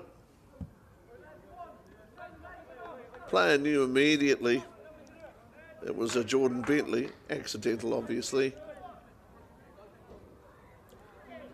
Here's the goal scorer, Isaac Bates. Going to rattle one up in the air, watch this. Bates, there it is. It's better than a good ball, it's a great ball. Was there another hand of the ball by accident? Okay, Hamilton have got it now. Got to get some control. Got to get some control. Dixon has it, being dogged here. Being dogged by our Josh Allen. Man, Josh Allen stuck to him. He really did. Sometimes you've got to be the terrier, you know what I mean? You've got to latch on and not let go. Like that from Shaw Marshall. Over the top. Marshall. Stream. Last minute before half time. It would be prudent to get the ball down the other end of the pitch. Might be all important if not prudent.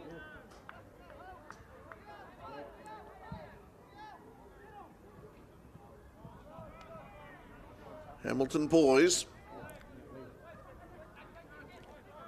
This Bates again. Dixon. Marshall gobbles that up. Marshall there with a boot.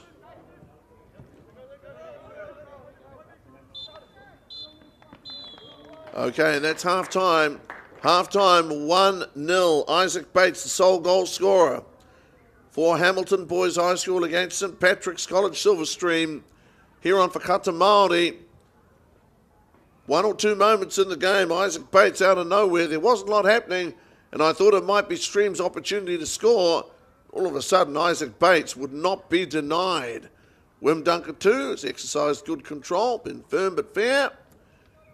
And these boys, they've asked the question now and then, but I'm sure they're happy with the way it's running. So at the moment, 1-0. This is an opportunity that we can't pass up.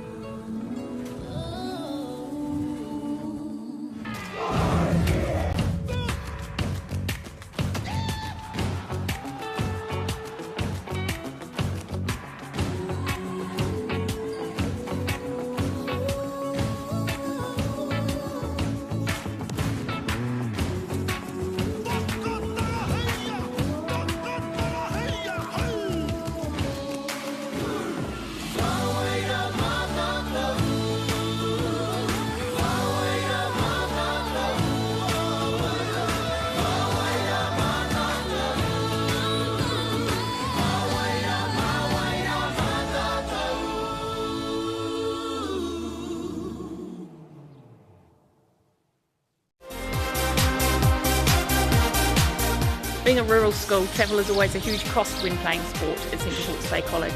With the funding from Polo projects, we've been able to lower travel costs to allow more students to participate in secondary school competitions. Where families have more than one child participating in sport and participating in more than one sport, the financial impact can be huge. Thank you to Apollo Projects for the huge difference you have made to our students' participation levels in sport. It's a big thank you to Apollo Projects for providing the funding to have Apollo run this program. Not only for us, but all the other schools. It makes a big difference to get some kids more active. The funding from Apollo has been spread across 14 team trips this year. It's been a big help to them, and they're really appreciative of Apollo for being able to provide it for us.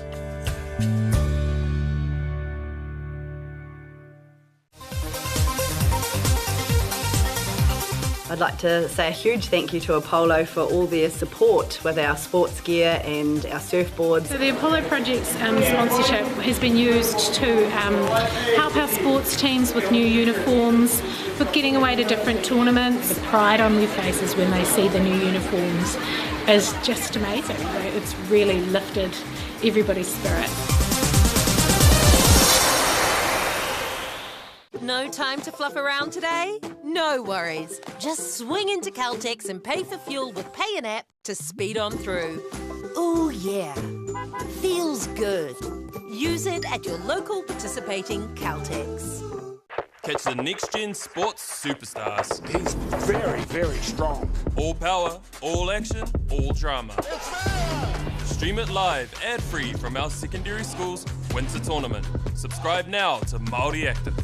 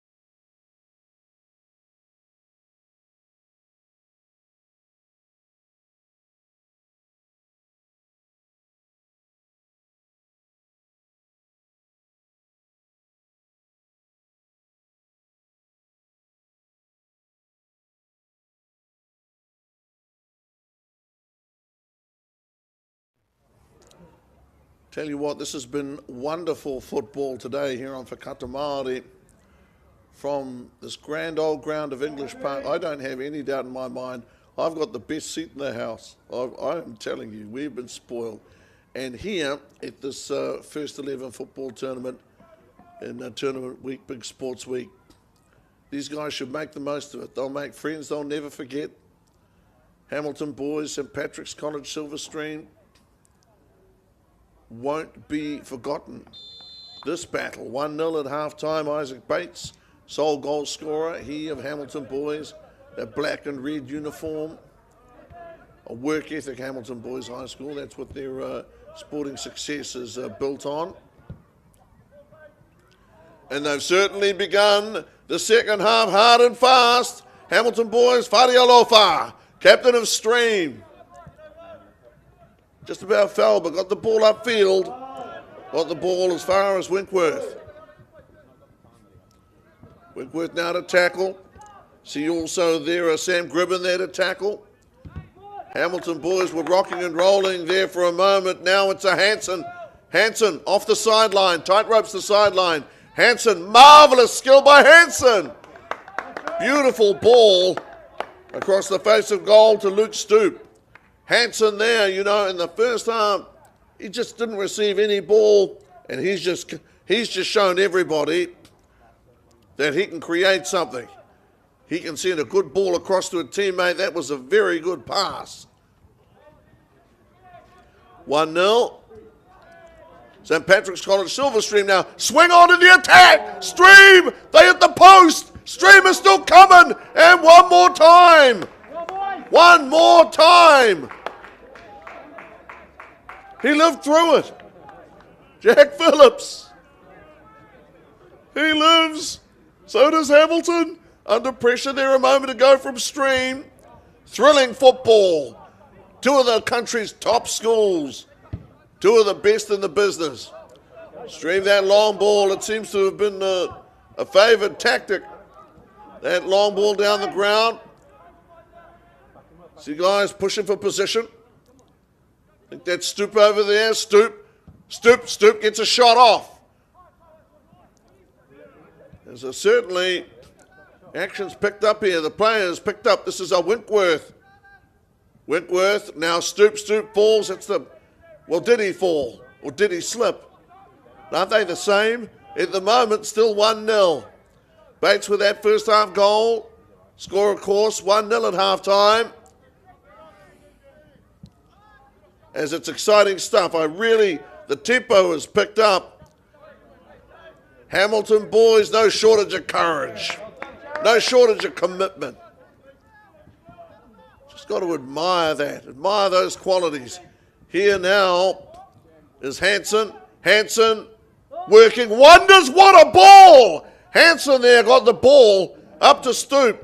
Stoop, I'm not going to say that he didn't finish it off. That's not the right, those aren't the right words right now. Got the ball on the right side, tried to bring it under control. Hanson is really impressed. The bomb's gone off under Hanson. Okay, this is some good play here from Nickel. Nickel will throw the ball in. Nickel into Hanson. Hamilton boys, hard but fair. Very hard, always fair. Trying to make sure that doesn't get it easily, Hanson. They're going to challenge on every possession, on every play, which is exactly what they should do.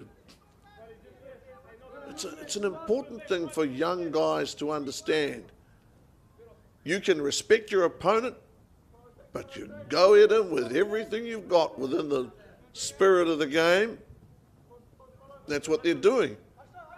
You know, you make sure you're safe and everyone else is. But once that's satisfied, you give it death. Seeing some good play here now from St Patrick's College Silverstream. Hanson, can he work a minor miracle here? He was about to. I'm telling you. Hanson now with 3 guys on him, a couple of guys. Winkworth back into Hanson. Tried to find Hanson. Intervening was Niall Fletcher, the menacing Fletcher.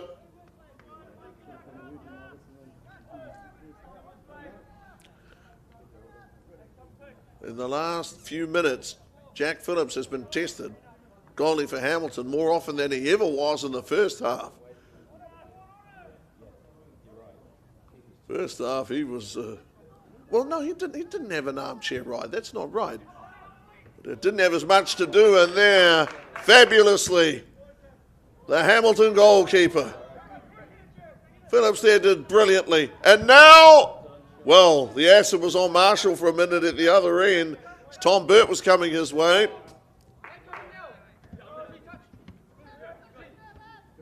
That's Winkworth. Hamilton boys, head to feet. That's a skill you don't see very often, head to feet. You see feet to feet. Not often head to feet. Okay, Bates has it, trying to find it. They picked his pocket. Now Hamilton boys have it again. That's a, well, you know, with a little more force. That was Torrin Kernaz. Got to chase that ball. You've got to want it. At the moment, that's Gribben. Both these teams, the first half, I don't know what was said to them at half time, because they didn't, both teams played, you know, decent football in the first half, but this second half, been of a different character and complexion entirely.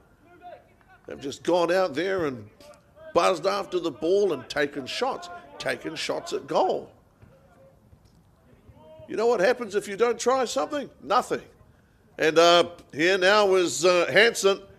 Hanson trying to get through 2 or 3 guys for his next trick through 3 or 4 guys. Here now, Nickel over to Hanson. Hanson could do anything, man. He's in that frame of mind at the moment. He's playing good football. He's fired up. 1-0. Okay, some robust play over there on the sideline. That's what we say in Whakata Māori. We don't say rough play, it's called robust play. Good competitive play. Good, healthy, competitive edge. I tell you what, I think Whakata Māori, frankly, is doing a great service to sport, great service to the community with this wonderful coverage. speaking more of the camera work, frankly. As coming down the middle was Isa Prinz. They're giving chase. Oliver Campbell, Ollie Campbell. Not a flashy player, doesn't need to be. He's got nothing to prove. Member of a very good unit. It's come here and been impressive at English Park. And Phillips made at least one classic save.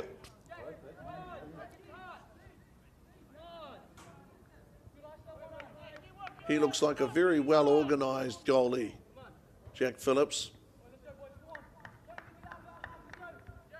You know, what these guys are exposed to at their schools, at St Patrick's College Silverstream with Pedro and company, and of course at Hamilton Boys.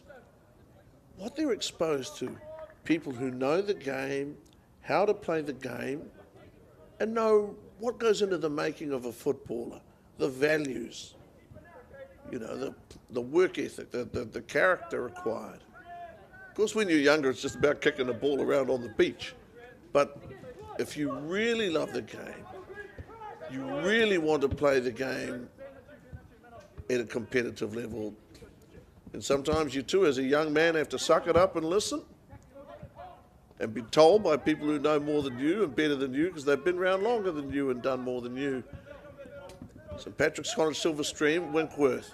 They're down at the moment by 1, but they are playing much better, I think, St Patrick's College Silverstream, than they did in the first half. And that's not to decry their first half effort at all. Make the point that, man, they picked the pace of the game up. They're playing more confidently, using a fuller range of skills, I think. Every now and then, something's going to go wrong, going to turn the ball over, but much more adventurous. Enjoy the style of play, and to see this from these guys. There's certainly a time to defend in football as in other sports, but to see guys just go is refreshing. Players coming onto the field. Referee Wim Dunker. These referees too, are, their performances are noted. Those areas that they might improve. Just the knowledge base that's here, I'm speaking my mind, is quite incredible. That everybody benefits from it, not just the players, the officials, the spectators. Quite often you get a spectator who says, hey, I didn't know that. Can you do that? Yes. That rule's been in effect for quite some time, actually.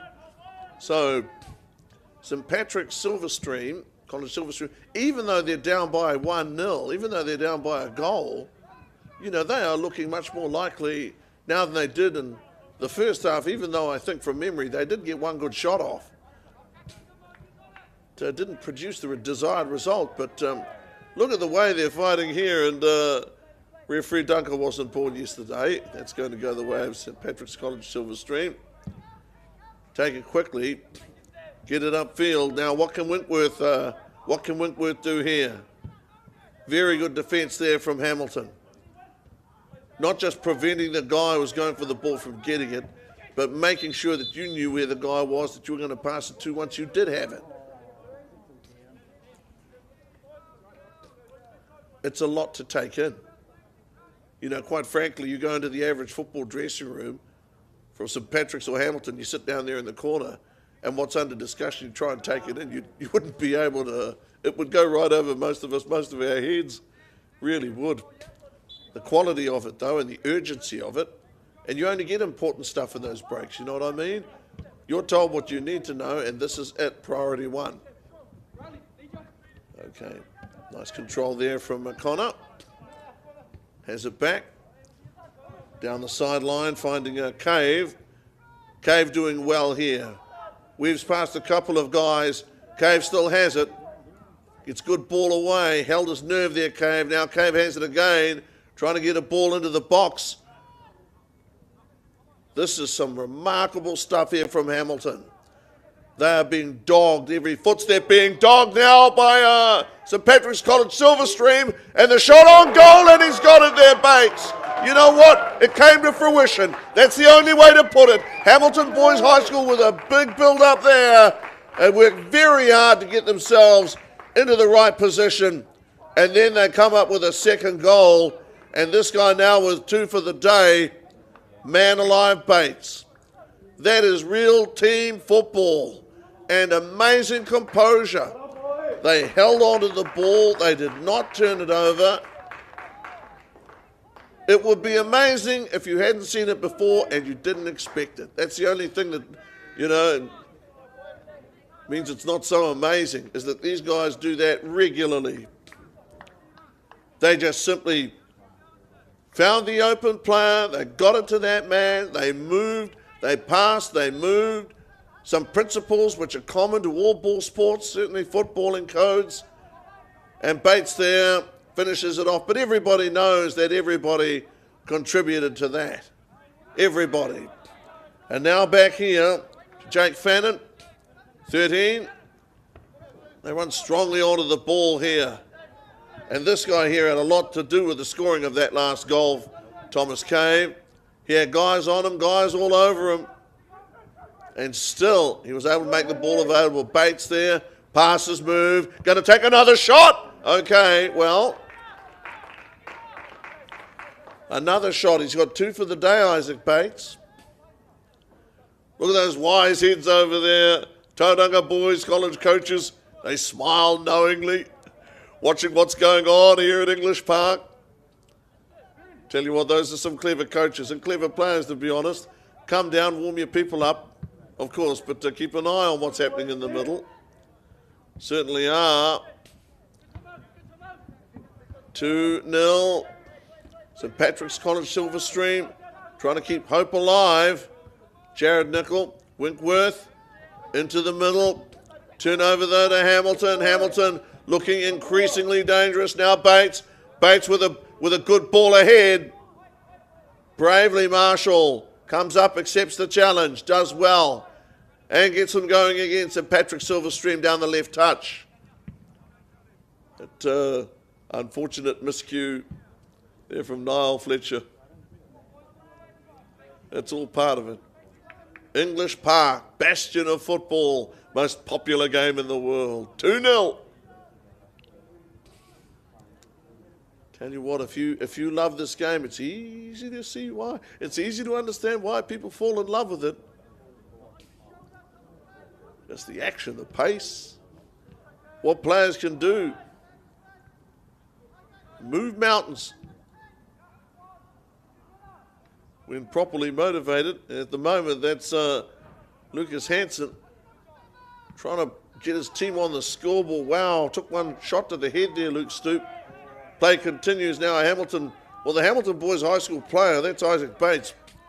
I wonder if he ran into his teammate Niall Fletcher. I've got a feeling, I mean, is that possible? Is that possible that Bates tripped over Fletcher? Or that Fletcher tripped over Bates, but Bates was the one who fell? I mean, that's remarkable if it's so. Wim Dunker.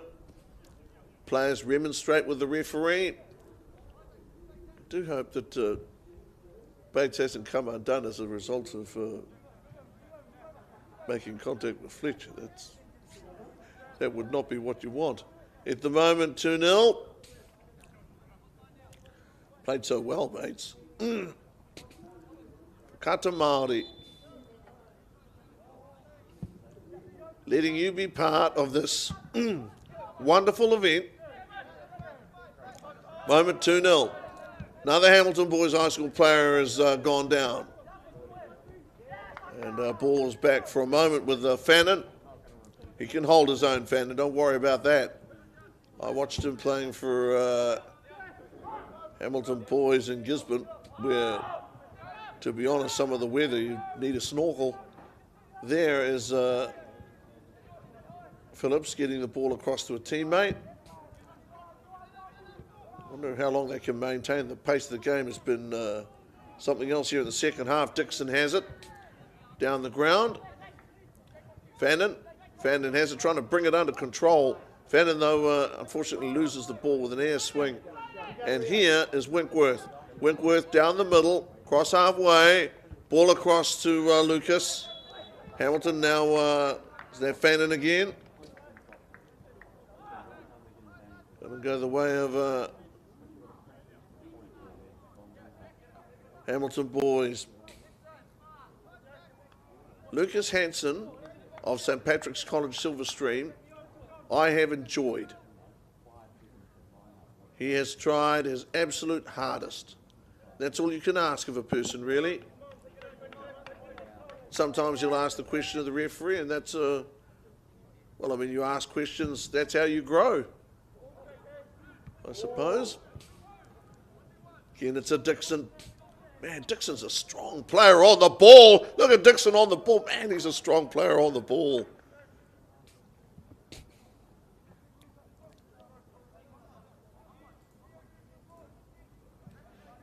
These guys work very hard too. I don't mind telling you. I don't need to see it. I know it.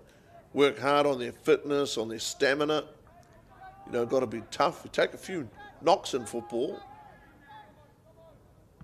Whoa, gee, that didn't look too comfortable either there for Thomas Burt.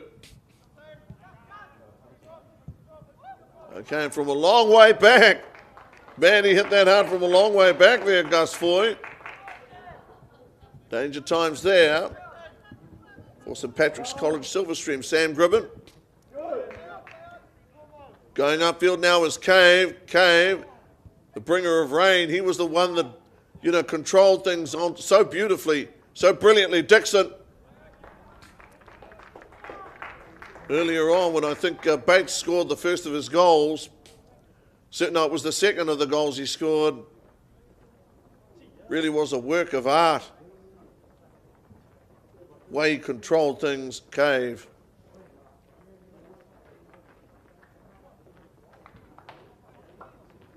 See, it's a special thing to be at a tournament like this because everybody enjoys the same things you do. They all love the game. They all like to see it played well. They all take an interest in how other teams other than themselves are going. Who's doing this? How teams are tracking, corner is taken. They want to get onto this pretty quickly, St Patrick's College Silverstream. Dixon had tried to get the ball in, and now Burt comes forward to, it's a Fannin, trying to get the ball back, and this guy is something else, Lucas Hansen. Competitive, that's what he is. That was a Cave, attempting to get the ball back to Bates. Bates, remember, Bates fell down earlier, so he don't know if he's 100%. He certainly up and running again. These guys seem to recover pretty quickly, unless it's something very serious. And Hamilton boys being made to fight, being made to earn their victory. That's if it happens. Isa Prinz. Isa back to the right foot. Isa makes a run. Okay, and they turn the ball over. Today you haven't seen too much end-to-end football. That's just not the way that things have panned out. There have been exciting moments. Bates, the way he controlled the ball in that first, you know, when he scored his first goal in the first half, man, he was off balance and having to fight through 2 or 3 guys. And a moment ago was Burt.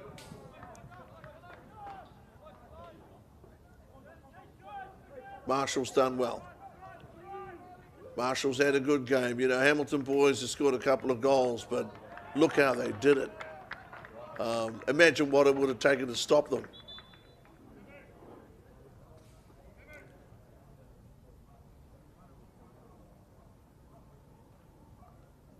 Wonderful stuff. Now we are in the 56th minute of play. Remember, they are 35-minute halves. Just to say that St Patrick's have 14 minutes to try and turn this game around. 4th game we've seen here today. We've lived and loved every minute of it. And we are taken, if not smitten, by the venue, English Park. Look forward to the rest of the day. Look forward to tomorrow and the day after that and the day after that.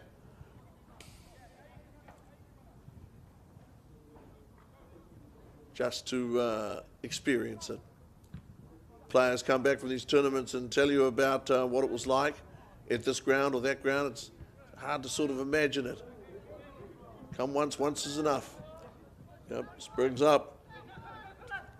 Dicey when that happens. Look at this run here by Cave now trying to hold Nickel off. Nickel sticking with him, so determined. Oh wow! I thought that was going to swing back.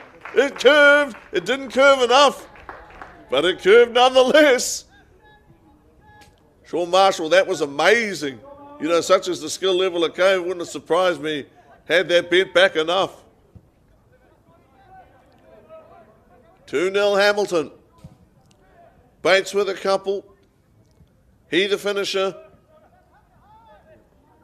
Teammates, the creators of the rush that was. Exciting stuff. Hamilton boys. Ball there in the midfield. Remember, 2-0 the score. Day 2. Game seems to have temporarily lost its shape.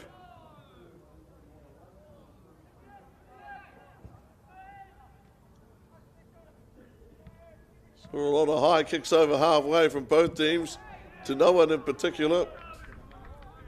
No one taking control. As Marshall there, as cool as a cucumber. Might have heard the whistle as well, mind you. 2-0. Time ticks away. Time waits for no man.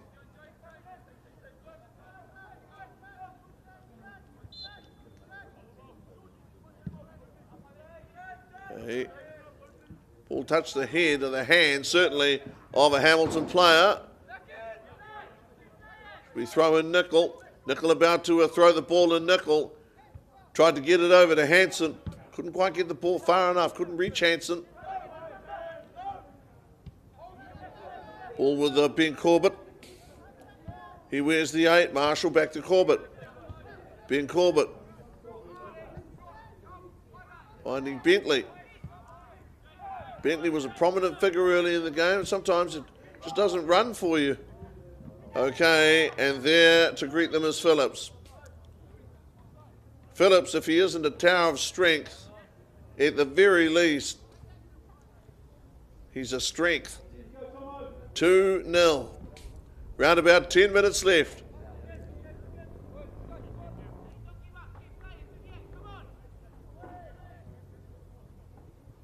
Hamilton boys up by 2. Isaac Bates. Scorer of 2 goals, 1 in each half.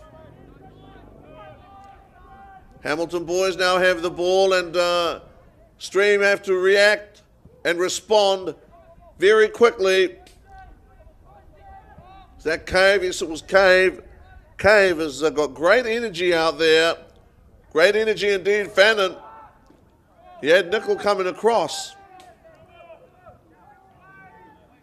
Believe that those guys played this morning back there at Tauranga Boys College. They're ready to go again.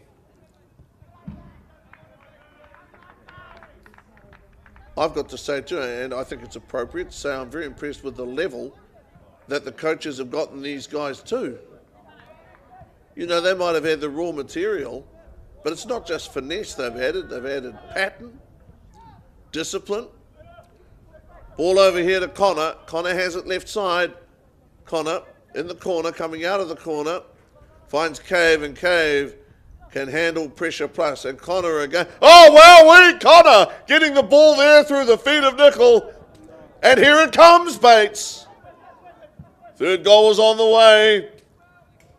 Heard about what happened this morning. Someone got 4. I want 4. He's got 2.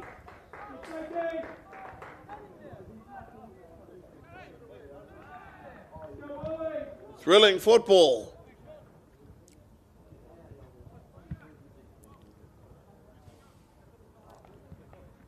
English Park. Even from where I'm sitting, I can hear the crowd outside. I've heard them roar occasionally. Cave has it. Passes off. Hamilton Boys High School back in their structure. A little while ago, there was a period where the ball was being booted everywhere and nobody had any idea what was happening. They seem to have gotten that out of their system. That was Bates swinging a boot wildly. And now, let's start something up. St. Patrick's College Silverstream haven't had the ball for a long time. Benjamin Corbett Back to Sean Marshall. Here now is Lucas. Got the ball to Nickel. And now Lucas, and again, he goes without.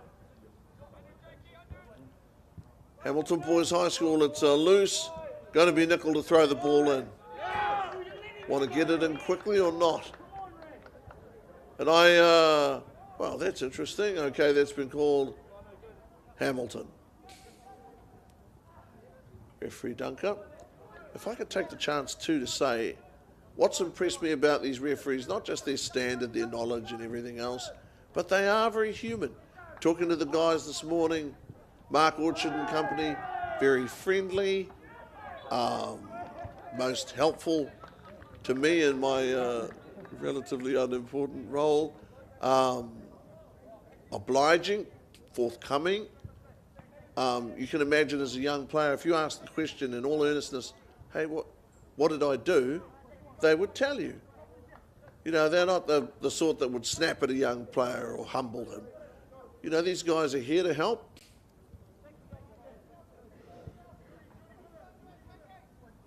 They're not there to hold your hand, but they are there to help steer you through your footballing career and bring you back into line when they need to. Here now is Cave. Cave, admirable control from Cave. He's played well for Hamilton Boys today. And Marshall has been vigilant too. First goal that went, you know, the ball went by him today from Bates. I didn't think he could do anything about that. The second one was just a masterclass in control. Hamilton Boys pushing the ball around the edge of the box, you know, looking for an opening, probing, finding an opening, and Bates scoring. You know, and he hit that ball like a hammer, frankly. Sometimes there's just not much you can do about it.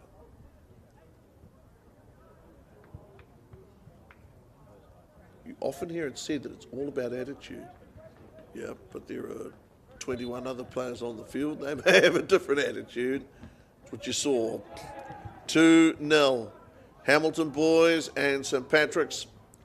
2-0. Hamilton Boys led 1-0 at half-time. Not a high-scoring game, but certainly it's had its moments. One or two guys have taken to grabbing each other lately, and referee Dunker has done a good job for both teams. Just keep an eye on one or two of those helping hands.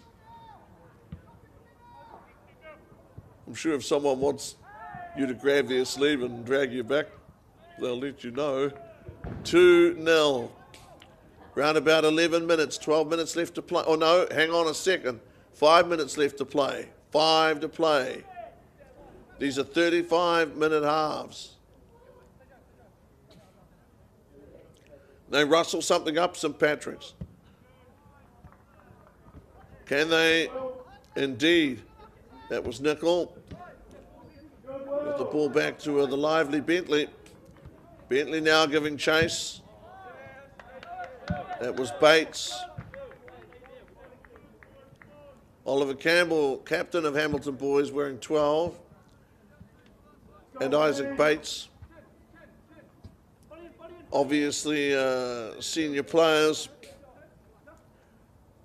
Got to be pretty happy with the way things have run so far, especially against a St Patrick's College Silverstream team that was very persistent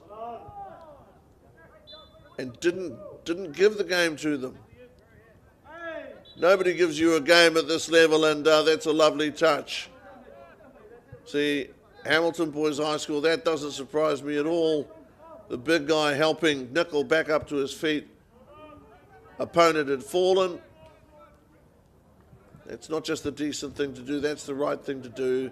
And that's what sport is capable of. It's capable, sport, of elevating us above the competitive to a very special place where we can celebrate all the best things about the game that we love, which in this case is football, and show the best side of a footballer, of a person.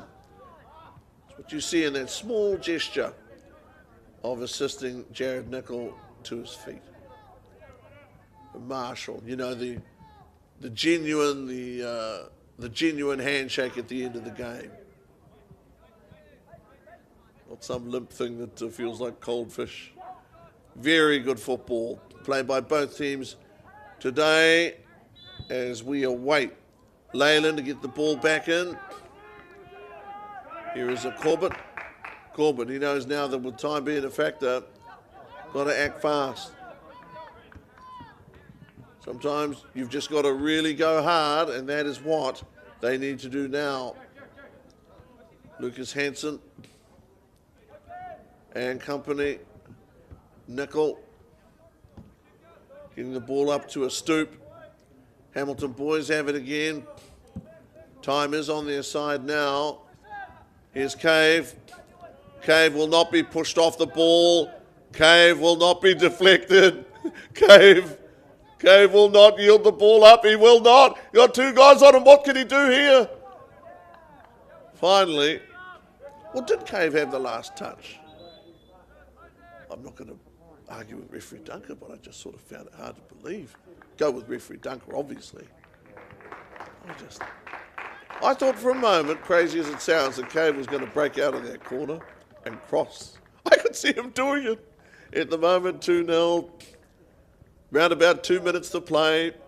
I hope everybody's enjoying this. I know I am. I'm enjoying myself. At the moment, 2-0. Hamilton boys and St. Patrick's College Silverstream. They have come from the capital and they've displayed characteristic toughness and determination. And no small skill, St. Patrick's College Silverstream, just that Hamilton, I'd imagine, have to be a cut above most. Exactly where they figure in the grand scheme, I've no idea. Here's 2-0. Look at these guys still competing hard for the ball. Look at that. What an exhibition. Now Nickel has it back to, is that Stoop? No, it's Corbett. Marshall there, brought up some turf. That was Lucas. Look at that, Winkworth's got it now. Winkworth studs on the ball. And falling down there was Connor. He didn't fall down of his own accord. Silverstream. Luke Stoop scratching himself. You know, disappointment's not setting in. Guys have got around about 10, 12 seconds to play. Game is in effect over because they need 2 goals to draw level. Okay. And it is... Okay, what's the ruling here from referee Dunker? He's going to blow the big whistle, blow the big one. Moment 2-0. Jared Nickel. Nickel, this is Benjamin Corbett. Ben.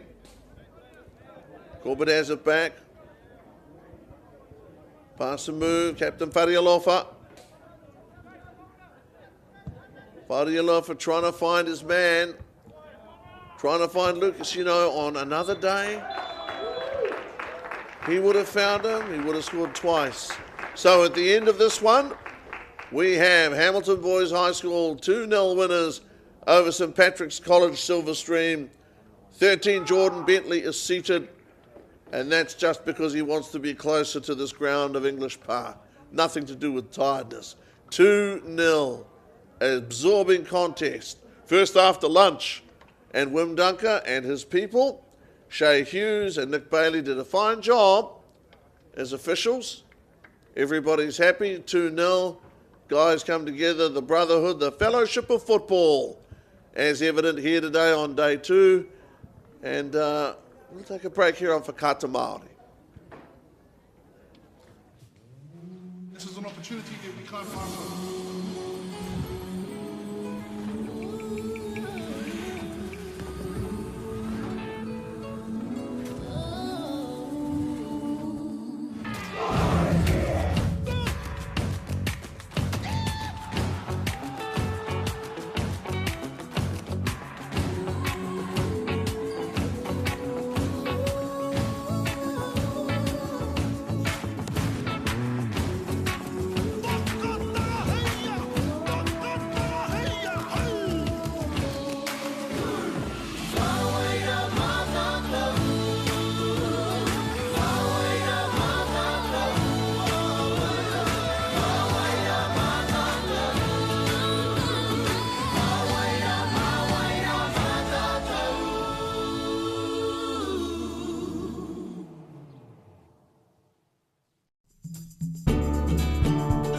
I just want to thank New Zealand Carbon Farming for taking the initiative and supporting schools like ours. It's really important they have that outlet to come to kura for another reason other than curriculum, and for some reason in our water our kids just breathe sport, and having that resource here makes life that much more enjoyable and they can keep doing what they're good at. Having this funding, being able to use it specifically targeting sport is hugely beneficial. So the sponsorship from New Zealand Carbon Farming has been fantastic for our sports teams actually who went away to tournament week.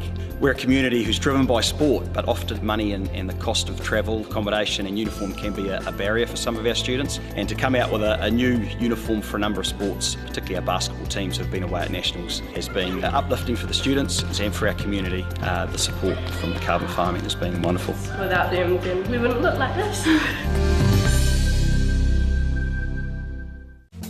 From us, it's a huge thank you to New Zealand Carbon Farming. The opportunities and the sponsorship that's been provided is pretty crucial for our school. We're buying new volleyball gear, so volleyball nets, balls and the stands to attach the volleyball nets to the floor. Volleyball is a very popular sport.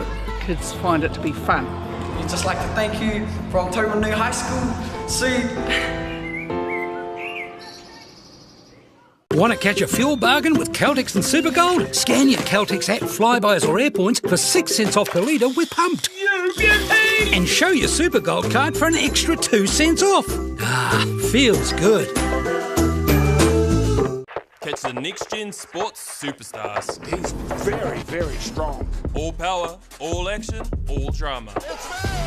Stream it live, ad-free from our secondary school's winter tournament. Subscribe now to Māori Active.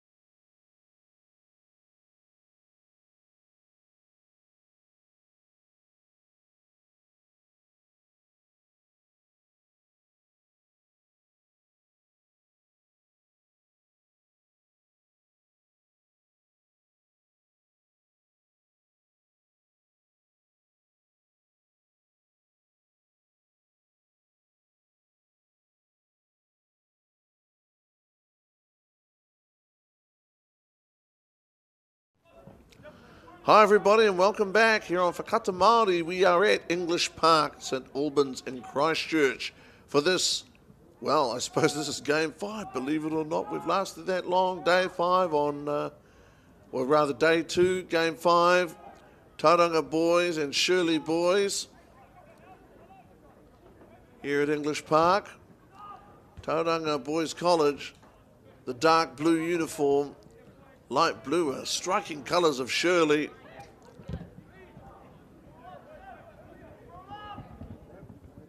Tauranga boys going to have to work hard, no question about that. Senior 8 is Forbes Hellier, powerful guy. Ben Richardson at the back for Tauranga boys.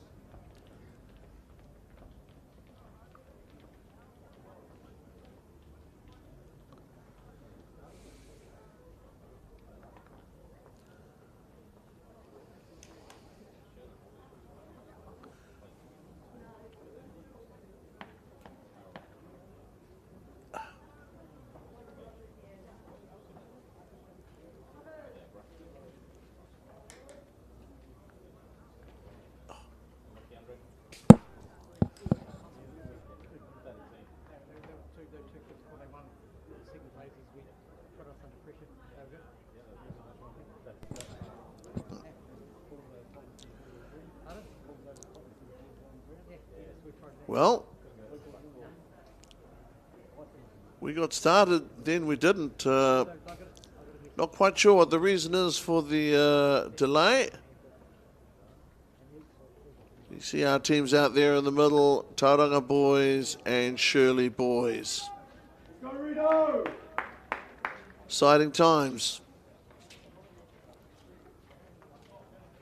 Referee Nick Brown.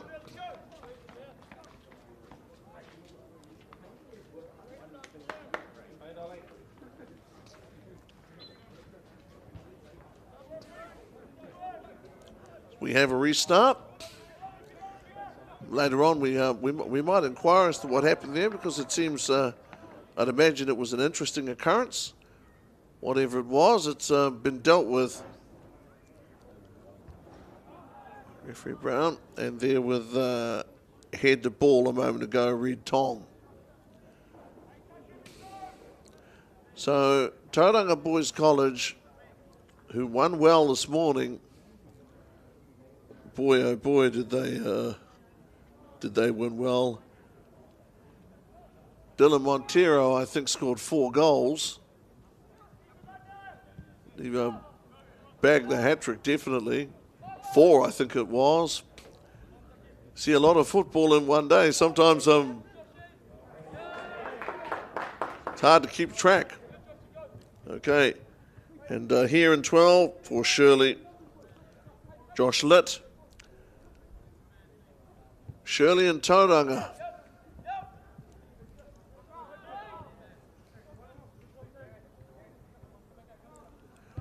Briar Taylor wears the 6. This is Briar. Briar across the ground. We'll give the ball some air, Shirley. Look to be a young team. Hellier. Strong guy, and watch for him to be hard to shift. He's an amazing strip, a lovely strip, this Shirley strip. The dark strip is a Tauranga. Experienced team. We're across there in 7. Eric Emachi Sugahara.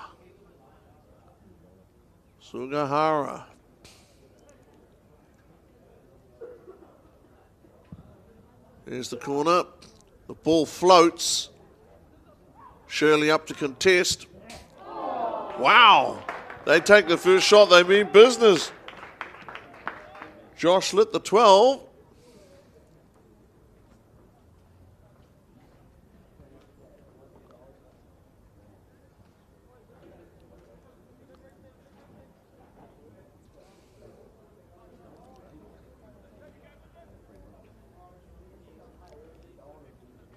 It's an interesting thing. Going to remember by day's end, not so much the score of every game, but individuals and what they did. It's what you tend to remember when you do what I do, are the things, the standout plays, rather than the actual score. Although to the participants, the score is fairly high on their list of priorities. Shirley, able to play back with control. Goalkeeper Liam Collins. Shirley Boys High School. First shot at goal against Tauranga, unsuccessful. But they just let Tauranga know that they're around. Here is a Hellier. Forbes Hellier. Finding Richardson. He's got to get himself up. This is some pretty good football. That was a Sugahara again. Once more, that's a couple of times that they've got the ball into that area to be able to put some pressure on Tauranga Boys College to ensure that they just can't do whatever they want to do whenever they want, however they want. Ball held at the moment by, that was Isaac Bishop. Shirley certainly getting numbers back in front of the ball. That's a good first stop. That's a great stop by Collins. So far, as it would read, Shirley 1 shot, no goal. Tauranga Boys College 1 shot, no goal. Tauranga Boys College, though, in pursuit and at the right end to do it. Saw a moment ago Isaac Bishop. Expect to see more of Isaac Bishop. Expect him to be a prominent figure throughout.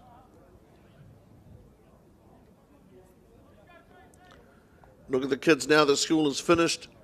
So many of them, of course, Shirley being a local team, have turned out. They want to see who's who. They want to know what's what. Shirley. Sugahara. Playing a prominent role. Tauranga Boys College, though, class defence. Zach Bryant, the 4. He was a powerhouse earlier today. Don't expect his intensity to dip this week, because he looks to me like a guy that just can keep going and going. Guys like that are pretty valuable. You don't want them to break down. They're consistent. You can rely on them. You know what you're getting. Tauranga Boys College and Shirley Boys. Look at him up there. Joby Reid just letting Collins know that he's around.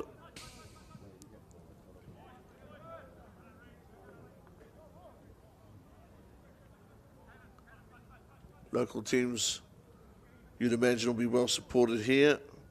Tristan Kiwana wears 7, and he plays the game with a tigerish intensity. Oh, good ball in there too from Tristan. Look at this Tauranga Boys College. They look dangerous at this end. They're asking all the right questions, to be honest.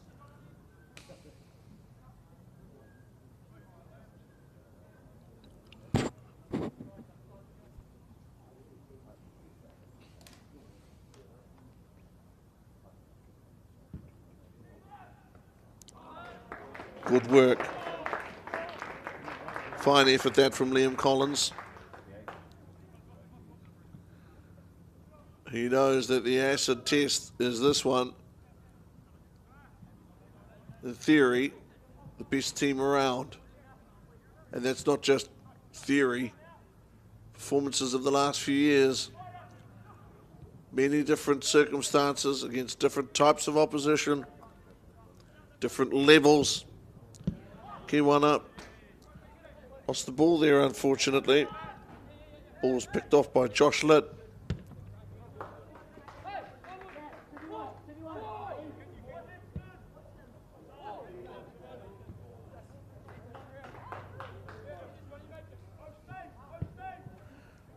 It's not a bad ball in either. Casper Marson. Casper wears the 5. Frenetic activity, that's Sugahara. Live wire. Shirley, long ball down, picked up by Richardson.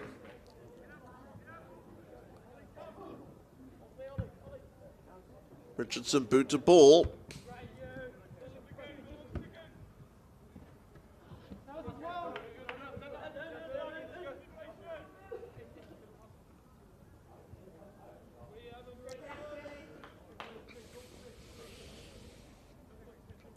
Forbes Hellier.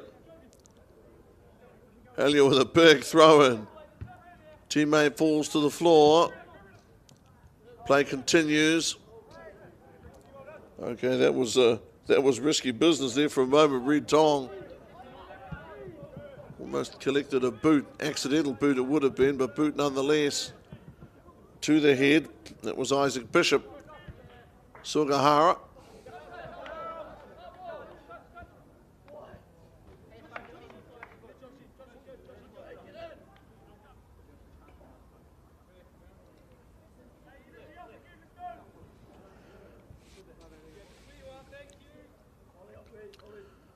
Forbes Hellier, where's Bryant?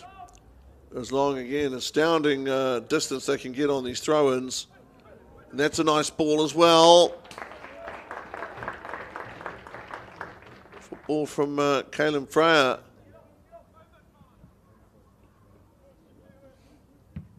Look at Joby hanging up there. I'll put a little bit of pressure on her, Collins. He does. And he is. Many of these players, as we've said before, it might be their first trip, but for some others, may well not be. This might be their first real big taste. Tournament football, certainly against this calibre of opposition.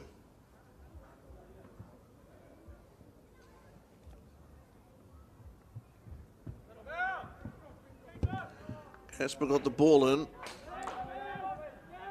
Here is Shirley. What can they produce? No score. Look at Shirley's determination. Look at that there. That determination paying off. Every time they can force Tauranga Boys College into an errant pass, that is, well, it is in a sense. It's a win for them. Sometimes you measure yourself against your opposition. Other times you say, well, that was a good performance by our standards. We thought we played well.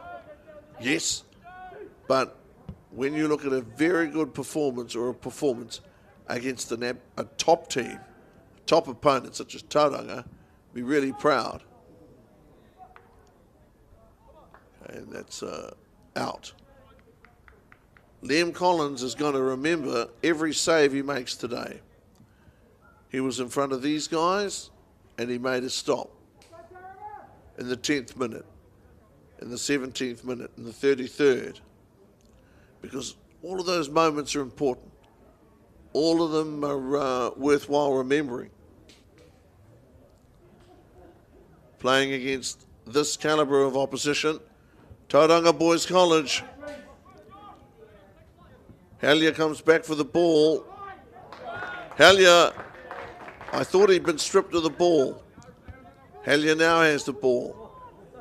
Immediately looks to play a constructive role. Pass the ball.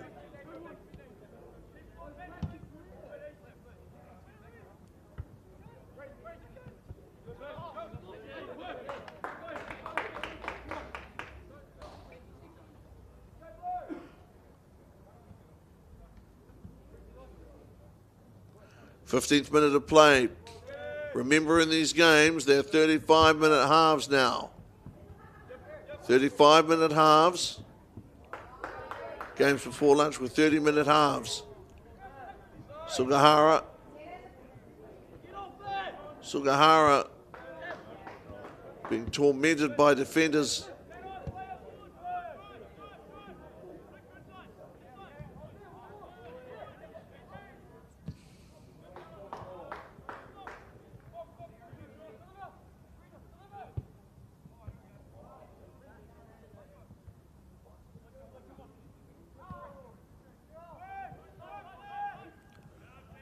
Shirley. Tauranga looks strong. Shirley won't go away. They want the ball. And they've got the ball. Again, they're just dogged and they're determined. Sticking as hard as they can to Joby Reid. And from memory, I think it was Joby scored that fantastic goal. Decided the Super 8 final. Extra time, pouring rain, chipped the keeper. An almost innocuous looking shot, almost an afterthought, and yet it paid dividends. High stakes here. National Championship Tournament week.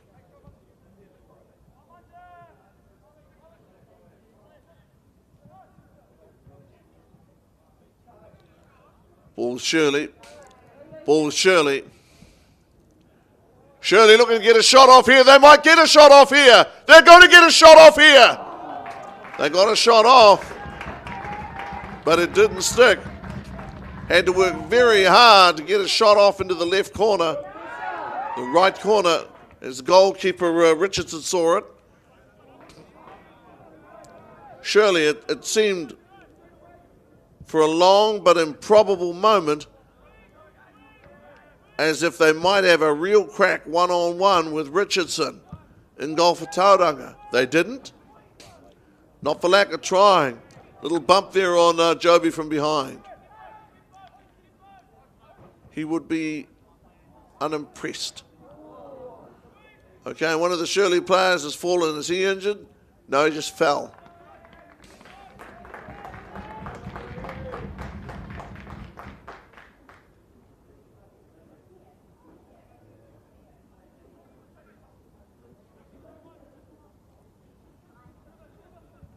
Shirley. Small looking dangerous. Need to show more urgency there, though. They did need to show more urgency there. Now they come to life. Sugahara. Sugahara down the left. Got to get it in. Sugahara gets it in.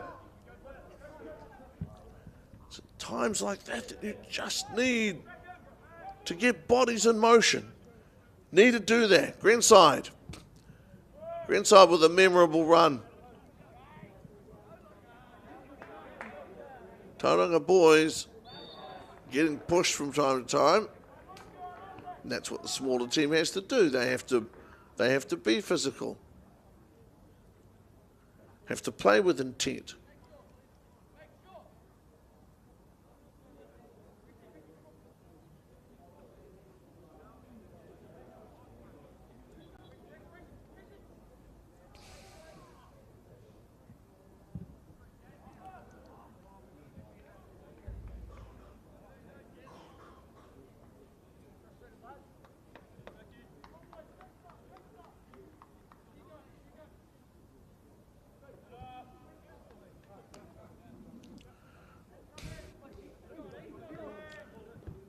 Okay, Shirley, they would be distressed with that.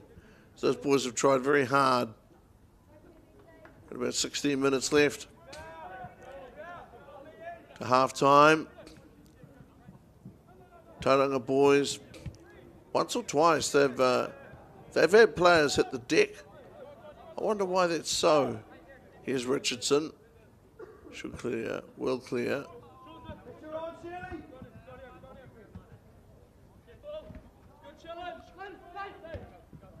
Well, hell yeah. Having it stolen from him.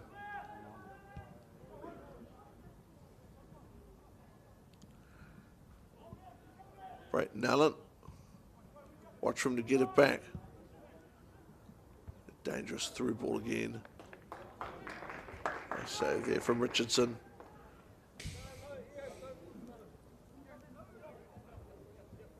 Poise.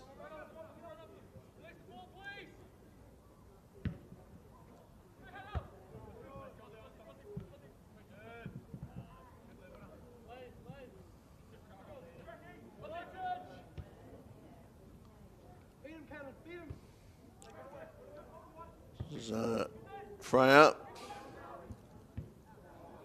Shirley have got to clear this this ball. They've got to get it out of this area. They can't afford to give the likes of Bryant a shot at goal. If that happens, very hard to contain him.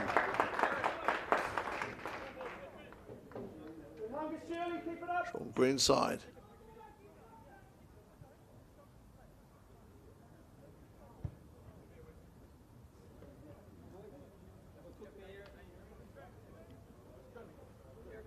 Hellier, deep with a throw into Joby, I think.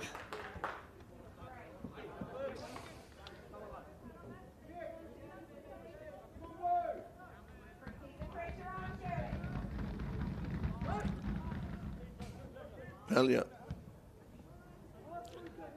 Key one up. Jake Bell. Bell. Oh no, Shirley! Well, they were in trouble for a moment. Tauranga, I'm not going to say they smiled a gift horse in the mouth, but they had an open look. Open goal. What happened there? I think that Collins must have fallen over or something. He was out of the picture for a moment. Surely a sigh of relief. Incredible sigh of relief.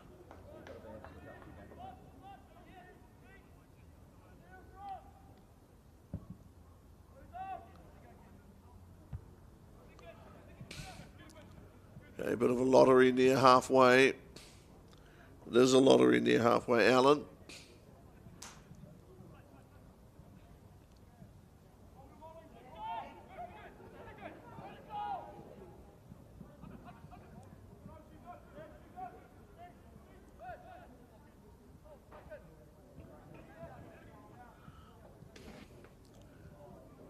Third minute.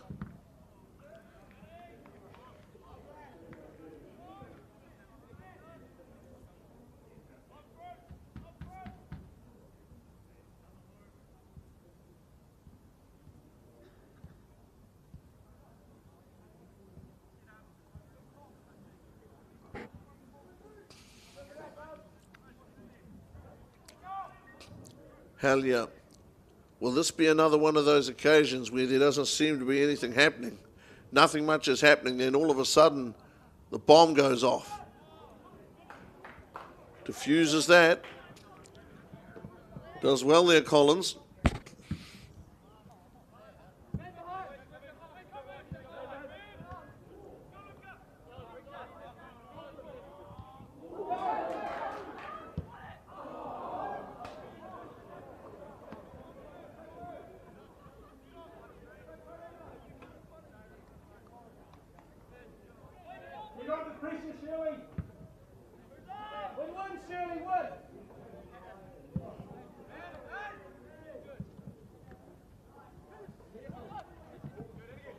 Tauranga struggling to get control back here.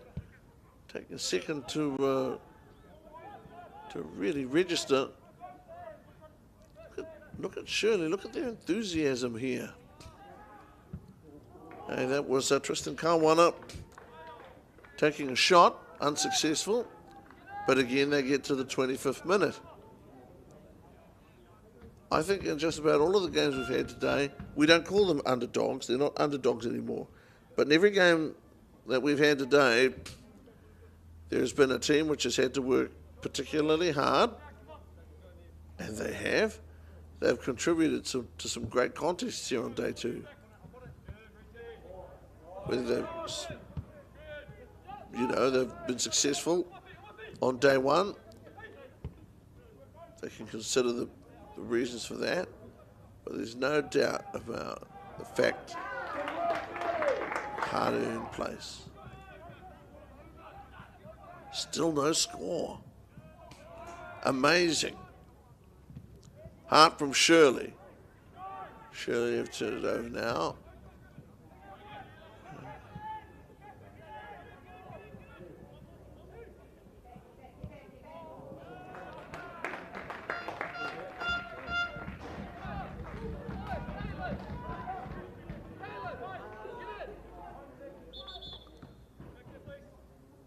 Sugahara.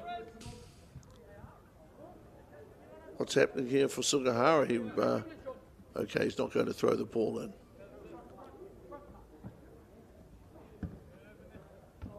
All over the head, I think, of Greenside.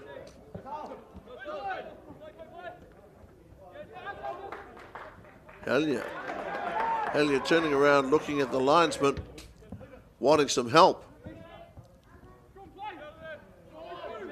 See the big guy scrapping away for his team. 15. Reese Jones.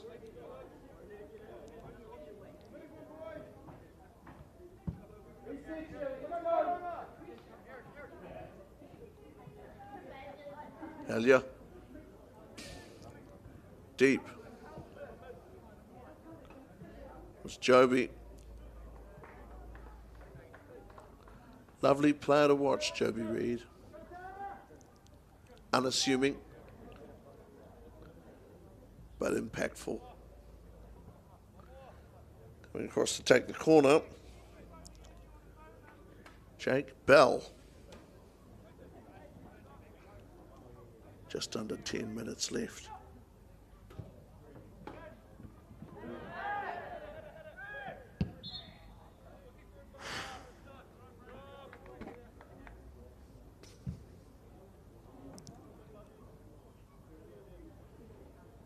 Shirley hanging on. And you know, as good as some of our hard-working teams were today, got to say one thing, neither of them held on long enough to take the game deep into the second half and potentially cause an upset. They got close, but they didn't stay close for long enough. Shirley, nice skills a moment ago. You saw their nice control. Certainly nice control from Josh Litt. Is that Bryant clearing?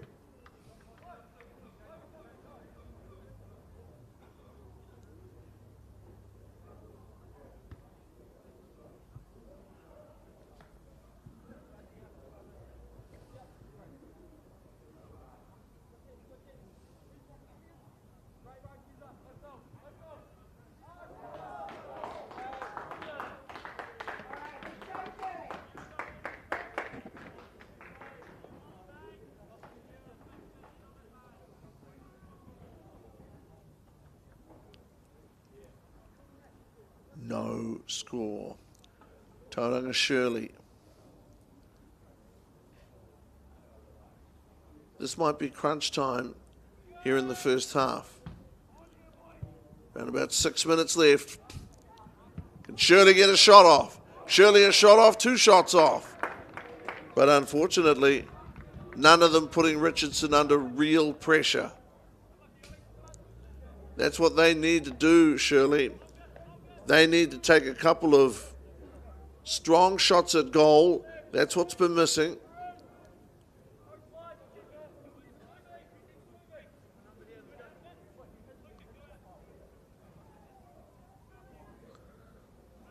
Ben Richardson goes deep.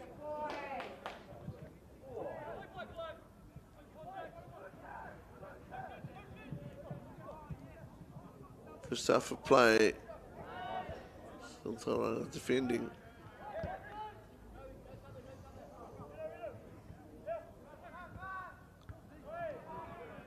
Shirley now Sugahara. Can Shirley be dangerous at the end of this half play? Taylor had it a moment ago, number 6. Some of these guys just need to play with a little bit more intensity. You can see people standing around waiting, trying to figure out what's going to happen. You got to make something happen. Okay, Hellier gets beaten. It's actually a pretty good effort. Josh Litt.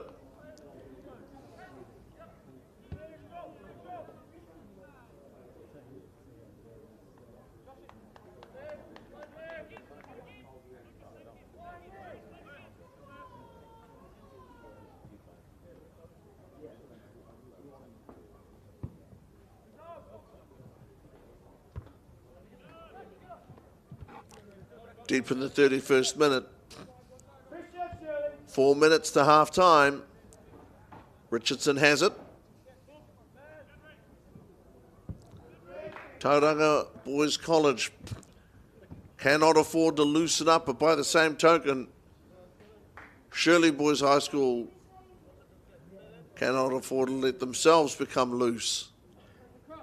4 minutes to go.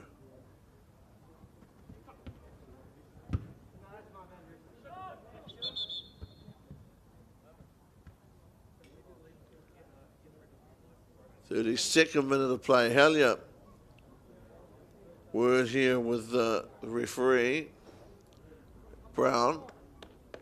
May want Hellier to have something checked out. I've got no idea. He seemed okay.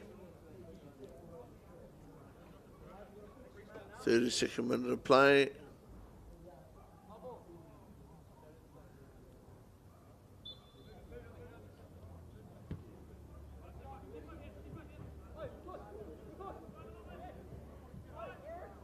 Shirley to hold Tauranga Boys College scoreless would be significant. Sugahara, plethora of different attacking skills.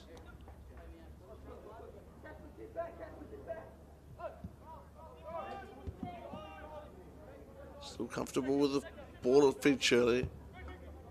Maybe the time has come to really take a shot down the ground.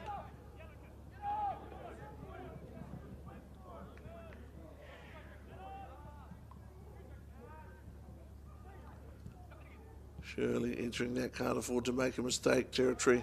Tristan Kawana has the ball stolen from him. That's important for Tauranga. That's a key. Kawana's marvellously skillful. He can create goal-scoring opportunities.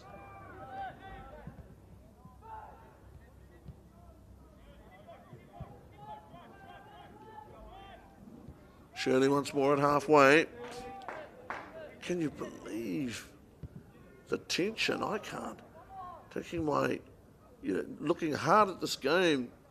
Shirley's second game, of course, today, but the little guys are battling and fighting. I thought they had a shot coming. I thought for a moment, Karen Langley might be going to take a shot. Here's a Kawana.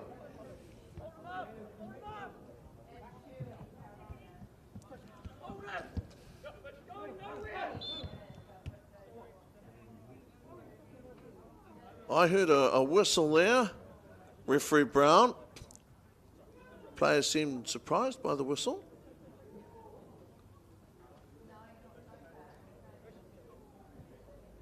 Okay, Hellier back onto the field.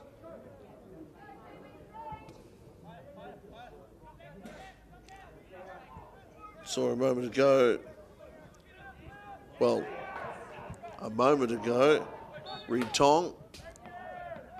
Ball whistle here from referee Brown.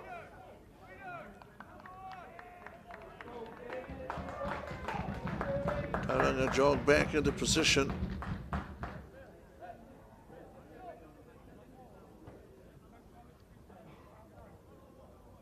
I think Shirley boys would have to be very happy with their gutsy team's performance against this Tauranga Boys College outfit, which is a very powerful side.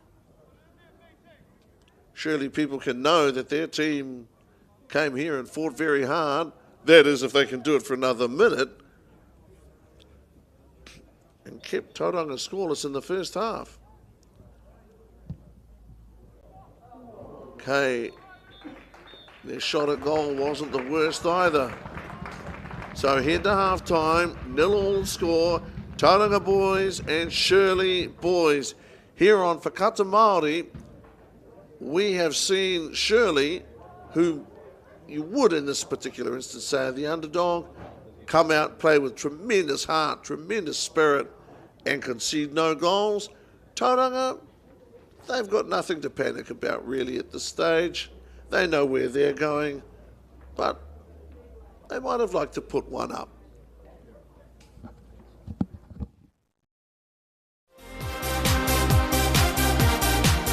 Being a rural school, travel is always a huge cost when playing sport at Central Hawke's Bay College.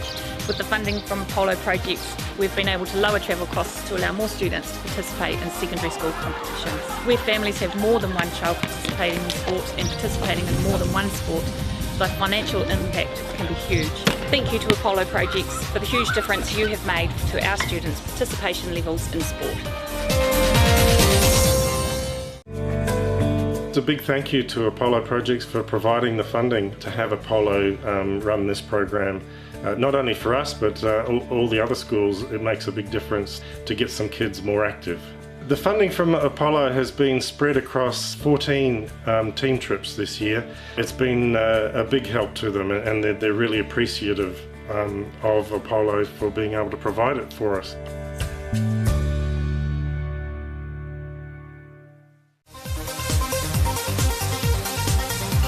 I'd like to say a huge thank you to Apollo for all their support with our sports gear and our surfboards. So the Apollo Project's sponsorship has been used to help our sports teams with new uniforms, with getting away to different tournaments. The pride on their faces when they see the new uniforms is just amazing. It's really lifted everybody's spirit. No time to fluff around today? No worries. Just swing into Caltex and pay for fuel with Pay an App to speed on through. Ooh, yeah. Feels good. Use it at your local participating Caltex. Catch the next-gen sports superstars. He's very, very strong. All power, all action, all drama.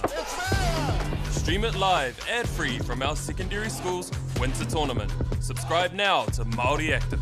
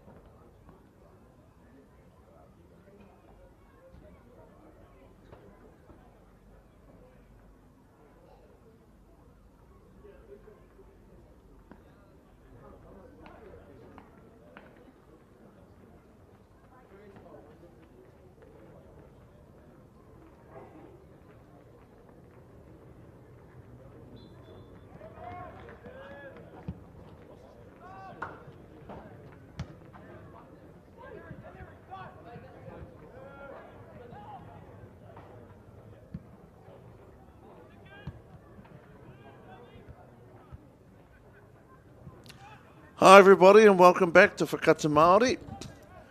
And I'll tell you something right now. It is a scoreline that I, for one, didn't expect. Shirley Boys High School here on Whakata Māori have shown incredible courage against a Tauranga Boys College team that may be resting certain personnel and in terms of resources, marshalling those around, but nevertheless, they are Tauranga Boys College, and so to hold them scoreless at halftime represents a significant effort.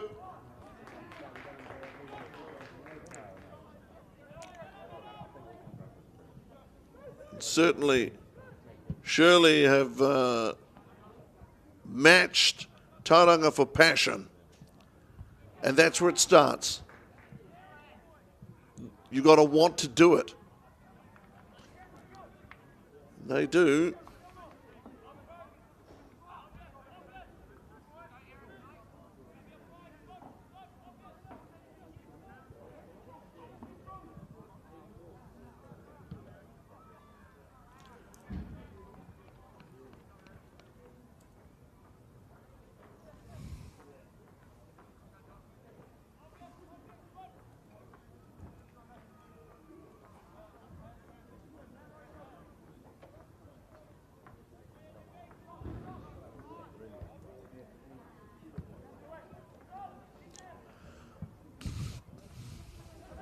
Shirley Boys and Tauranga Boys, oh man, that's the first shot taken here in the second half.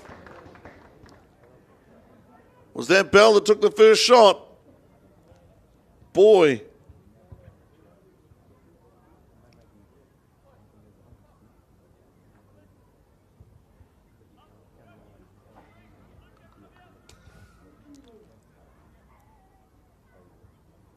Couple of dicey situations at the start of this second half for Shirley, but they've survived. Wouldn't call it a baptism of fire, but you'd say that they have been under some pressure. Tauranga Boys College now for that good through ball. That was Tristan Kawana.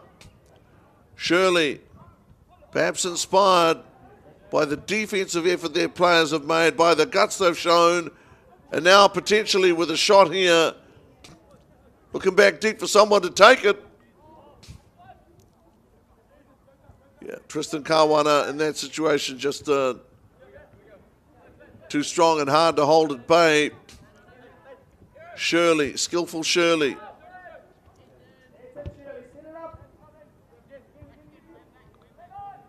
Touch of Shirley. Pursued hard by the likes of Joby Reid.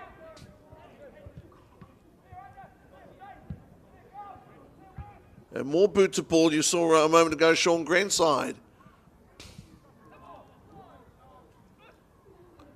Look at Shirley in there battling away. It is admirable. Longer it continues, the closer these teams will come. That's essentially what it is. Start of a game against the best opposition available, there's no score, but the gap between you is wide. The longer that the game continues, the more you start to think, hey, not wanting to get ahead of ourselves, but do you think, I mean, is it possible? Certainly, Shirley are going to have to stay sharp, however. Don't want to turn the ball over in that situation.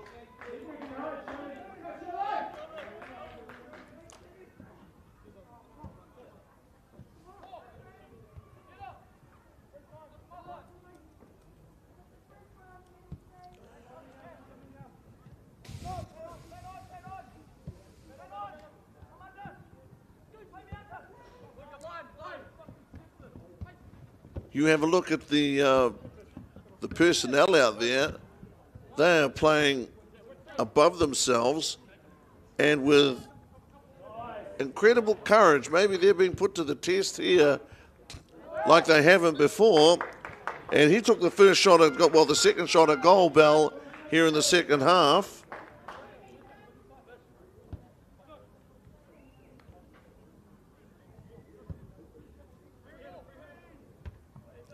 Sugahara is a player that you're going to have to keep an eye on. Although he's been very well marked by Tauranga. He's one of the stronger, one of the stronger opponents. He's somebody that they've kept a very close watch on. Hellier, now with the foot, to the head, to the foot. Strongly here, Hellier. Hellier with some good skill, coming around to the left. Hellier with a ball that takes a bounce out over the end. Ocean Sakara.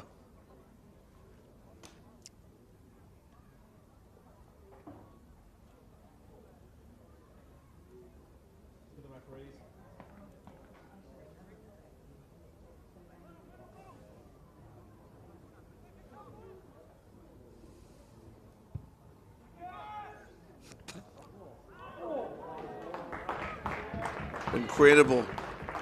Shown enormous courage, frankly, Liam Collins. What he's done out there, he deserves special credit because, goalkeeper, you have the chance to be, there's nowhere to hide. And he certainly hasn't.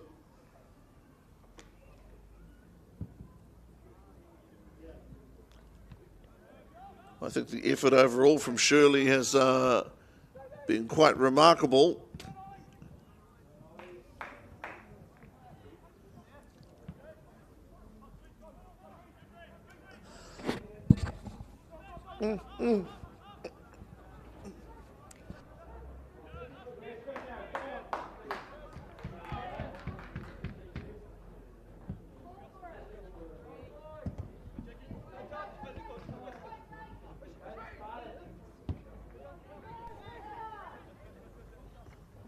Collins, strong goalkeeper. Trying to get the ball down there to Luca Marson. Luca's in 9. Touch for a Blair Taylor. So now Shirley, for a moment, gets something going, then turn the ball over. Now Tristan Kawana trying to give guys time to get into position, make a pass. Player has an opportunity to set up. Kawana passes, moves away from the ball, looks to get the return pass.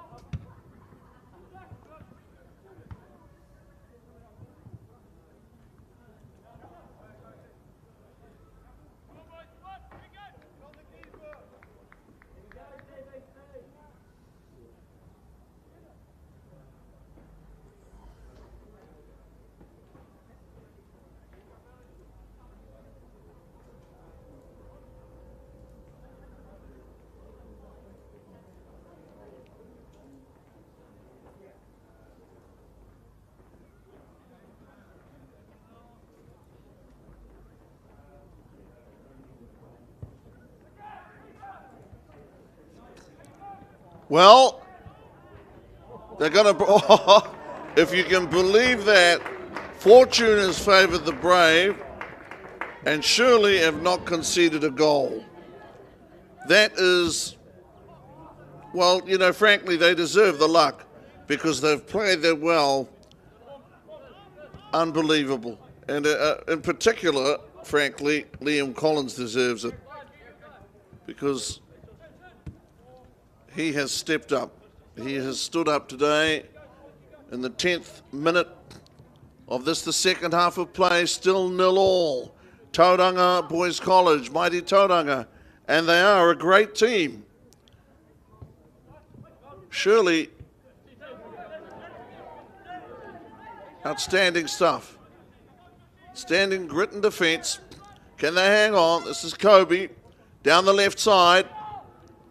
Being chased here by Shirley, looking to get the cross, make the cross. Has now, he did it beautifully.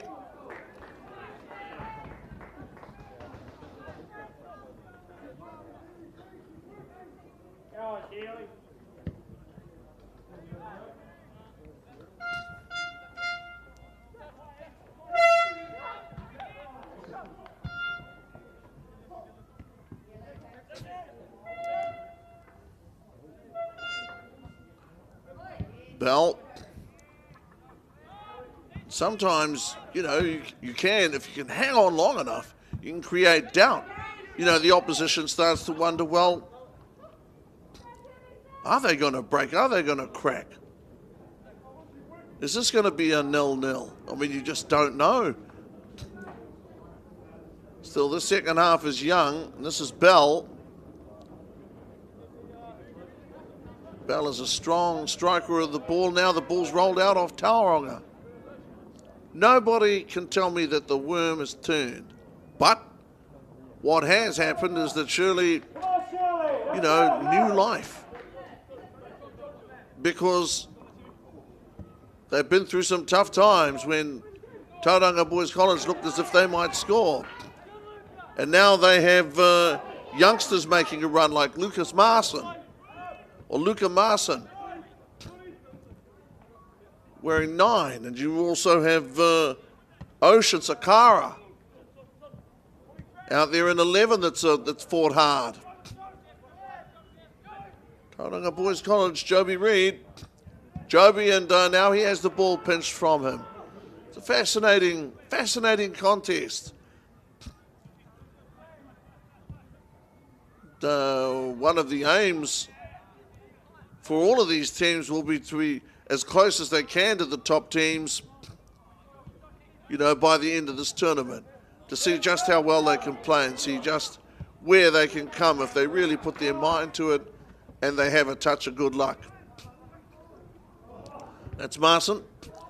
And look at Marson hanging around. Look at Marson coming to tackle. Tauranga Boys College, though, with grit. And Marson there with a bump. On the big fella, was that Jake Bell? Bell would respect the effort. Big chase. Referee Nick Brown over there to have a look at Luca Marson. Marson fell, it looks like the left leg. Is it the left knee? Certainly in some discomfort.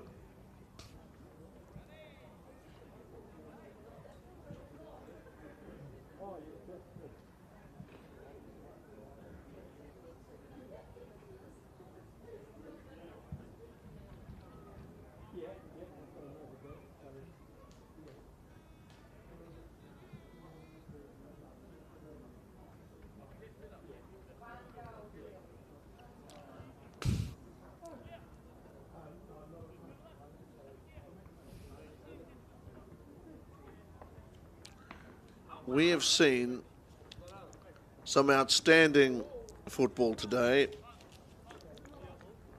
Just incredible. St Kitts over Whangarei, Tauranga Boys over Christ, St Peter's over Wellington College.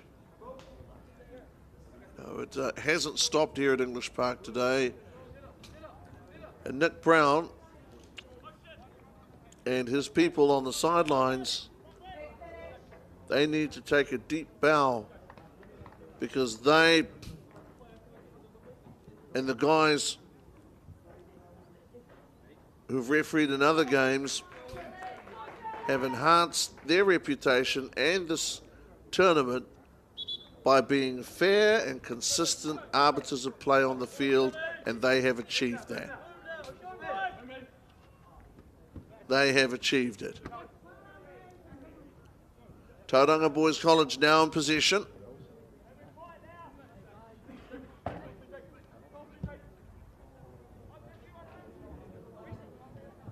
That's over to our Tristan Kawana,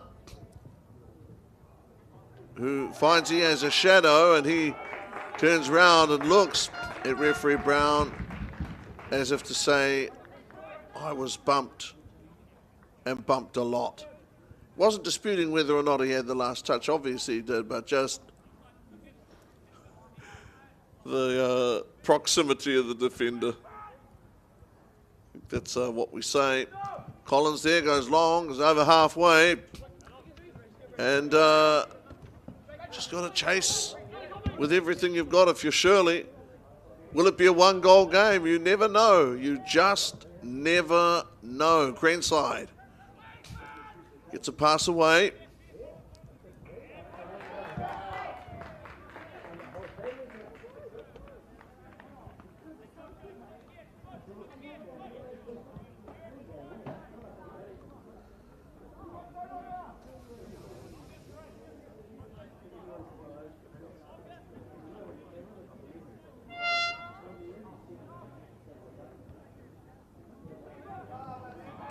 Collins, he seems to have grown in confidence too, grown in stature.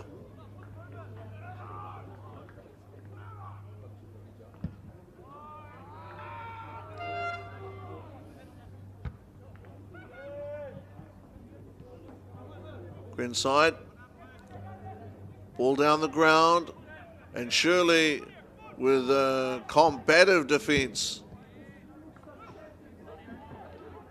Fierce resistance, willing to get in there, work hard for the ball, disrupt. That's what you have to do if you're up against a well-organised opponent.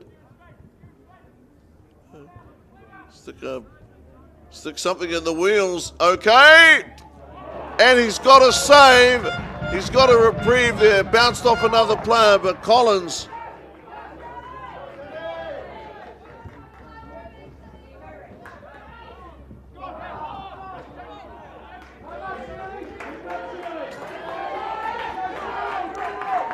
we are 53 minutes in to this goalless game at English Park. Anybody out there that thinks it's been boring or nothing has happened, they've got no idea, because these guys surely have gone up against a very well organised and disciplined crew, and just with sheer heart, they have stayed in the contest.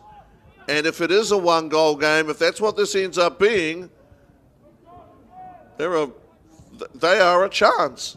If you can believe that they've worked that hard, I believe it.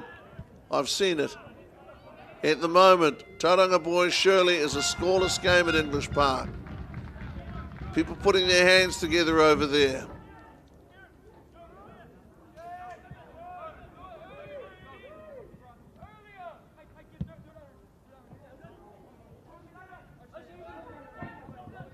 Bell trying to fight around a defender, passing and then moving away to space, creating space. Greenside over to Bryant. Bryant has to chase after the ball. Bryant now puts boot to ball, chases it, is in the corner, comes off the end. Don't know whether you'd say he was flummoxed or annoyed or what, but he'd worked really, really hard to try and get down that sideline. Remember, 35 minutes each way. 55th minute this is. So in theory, another quarter of an hour for someone to take this game by the scruff of the neck. Nobody really has. It has not been a flowing game of football, but Neither side has allowed the other to dominate. Now that looked a little clumsy, and certainly some people in the crowd, they weren't pleased about it, but this game has been played at all times, got to say, in the best spirit. There's been no foul play, no suggestion of foul play, although teams have been, very competitive throughout. You can see there Shugahara. He never seems to run out of energy juice, Shugahara. He's always active. When he's got the ball, he's looking to pass. Got the ball, looking to run, do something. You never quite know what. I enjoy watching him. Sometimes I've got no idea what he's going to do. I wonder if, not just the defense, but even his own teammates, mind you, they've been playing so long with him, they're probably used to it.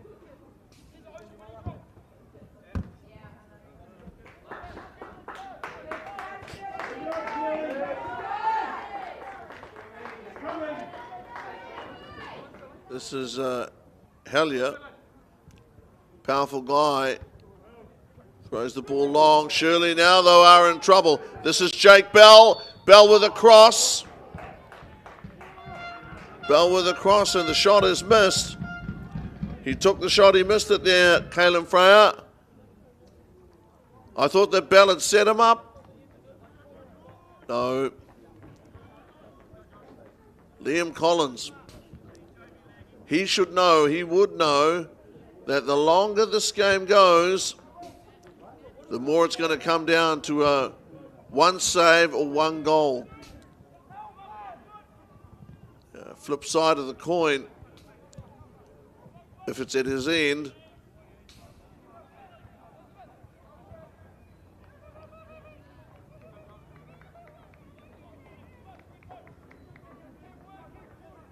good, positive play. That's what we've seen. That's what we've witnessed. Showing that the mouse can roar. Surely have. They should be pretty proud. Come on, Shirley. Some might have estimated a flattering scoreline. That hasn't happened. The scoreline doesn't flatter anybody. The game has been this tight. It has been a good game. Been very competitive. There you saw a moment ago, Bell stripped of the ball. And now you've seen, sorry.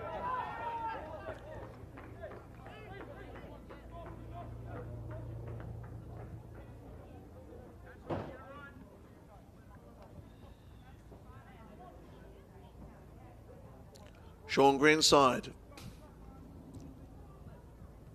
Can he get one to curve here?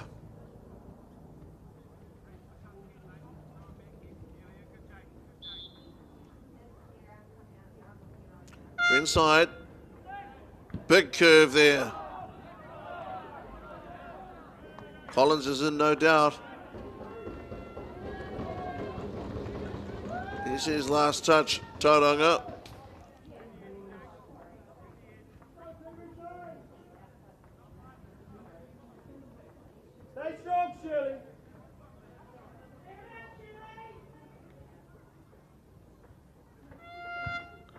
The moment 0-0, the ball drops, and it's in the back of the net. So it is a big one. It is a goal, and they can be pretty pleased about that, Tauranga Boys College, and they can be pretty pleased with Joby Reid because he's the one who's done it for them. And wow, that'd relieve a bit of tension. What you seem to find after something like that happens, Joby Reid there scoring a very good goal, is that a team plays more freely. They're a little more relaxed. They start getting back into their work because they know they've got one up. Shirley boys, they've got to recover quickly from that because they have played well. Here's Joby again. Joby being pushed and bumped around now. Joby, shot from out wide. Tauranga Boys College have certainly, You feel the change in the mood there. Joby goes down. And that is a yellow card. I think the yellow card, has been issued to Casper Marson. I'm not sure. I certainly apologise if that's not the case. Because as I said, the camaraderie, these teams has been excellent. Presented there from referee Brown. Again, that's just a little bit about balance and timing with the challenge.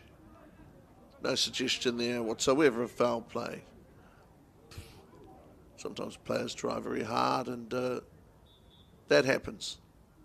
Moment 1-0. And real credit there to Reid. He didn't stay down. Got up as quickly as he could. I think that's something that more coaches want to encourage. And frankly, discourage players from staying down.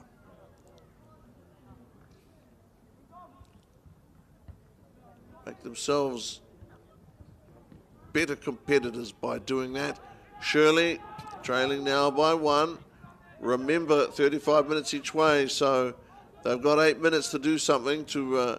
Here's Reid down the right side, really being pushed hard. Well, Liam Collins has conceded only 1 goal.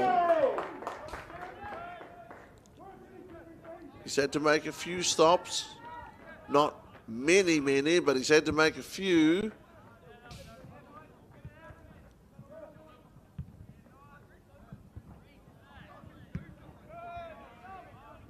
So this is the sort of aerial battle that we had towards the end of the first half. Here's Gahara. Energy upon energy from him. And Tatsumi Konishi out there as well, wearing the 10. Tatsumi right up there behind Tristan Kawana. Tristan has been a key figure in the game today. His distribution. Tauranga Boys College just as determined not to let a goal in. 2 things, you want to score, but number 2, pride. Pride in not letting a goal in. Certainly Richardson is of that inclination, he's of that ilk. 1-0 will do. 1-1 will not. 63rd minute of play. Little short on the corner. Nahara battling with Bryant. Bryant got hands on him. Put the handprints on him to prove it over his back. Oh boy.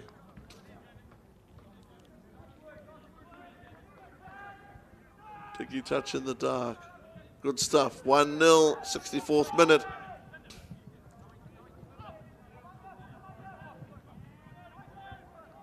Back there to pick it back there to pick it up.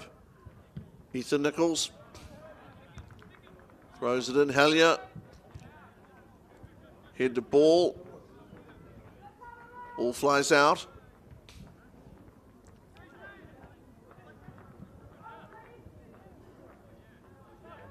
Shirley haven't looked like scoring a goal in the last little while.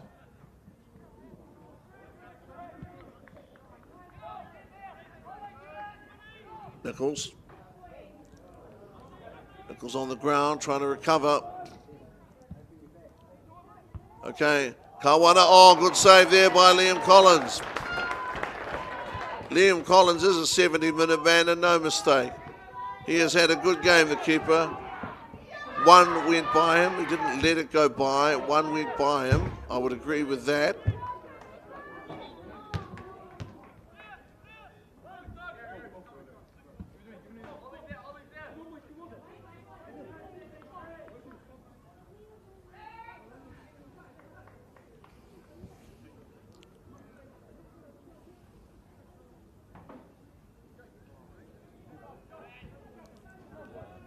1-0. A remarkable scoreline which speaks to the effort from both these teams on behalf of their schools, on behalf of their footballing tradition. And we have seen some joshing between rival players. 1-0, 66th minute. Tauranga Boys College would be of the belief that they certainly should hang on. Here's Tristan. Kawana, lovely ball. I don't think, to be honest, that Tatsumi knew it was coming. Or sorry, that Brayton Allen thought it was coming. Richardson.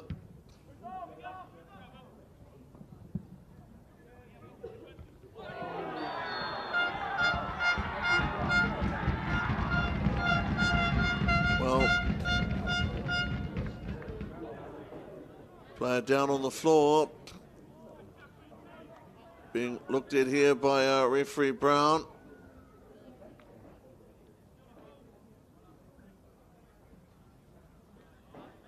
Who is now in a situation where we have one of the Tauranga Boys College coaches, a member of staff,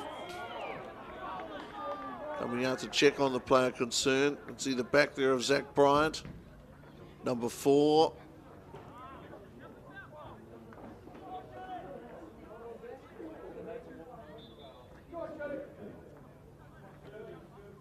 Zach Bryant, number 4, far side.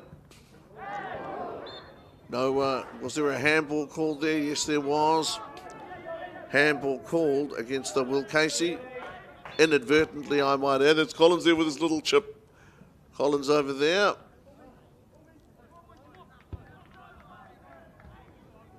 Game winding down. You wouldn't like to see, if you're a Shirley Boys supporter, and I mean this, those lads have played so well today, you wouldn't like to see them clock off. Because they need one goal to draw level, that is. Around about 3 minutes left.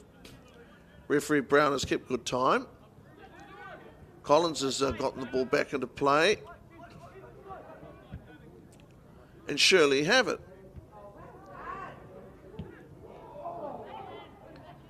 Richardson. Sometimes you need a bit of action sometimes. Not so much that you can see the goal, but you certainly want something to happen. Hasn't had a lot run his way. Joby, of course, scoring the first and only goal of the match here in second half. 0-0 at half time.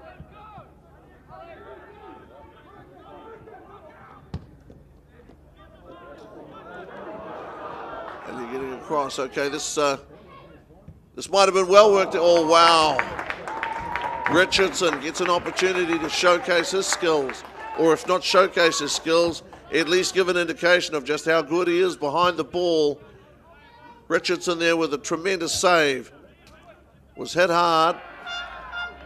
There was the big guy tipping over there. That was Casey.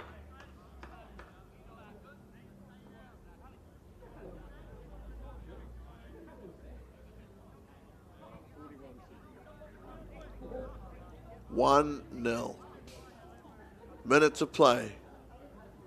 Guys go down. Not quite the walking wounded, but guys feeling it.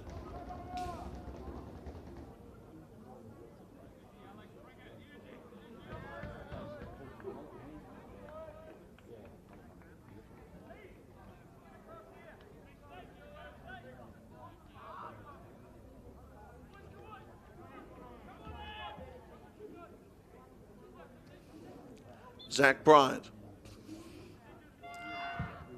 Bryant there with a chip. Collins. Got to be honest and say that Collins had a gutsy game. Tauranga Boys College have beaten Shirley Boys 1-0 here in what for us has been Game 5. Game 5 on this day, Day 2, here at the First 11 Football Championships. Guys evacuate. Referee Nick Brown just going around to shake everybody's hand. And that too is good to see. You will always see the players and the coaches shake hands. Tauranga Boys College staff, certainly a school that knows what sportsmanship is all about. Here on Whakata Māori, a really, really good day's football. I've enjoyed it. I've loved what I've seen here. And the special camaraderie that exists around not just this tournament, but this game. And the fact that all of the participants, you know, take something out of it, an experience. That's what they take out of it, an experience, a life experience. Brilliant stuff. 1-0. This is an opportunity that we can't pass on.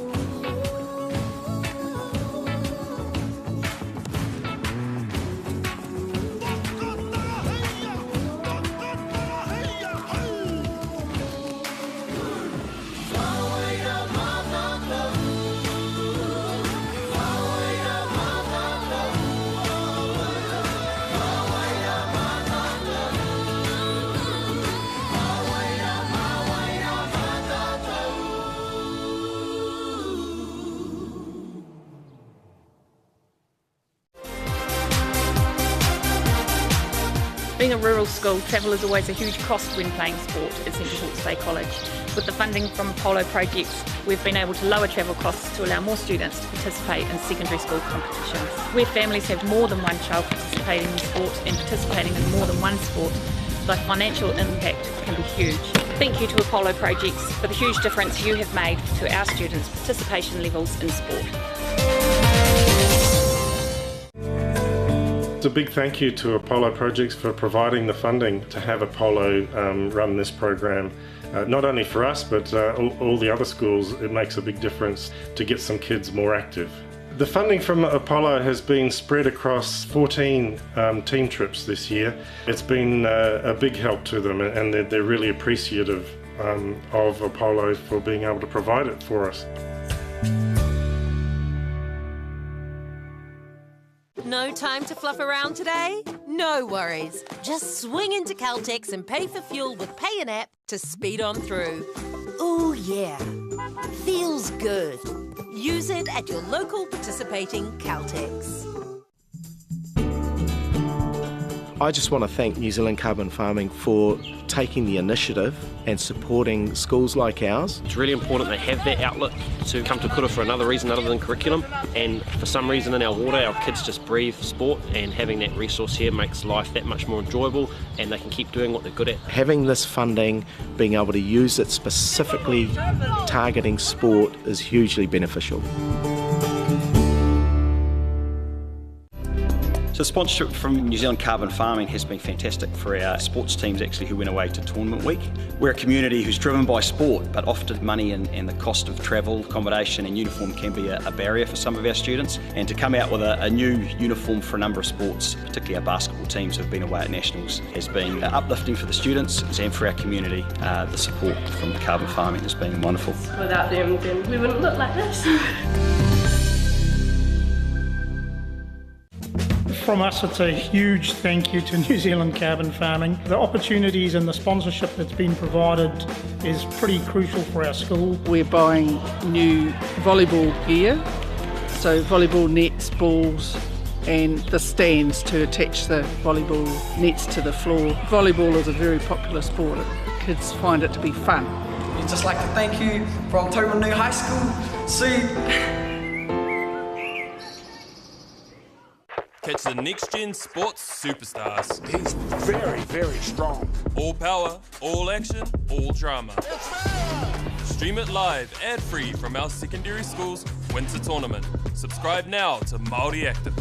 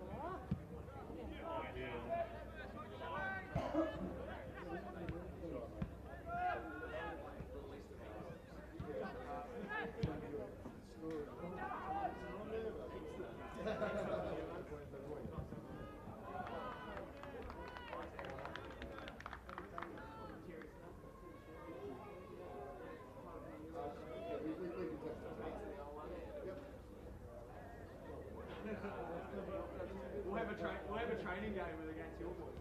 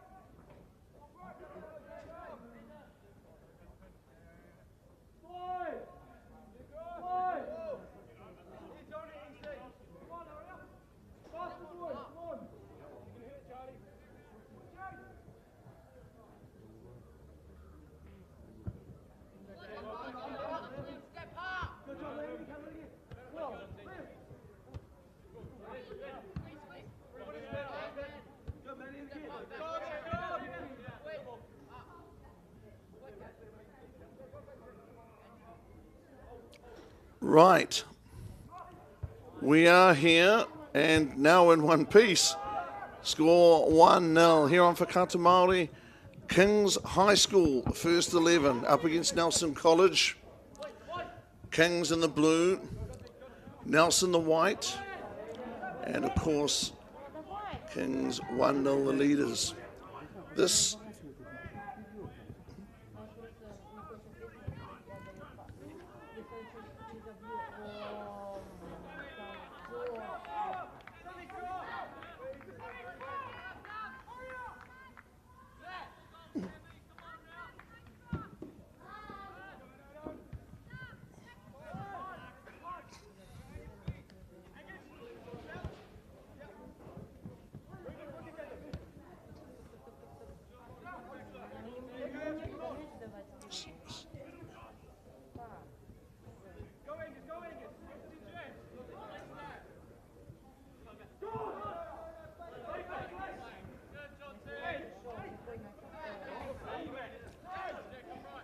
Nelson in possession. 1-0 the score. Kings by 1. And incredibly, absolutely incredibly, now take a look at that. Those are some happy young guys. Nelson College have drawn level, 1-1.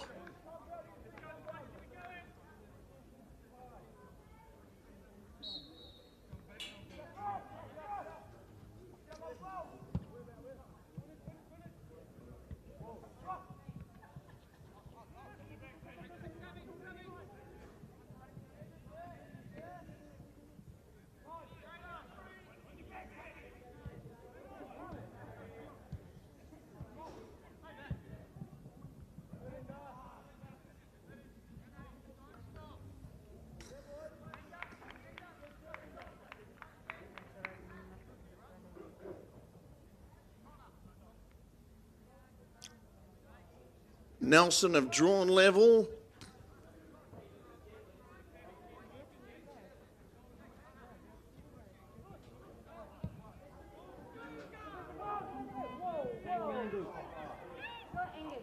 Now finally. They're asking some questions at the moment, Nelson College. Rather, Nelson up 2-0. We had one or two technical difficulties. I must apologise for that. Laid at my door. 2-0 at the moment. Nelson College up 2-0 over Kings.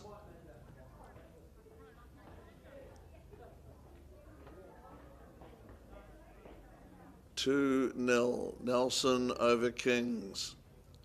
Nelson in the white. Kings in the blue. Game 6 for us today.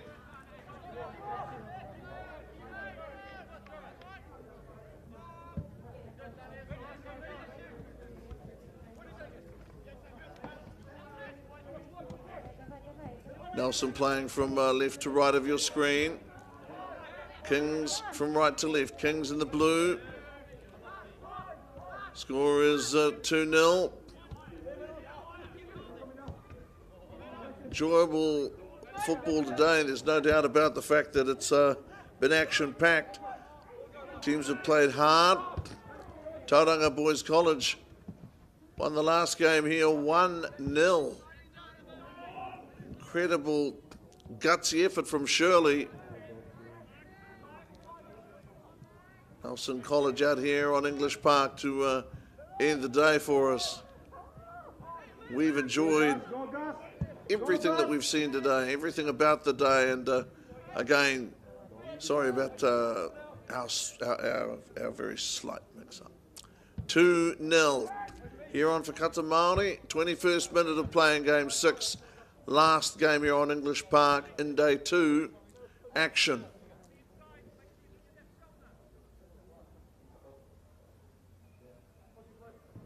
It's Josh Scott throwing the ball in. Nelson up by 2. Nelson have started this game in dream fashion. An ideal start to this game. Kings having to fight for everything they get.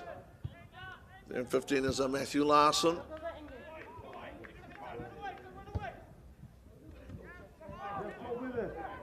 Nelson that wide strip as the shadows grow long. They've turned the ball over here to Kings.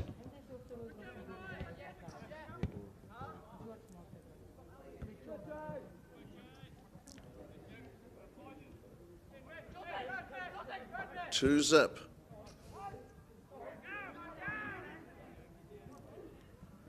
So Kings High School with an opportunity. Create a little bit of pressure. Take a shot at goal.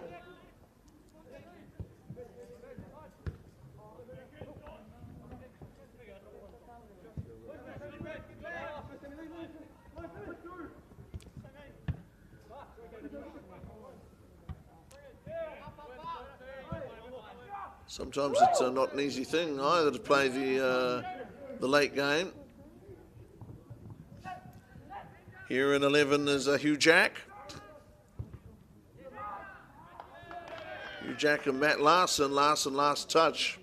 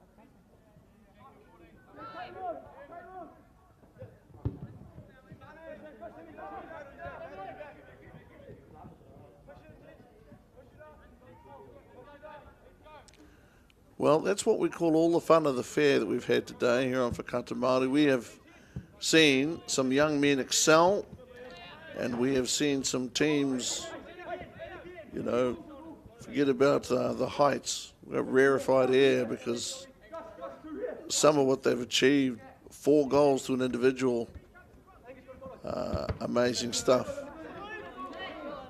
Literally, certainly a once in a school career performance. Now at 2-zip, Nelson College. They have an incredible long-standing rivalry with Wellington College as regards rugby. It's the oldest traditional inter-school fixture in the country. And their football team also does them proud. Whatever these schools do, they do well and they do properly. And that's one of their admirable traits. Shadows grow long here at English Park.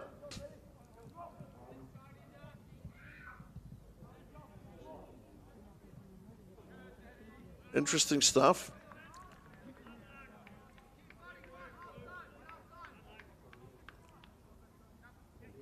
So roughly 10 minutes to play here in the first half. Think of this ground, you think of Steve Sumner, you think of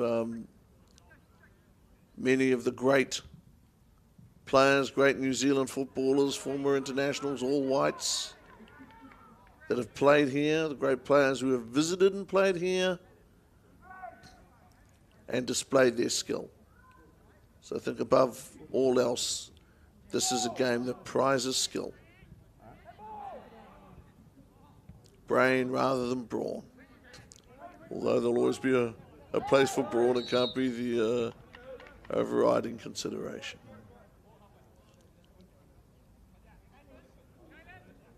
To zip. And again, a lot of invitations were sent out before this tournament began.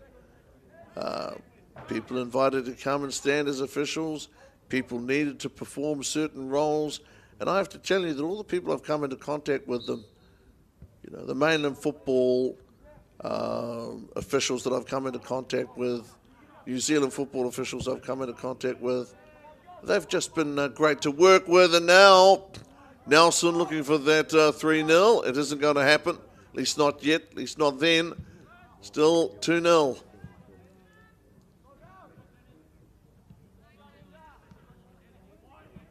Good stuff.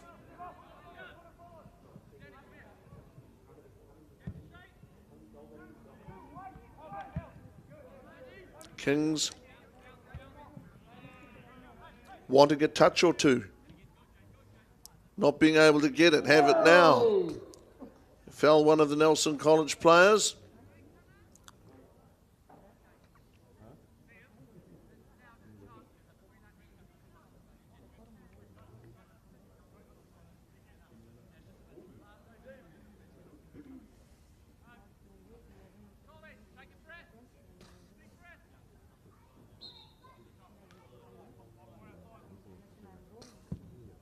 Wonder if that is referee Hughes, Shay Hughes.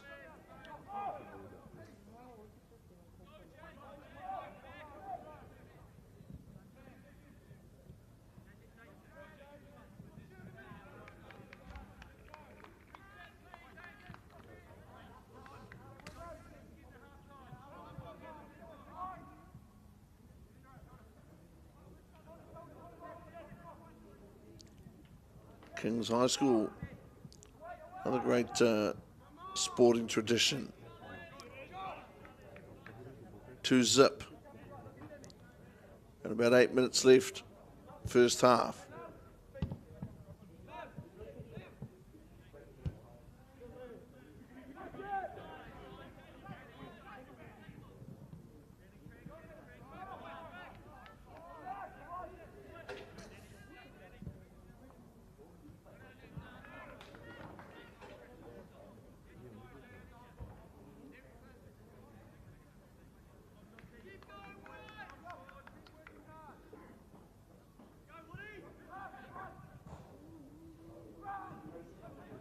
Okay, Kings have got a goal, so Kings are on the board. And they needed that, they got it. 2-1, Nelson College over Kings High School. And we stay with that young man. We'll get you his shirt number the minute he turns for us. Not being easy. Okay, so we've got him. Matt Larson. He is the one who put them on the board. 2-1 now, they can make a game of it, Kings. 2-1 at a half-time, and the game, has just changed a little in terms of the complexion of it.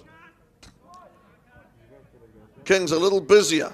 They're making a tackle, almost getting almost coming up with a successful steal. Certainly making a tackle is amazing. You know, a goal, one of those things that just brings you to life. Number 15, Matt Larson. Remember the name. I'll remember the name. He was the one that, as the shadows drew long over English Park, last game of the day, some loyal fans, some wonderful parents, dedicated coaching staff there, as others traipsed away, who saw them score in this last game of the day. We're there for that. Quite the picturesque setting. So 2-1. Two great mainland schools. A southern derby of sorts. Matt Larson, I wonder what that's like, be able to do that.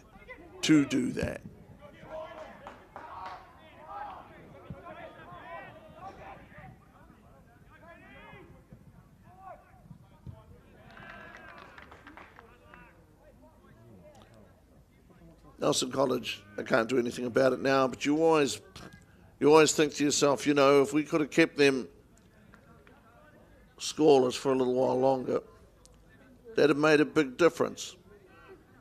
Who knows? These are the questions we ask ourselves. That, by the way, is not the correct score. It's 2-1.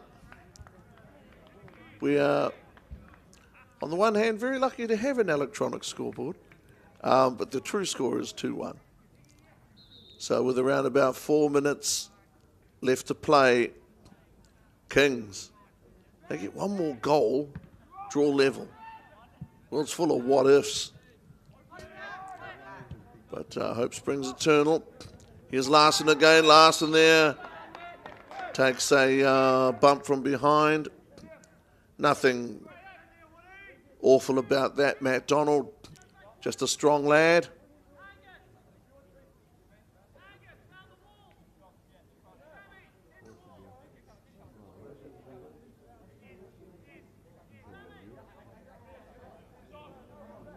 This is Hugh Jack.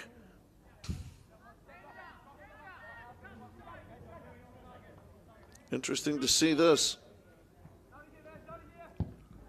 Hugh Jack has gone over the crossbar. Now we have only around about 3 minutes left. Hugh Jack. Because these guys, everything that they do for their teams. That's the reason for the little bit of disappointment that you see there. It's because it's not about them as individuals. It's about wanting something for your team. And when you're not able to supply it, you know, you're a little down about that. But you have, in this situation now, 70 minutes in which to do something. Guys have got around about 3 minutes after this and another 35 after the break. Can't forget what you're engaged in or how long the battle will run for. Kings really dominated field position in the last, certainly the last 5-10 minutes.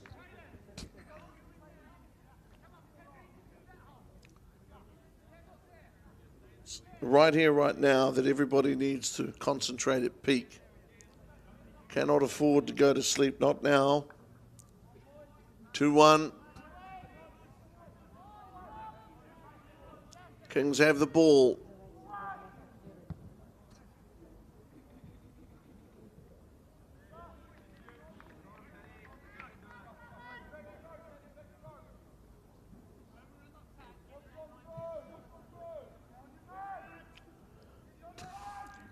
Ball is thrown in.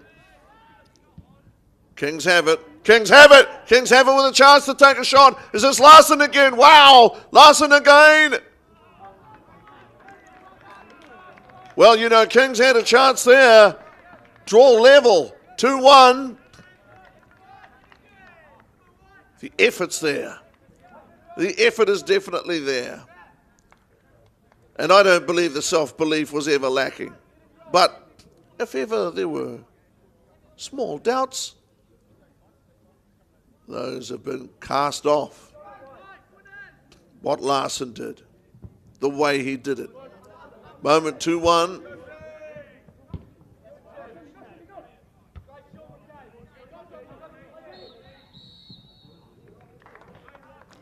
So that's half-time. Half-time, 2-1. Nelson College over Kings. Here on Whakata Māori. Ben O'Brien left with you. We had one or two little tangles, but we've loved what we've done ever since. 2-1. Nelson College over Kings. No time to fluff around today? No worries. Just swing into Caltex and pay for fuel with Pay an App to speed on through. Ooh, yeah. Feels good. Use it at your local participating Caltex. I just want to thank New Zealand Carbon Farming for taking the initiative and supporting schools like ours. It's really important they have that outlet to come to kura for another reason other than curriculum, and for some reason in our water our kids just breathe sport, and having that resource here makes life that much more enjoyable and they can keep doing what they're good at. Having this funding, being able to use it specifically targeting sport is hugely beneficial. So sponsorship from New Zealand Carbon Farming has been fantastic for our sports teams actually who went away to Tournament Week.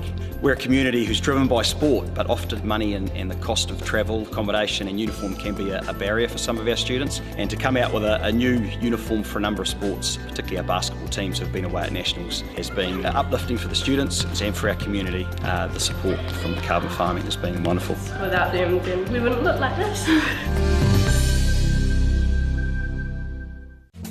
From us, it's a huge thank you to New Zealand Carbon Farming. The opportunities and the sponsorship that's been provided is pretty crucial for our school. We're buying new volleyball gear, so volleyball nets, balls and the stands to attach the volleyball nets to the floor. Volleyball is a very popular sport.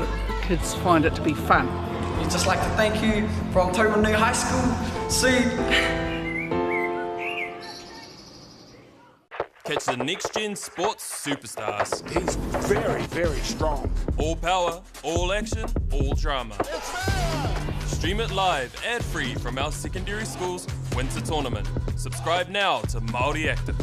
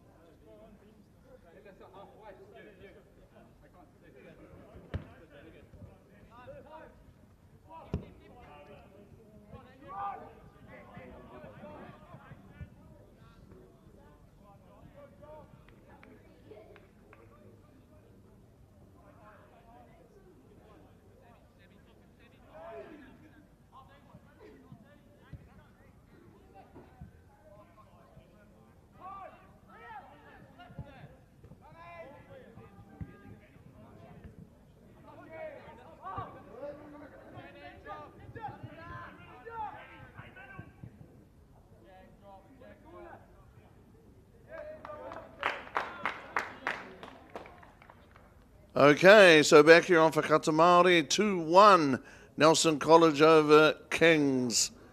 Tell you what though, Kings with that late goal in the first half to Matt Larson made an enormous difference to the way that they feel about things.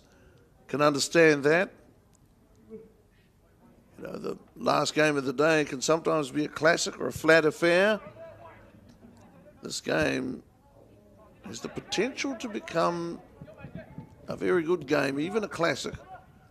Nelson playing from right to left of your screen, a white strip. It's the blues of Kings High School. Okay. And unfortunately, one of the Kings College players has just been booked. Looks to be a yellow card. And 5 for Nelson College. We'll just double check that for you because that's not something we would like to comment on and make a mistake.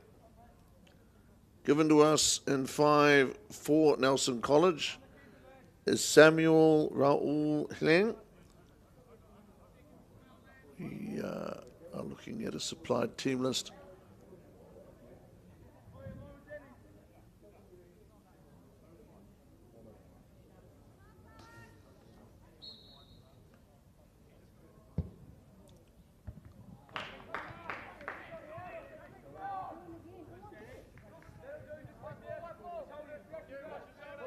Nelson wanting to throw the ball in quickly. This 2-1. Nelson College and Kings. Last game today, you have to lift. Nelson in control. But have turned the ball over and now Kings can make a run here. Sending the ball to feet, which is wise.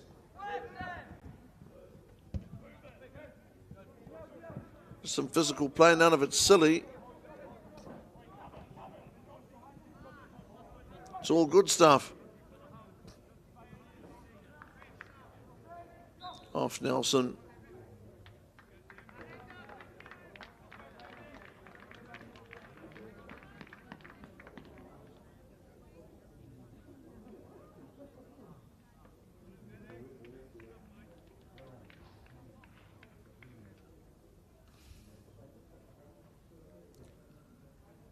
One of the things we would hope as a side issue, Whakata Māori, we encourage healthy activity, the healthy person, the healthy mind, but also to broaden the appeal of the sport, if it could be any greater. It's certainly got a high profile at the moment, to our Māori audience, our Māori and Pacifica audience, who may or may not have had an opportunity to enjoy this code. It is one of the great sports. It is the most popular game in the world. And there's no doubt that many of those communities have a flair for all sports, ball sports, athletic pursuits. Encourage people to take up a sport, a hobby, anything to keep moving. As with sharks, if you don't move, you die. So you really want to get involved. Look at these guys throwing themselves around. Kings in the blue, Nelson in the white. Kings High School, that is.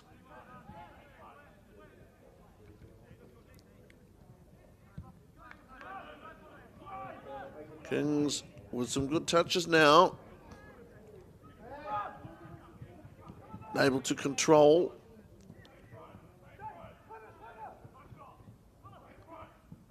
Wanting to get that good shot off, that look.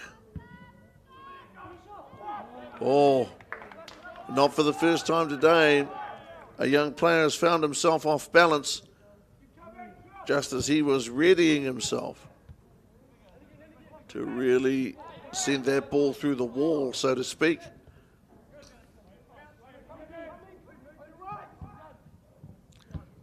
Nelson College and Dunedin Zone Kings High School great history, sporting rivalry against each other. All of these schools, pretty sure they've almost all met each other before. If not, open up a new chapter. Larson, scorer of that goal, as against the 2 by Nelson College.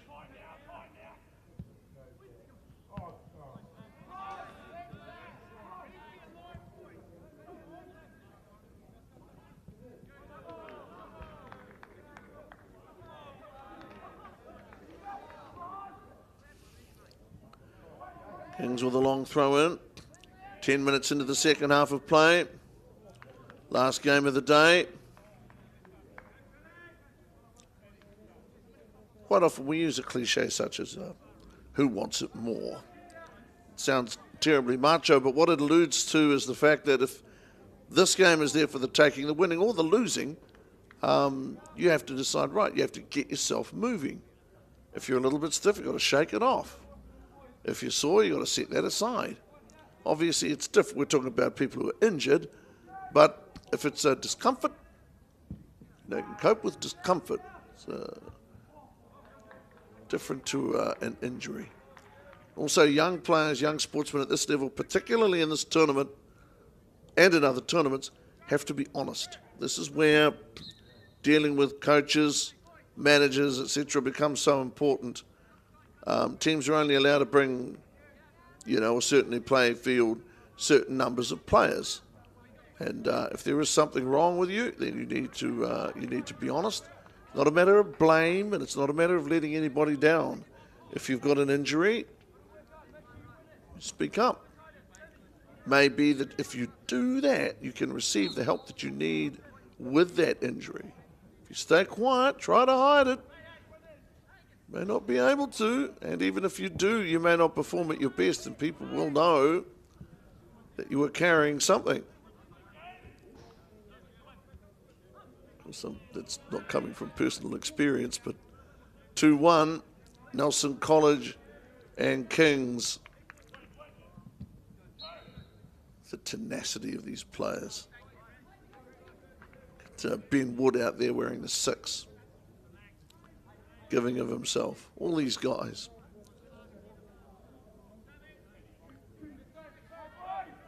Showing a lot of character. Going to be a tough week. Heck, this is day 2. 3 more days. See how you hold up. See how you come through it. Those guys that are physically fit, even if they're conditioned, they're going to be feeling it by day 5. Common sense tells you that. Kings playing like a confident side at the moment.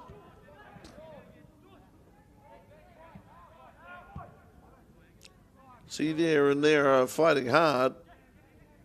Fighting hard for that a moment ago, Zach Chisholm.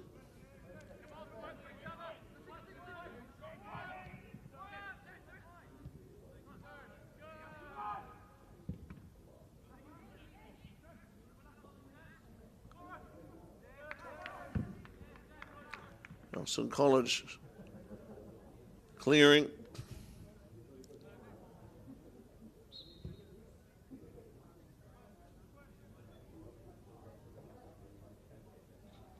Can't afford for your concentration, your mind to wander this situation.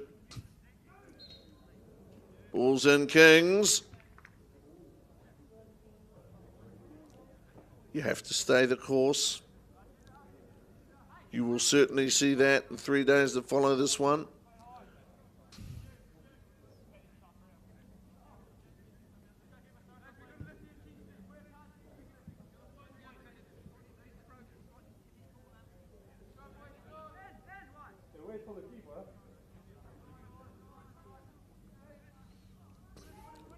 So Nelson College throwing the ball in. Kings trying to profit from it.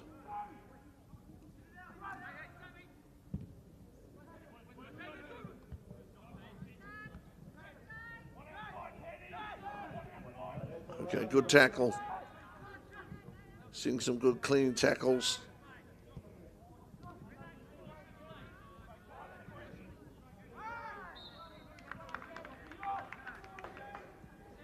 Whoa. I don't quite know what happened there. Saw a player on the floor. And I can't really believe that that happened in and of itself. Referee is reaching into his pocket for a card.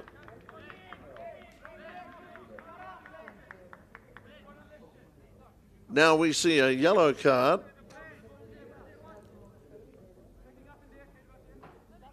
It's tough to pick that player's number up. I know that 6 is Ben Wood, and it's difficult from this distance with the light to pick that up, so it may well not have been him. 2-1, around about 20 minutes to play, not just in this game, but on day 2. Well, I wouldn't, that was a strong challenge. And a yellow card. We have had a few cards lately. We have personnel heading onto the field. These things are dealt with by the referee. The most I can say is that I haven't seen anything that I would regard as dangerous or reckless. An abundance of enthusiasm, not carelessness. I refuse to say carelessness. But sometimes, you know, with youth, they bound after a ball, they dive, they whatever, and these things will happen.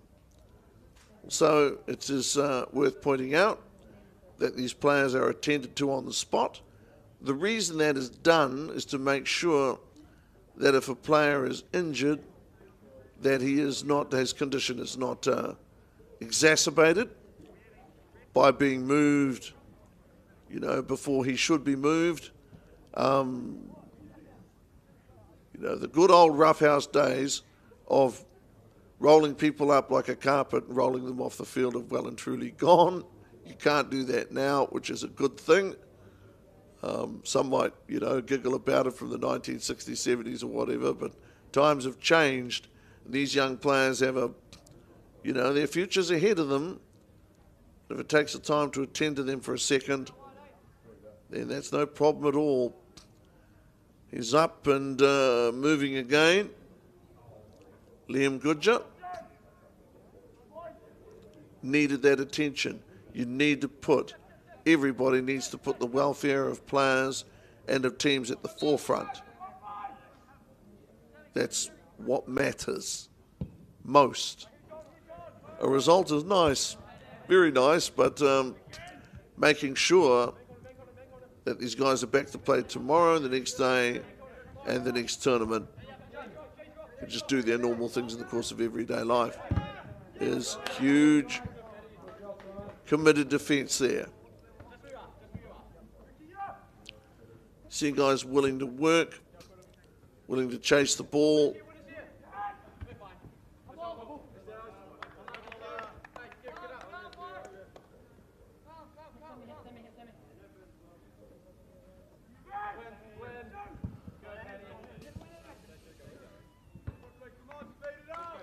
Impressed by the liveliness of Samuel Rowling.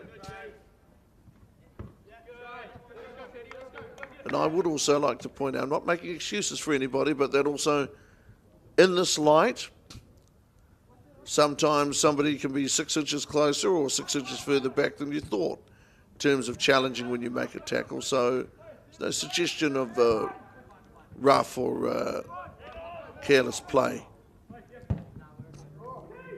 That was Wood.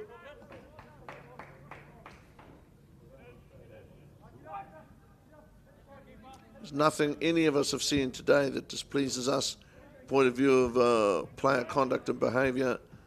Really, that doesn't surprise with mainland football, running the show in New Zealand secondary schools. You know, these players are here to enjoy themselves and to play good football.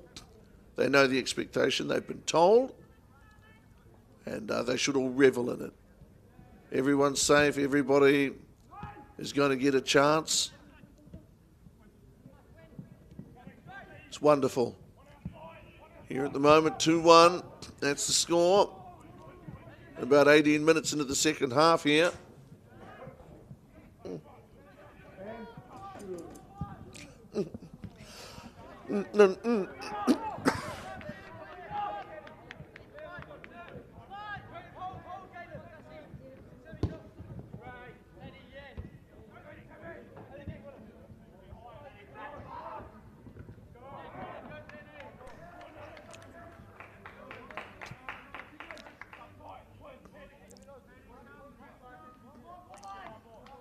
Those of you who know me well, a large glass of mineral water I was just dealing with a moment ago.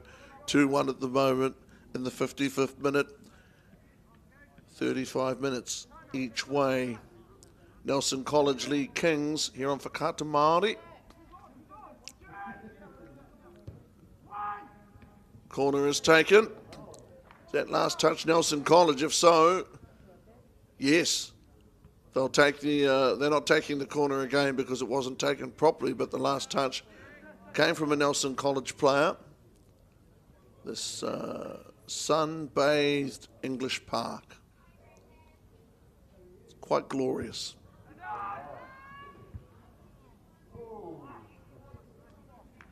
Mm.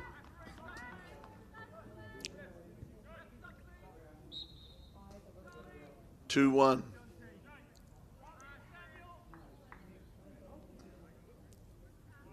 If Kings High School can equalise here, things will really ramp up. At the moment, it's a great game of football, 2-1, but were they to equalise, all of a sudden there'd be heat in the game. 56th minute of play. We've seen so many wonderful teams today. Whangarei Boys High School, Tauranga Boys College. Got to see real guts and glory stuff. Wellington College. Great competitors all. And get to see them and others like them again tomorrow. Imagine that. No matter the conditions. Conditions can be as good as they are now. You know, this, to be honest, this is the nicest the day has been to date. I'm not just saying that. Really is.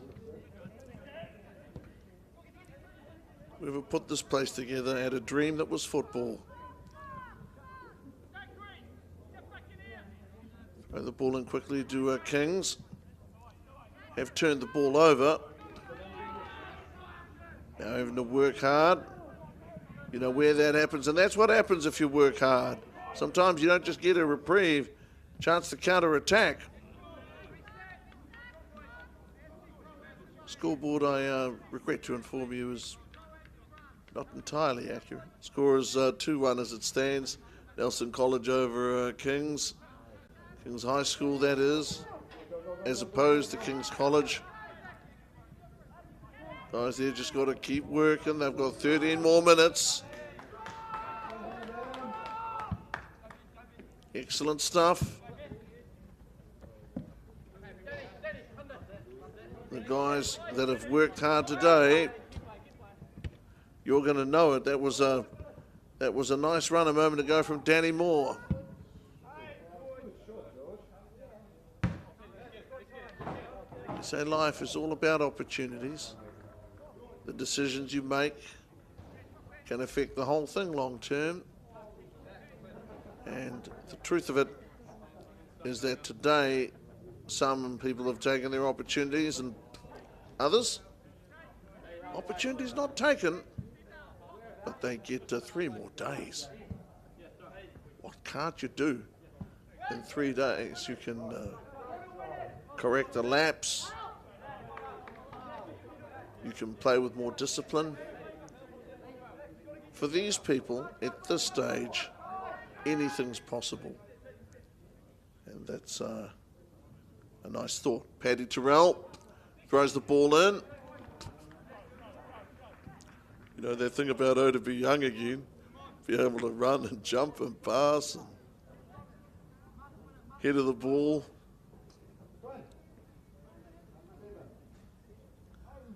Wistful thinking. 2-1 here on Whakata Māori.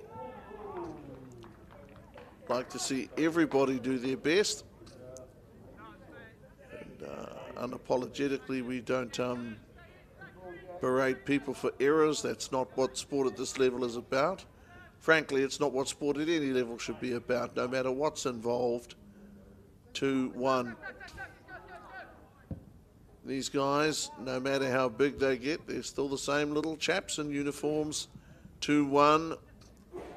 An hour has gone. 10 minutes. The essence of sport is you try as hard as you possibly can, then you meet and greet the opposition with a smile and a handshake. If you come off having done that, then you have achieved something. Okay, Kings High School. Tough to take a shot from that angle, but sometimes you've got to do the best you can with the cards. 2-1, Nelson College. What direction will this game take? See, players, footballers in particular, when they're marking somebody, you have time to share a pleasantry or two. Ask somebody how things have been, this and that. I think it's very special. Of course, there are some that will exchange their views more frankly, and our sport is all the richer for having that colour and that variety.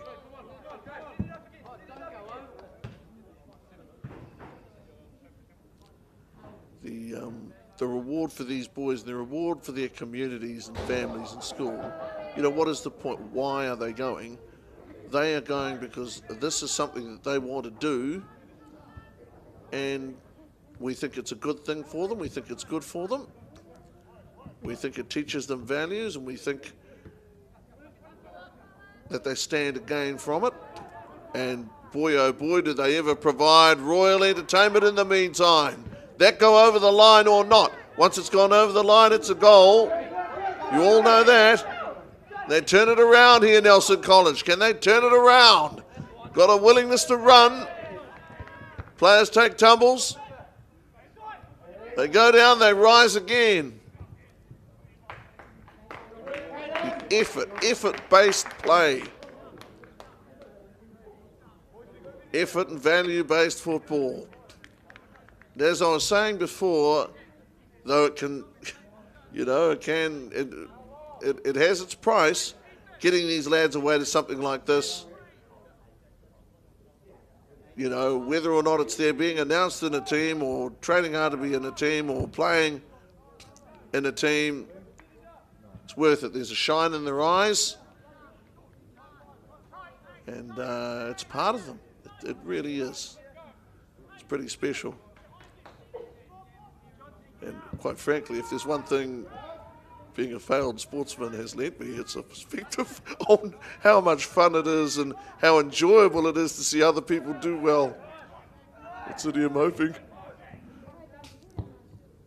Nelson and Kings is a good game that both teams have contested. Both teams have had their moments. There'll be a few more moments yet. They've got 7 more minutes to play.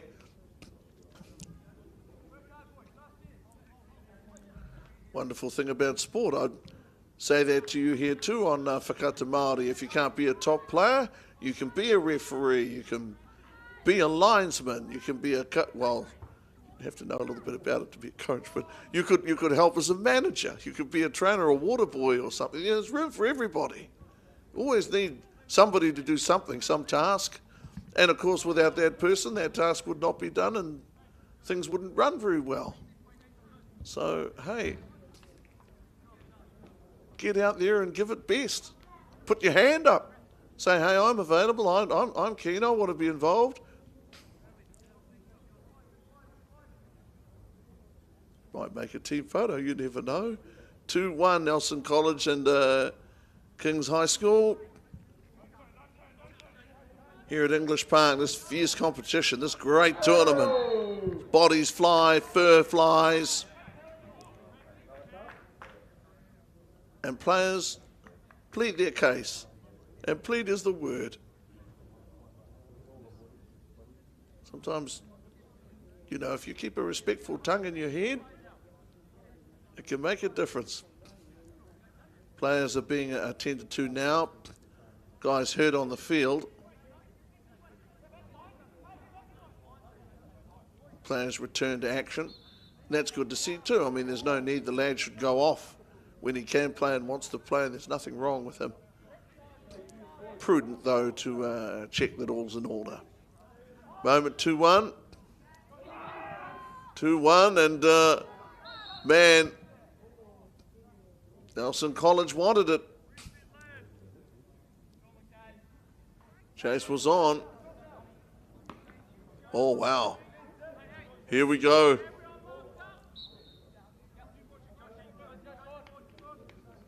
Last 5 minutes. 5 minutes to play. If you're going to make a move, it needs to be now. We had aerial battles. That's our Wood getting the pass away. We had aerial battles with the boot over halfway, ping pong in the first half. But certainly, so much with the head. Got to believe there's still a goal in you. If you're Kings, you're wearing light blue, you've got to believe you can draw level. Got to keep believing it. Take it down to the wire. You know, be there at the end. The ball may come your way. So you got to make your own luck, and that thing about, you know, the harder you work, the more luck you have. Perhaps in football teams, what, you know, in football terms, what does that mean? Well, look at that there coming through. In football terms, you can take that to mean running, controlling the ball where you can, thinking about what, I mean, this is a thinking man's sport. Natural ability is nice, but got to have the ability to read the game. Guys going up for the ball, good healthy challenge. Good lively stuff. And guys competing hard for the ball. I think that was Wood there. Call went his way.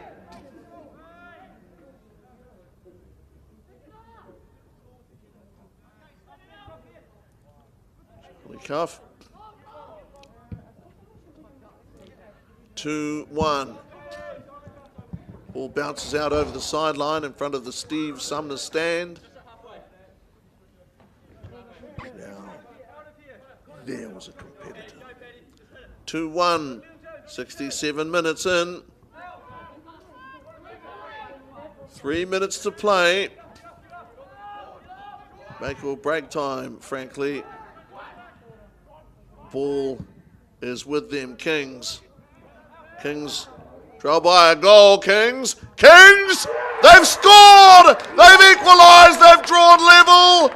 They have done so incredibly well. Wowee! Jack Caldwell there, the goal. Seen them draw level at 2-2. I won't say they were in the wilderness, but they have emerged and they have drawn level. Wow, we've got 2 minutes left. Kings and Nelson College, 2-2. The closest game of the day here at English Park. I think the juiciest. People tell you you're playing the last game. That means you're the main event. You're the big taste. You're the last one. And it's been that way. 2 minutes left. Nelson College and Kings. And what a moment that is for Jack Caldwell. He did so well. Really did.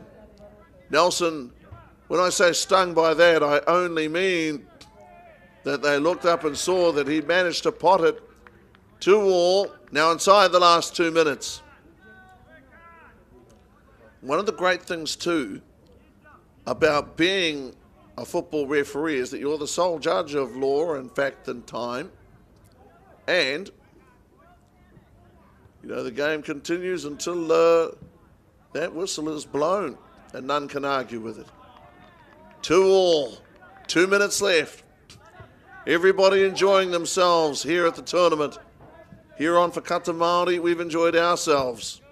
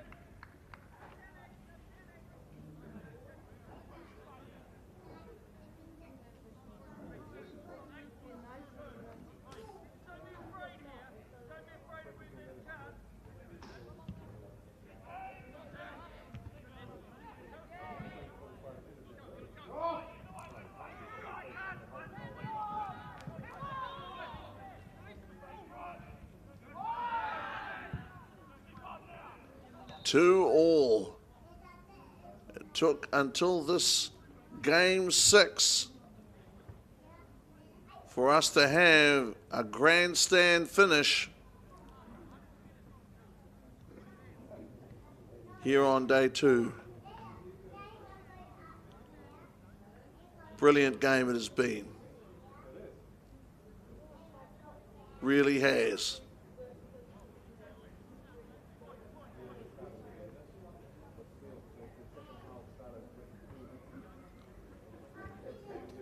Time up on the clock, but as I think I told you before, referee decides that.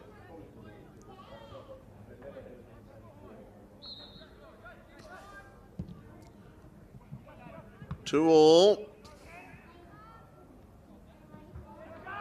Thriller.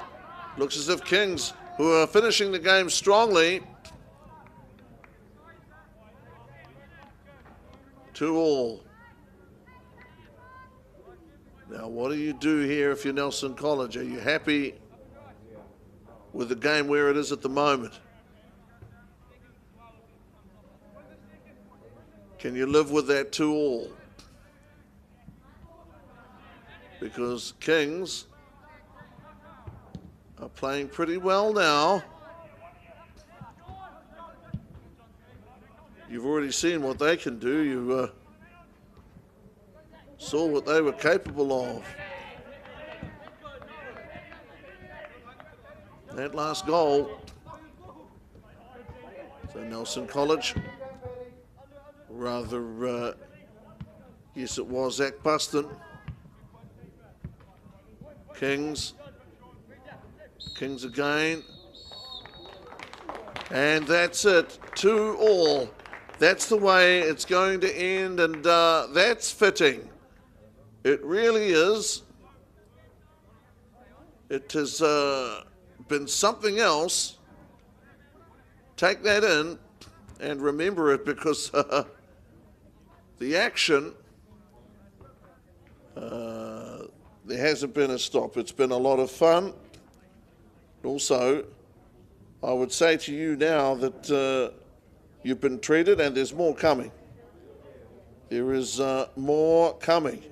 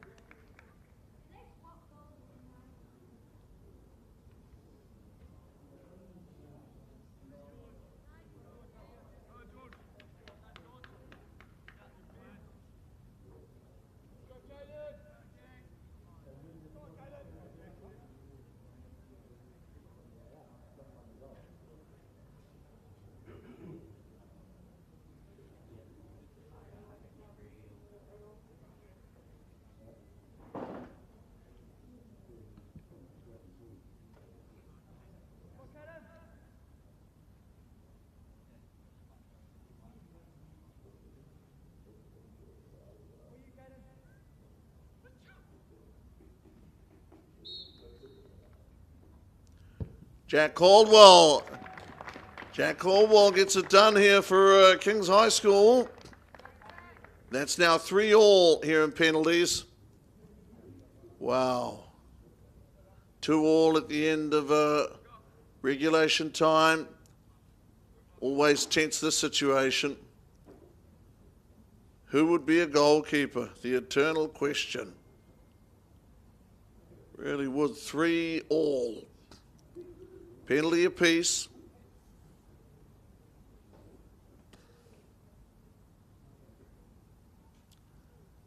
Now Angus McAllister for Nelson College is about to take a shot.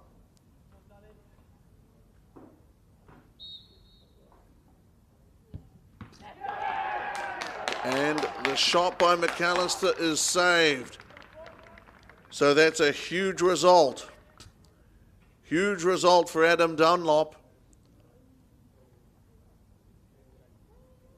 Just for the moment, he can breathe, take stock. 3-3.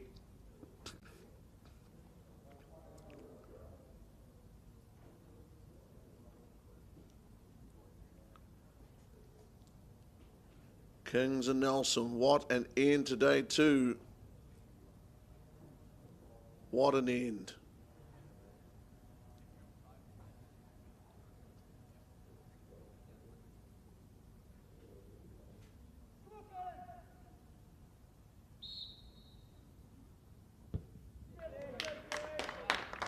Well, they'd be very happy about that, Kings.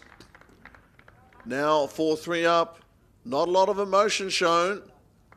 I think you can appreciate why. They were under for so long and then bounced back. Now 4-3, Nelson College. I don't think there is nothing like this in the world of sport outside of football. This is Caleb Williams here with a 7.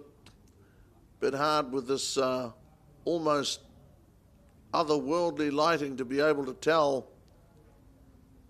Young man adjusts his socks. Tries to compose himself.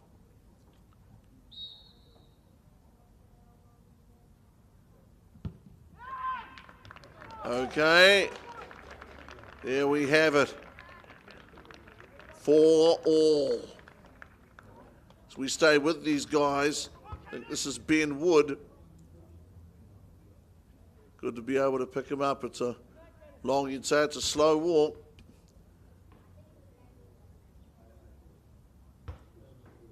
Sometimes it's the sure, steady stride of conquest. Sometimes not. Is this the loneliest stage? Here in 6, Ben Wood, who I don't doubt can strike the ball well.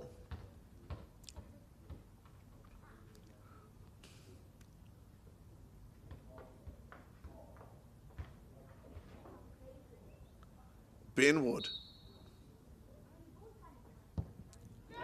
Ben Wood over the bar.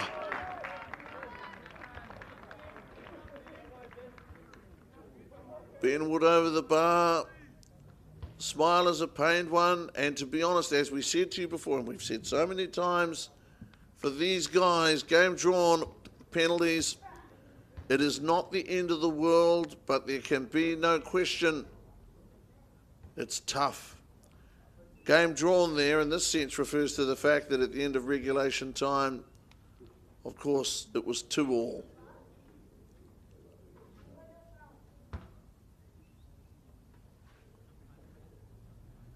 We can get up on these guys. Sometimes it's not easy to pick up a shirt number. And a stop. 4-all.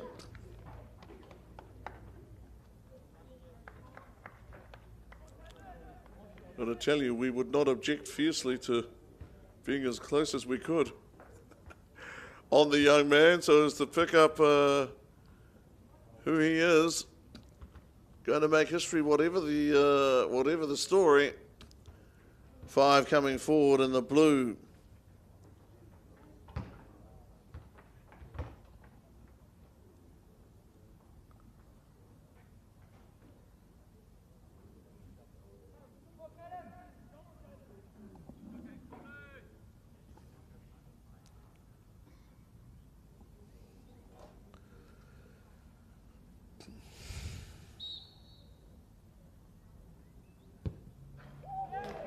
Okay, got that actually. So the pressure is right there. That was a Samuel rolling. Oh, brothers, apologies.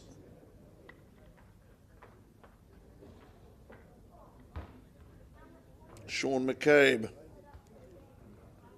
Apologise for that, Sean McCabe. 5-4.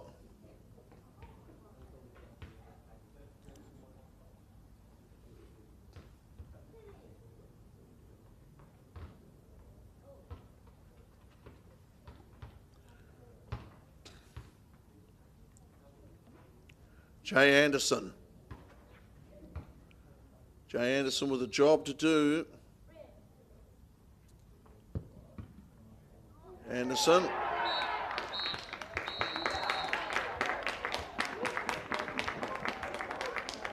Well, that's tough. It's tough for them. And they're happy. The Kings High School kids played really, really well. Were well matched in terms of an opponent. Came up winners 5-4. Nelson College. It's always a tough finish to a game.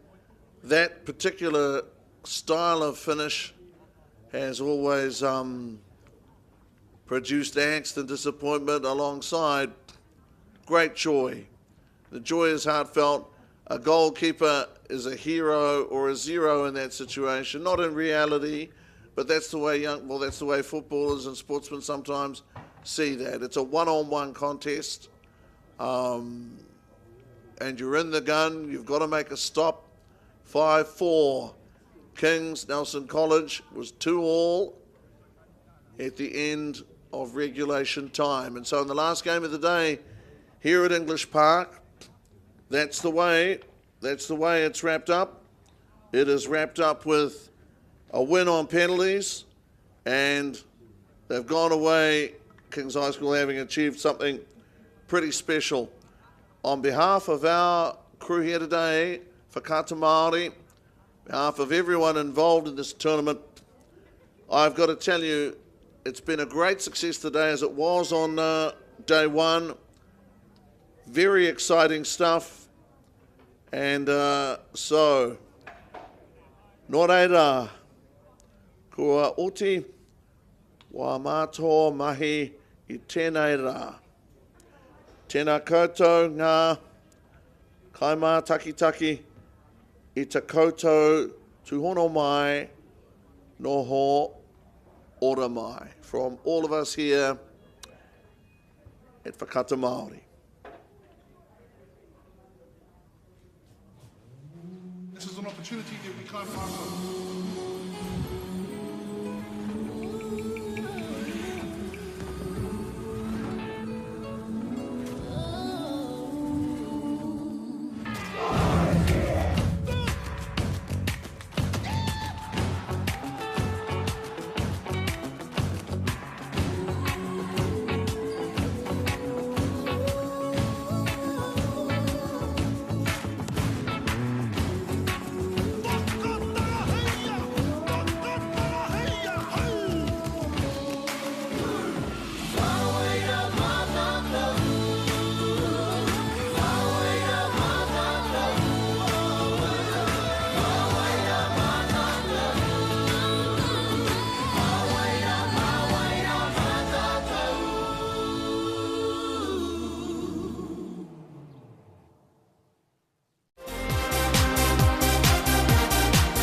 Being a rural school, travel is always a huge cost when playing sport at Central Hawke's Bay College. With the funding from Apollo projects, we've been able to lower travel costs to allow more students to participate in secondary school competitions. Where families have more than one child participating in sport and participating in more than one sport, the financial impact can be huge. Thank you to Apollo Projects for the huge difference you have made to our students' participation levels in sport. It's a big thank you to Apollo Projects for providing the funding to have Apollo run this program. Not only for us, but all the other schools. It makes a big difference to get some kids more active. The funding from Apollo has been spread across 14 team trips this year. It's been a big help to them, and they're really appreciative of Apollo for being able to provide it for us.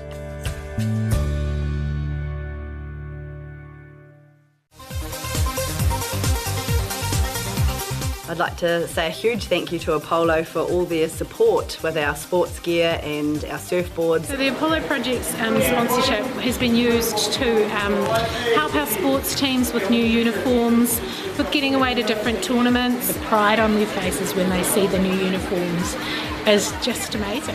It's really lifted everybody's spirit. No time to fluff around today? No worries. Just swing into Caltex and pay for fuel with Pay an App to speed on through.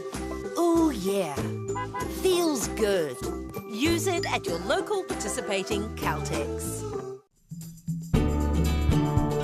I just want to thank New Zealand Carbon Farming for taking the initiative and supporting schools like ours. It's really important they have that outlet to come to kura for another reason other than curriculum, and for some reason in our water our kids just breathe sport, and having that resource here makes life that much more enjoyable and they can keep doing what they're good at. Having this funding, being able to use it specifically targeting sport is hugely beneficial. So sponsorship from New Zealand Carbon Farming has been fantastic for our sports teams actually who went away to Tournament Week. We're a community who's driven by sport, but often money and the cost of travel, accommodation and uniform can be a barrier for some of our students. And to come out with a new uniform for a number of sports, particularly our basketball teams who have been away at nationals, has been uplifting for the students and for our community. The support from Carbon Farming has been wonderful. Without them, then we wouldn't look like this. From us, it's a huge thank you to New Zealand Carbon Farming. The opportunities and the sponsorship that's been provided is pretty crucial for our school. We're buying new volleyball gear, so volleyball nets, balls and the stands to attach the volleyball nets to the floor. Volleyball is a very popular sport. Kids find it to be fun. We'd just like to thank you from Tauranga High School. See. Want to catch a fuel bargain with Caltex and Supergold? Scan your Caltex app, Flybys or Airpoints for 6 cents off per litre with Pumped. And show your Supergold card for an extra 2 cents off. Ah, feels good. Catch the next-gen sports superstars. He's very, very strong. All power, all action, all drama. Stream it live, ad-free from our secondary school's winter tournament. Subscribe now to Māori Active.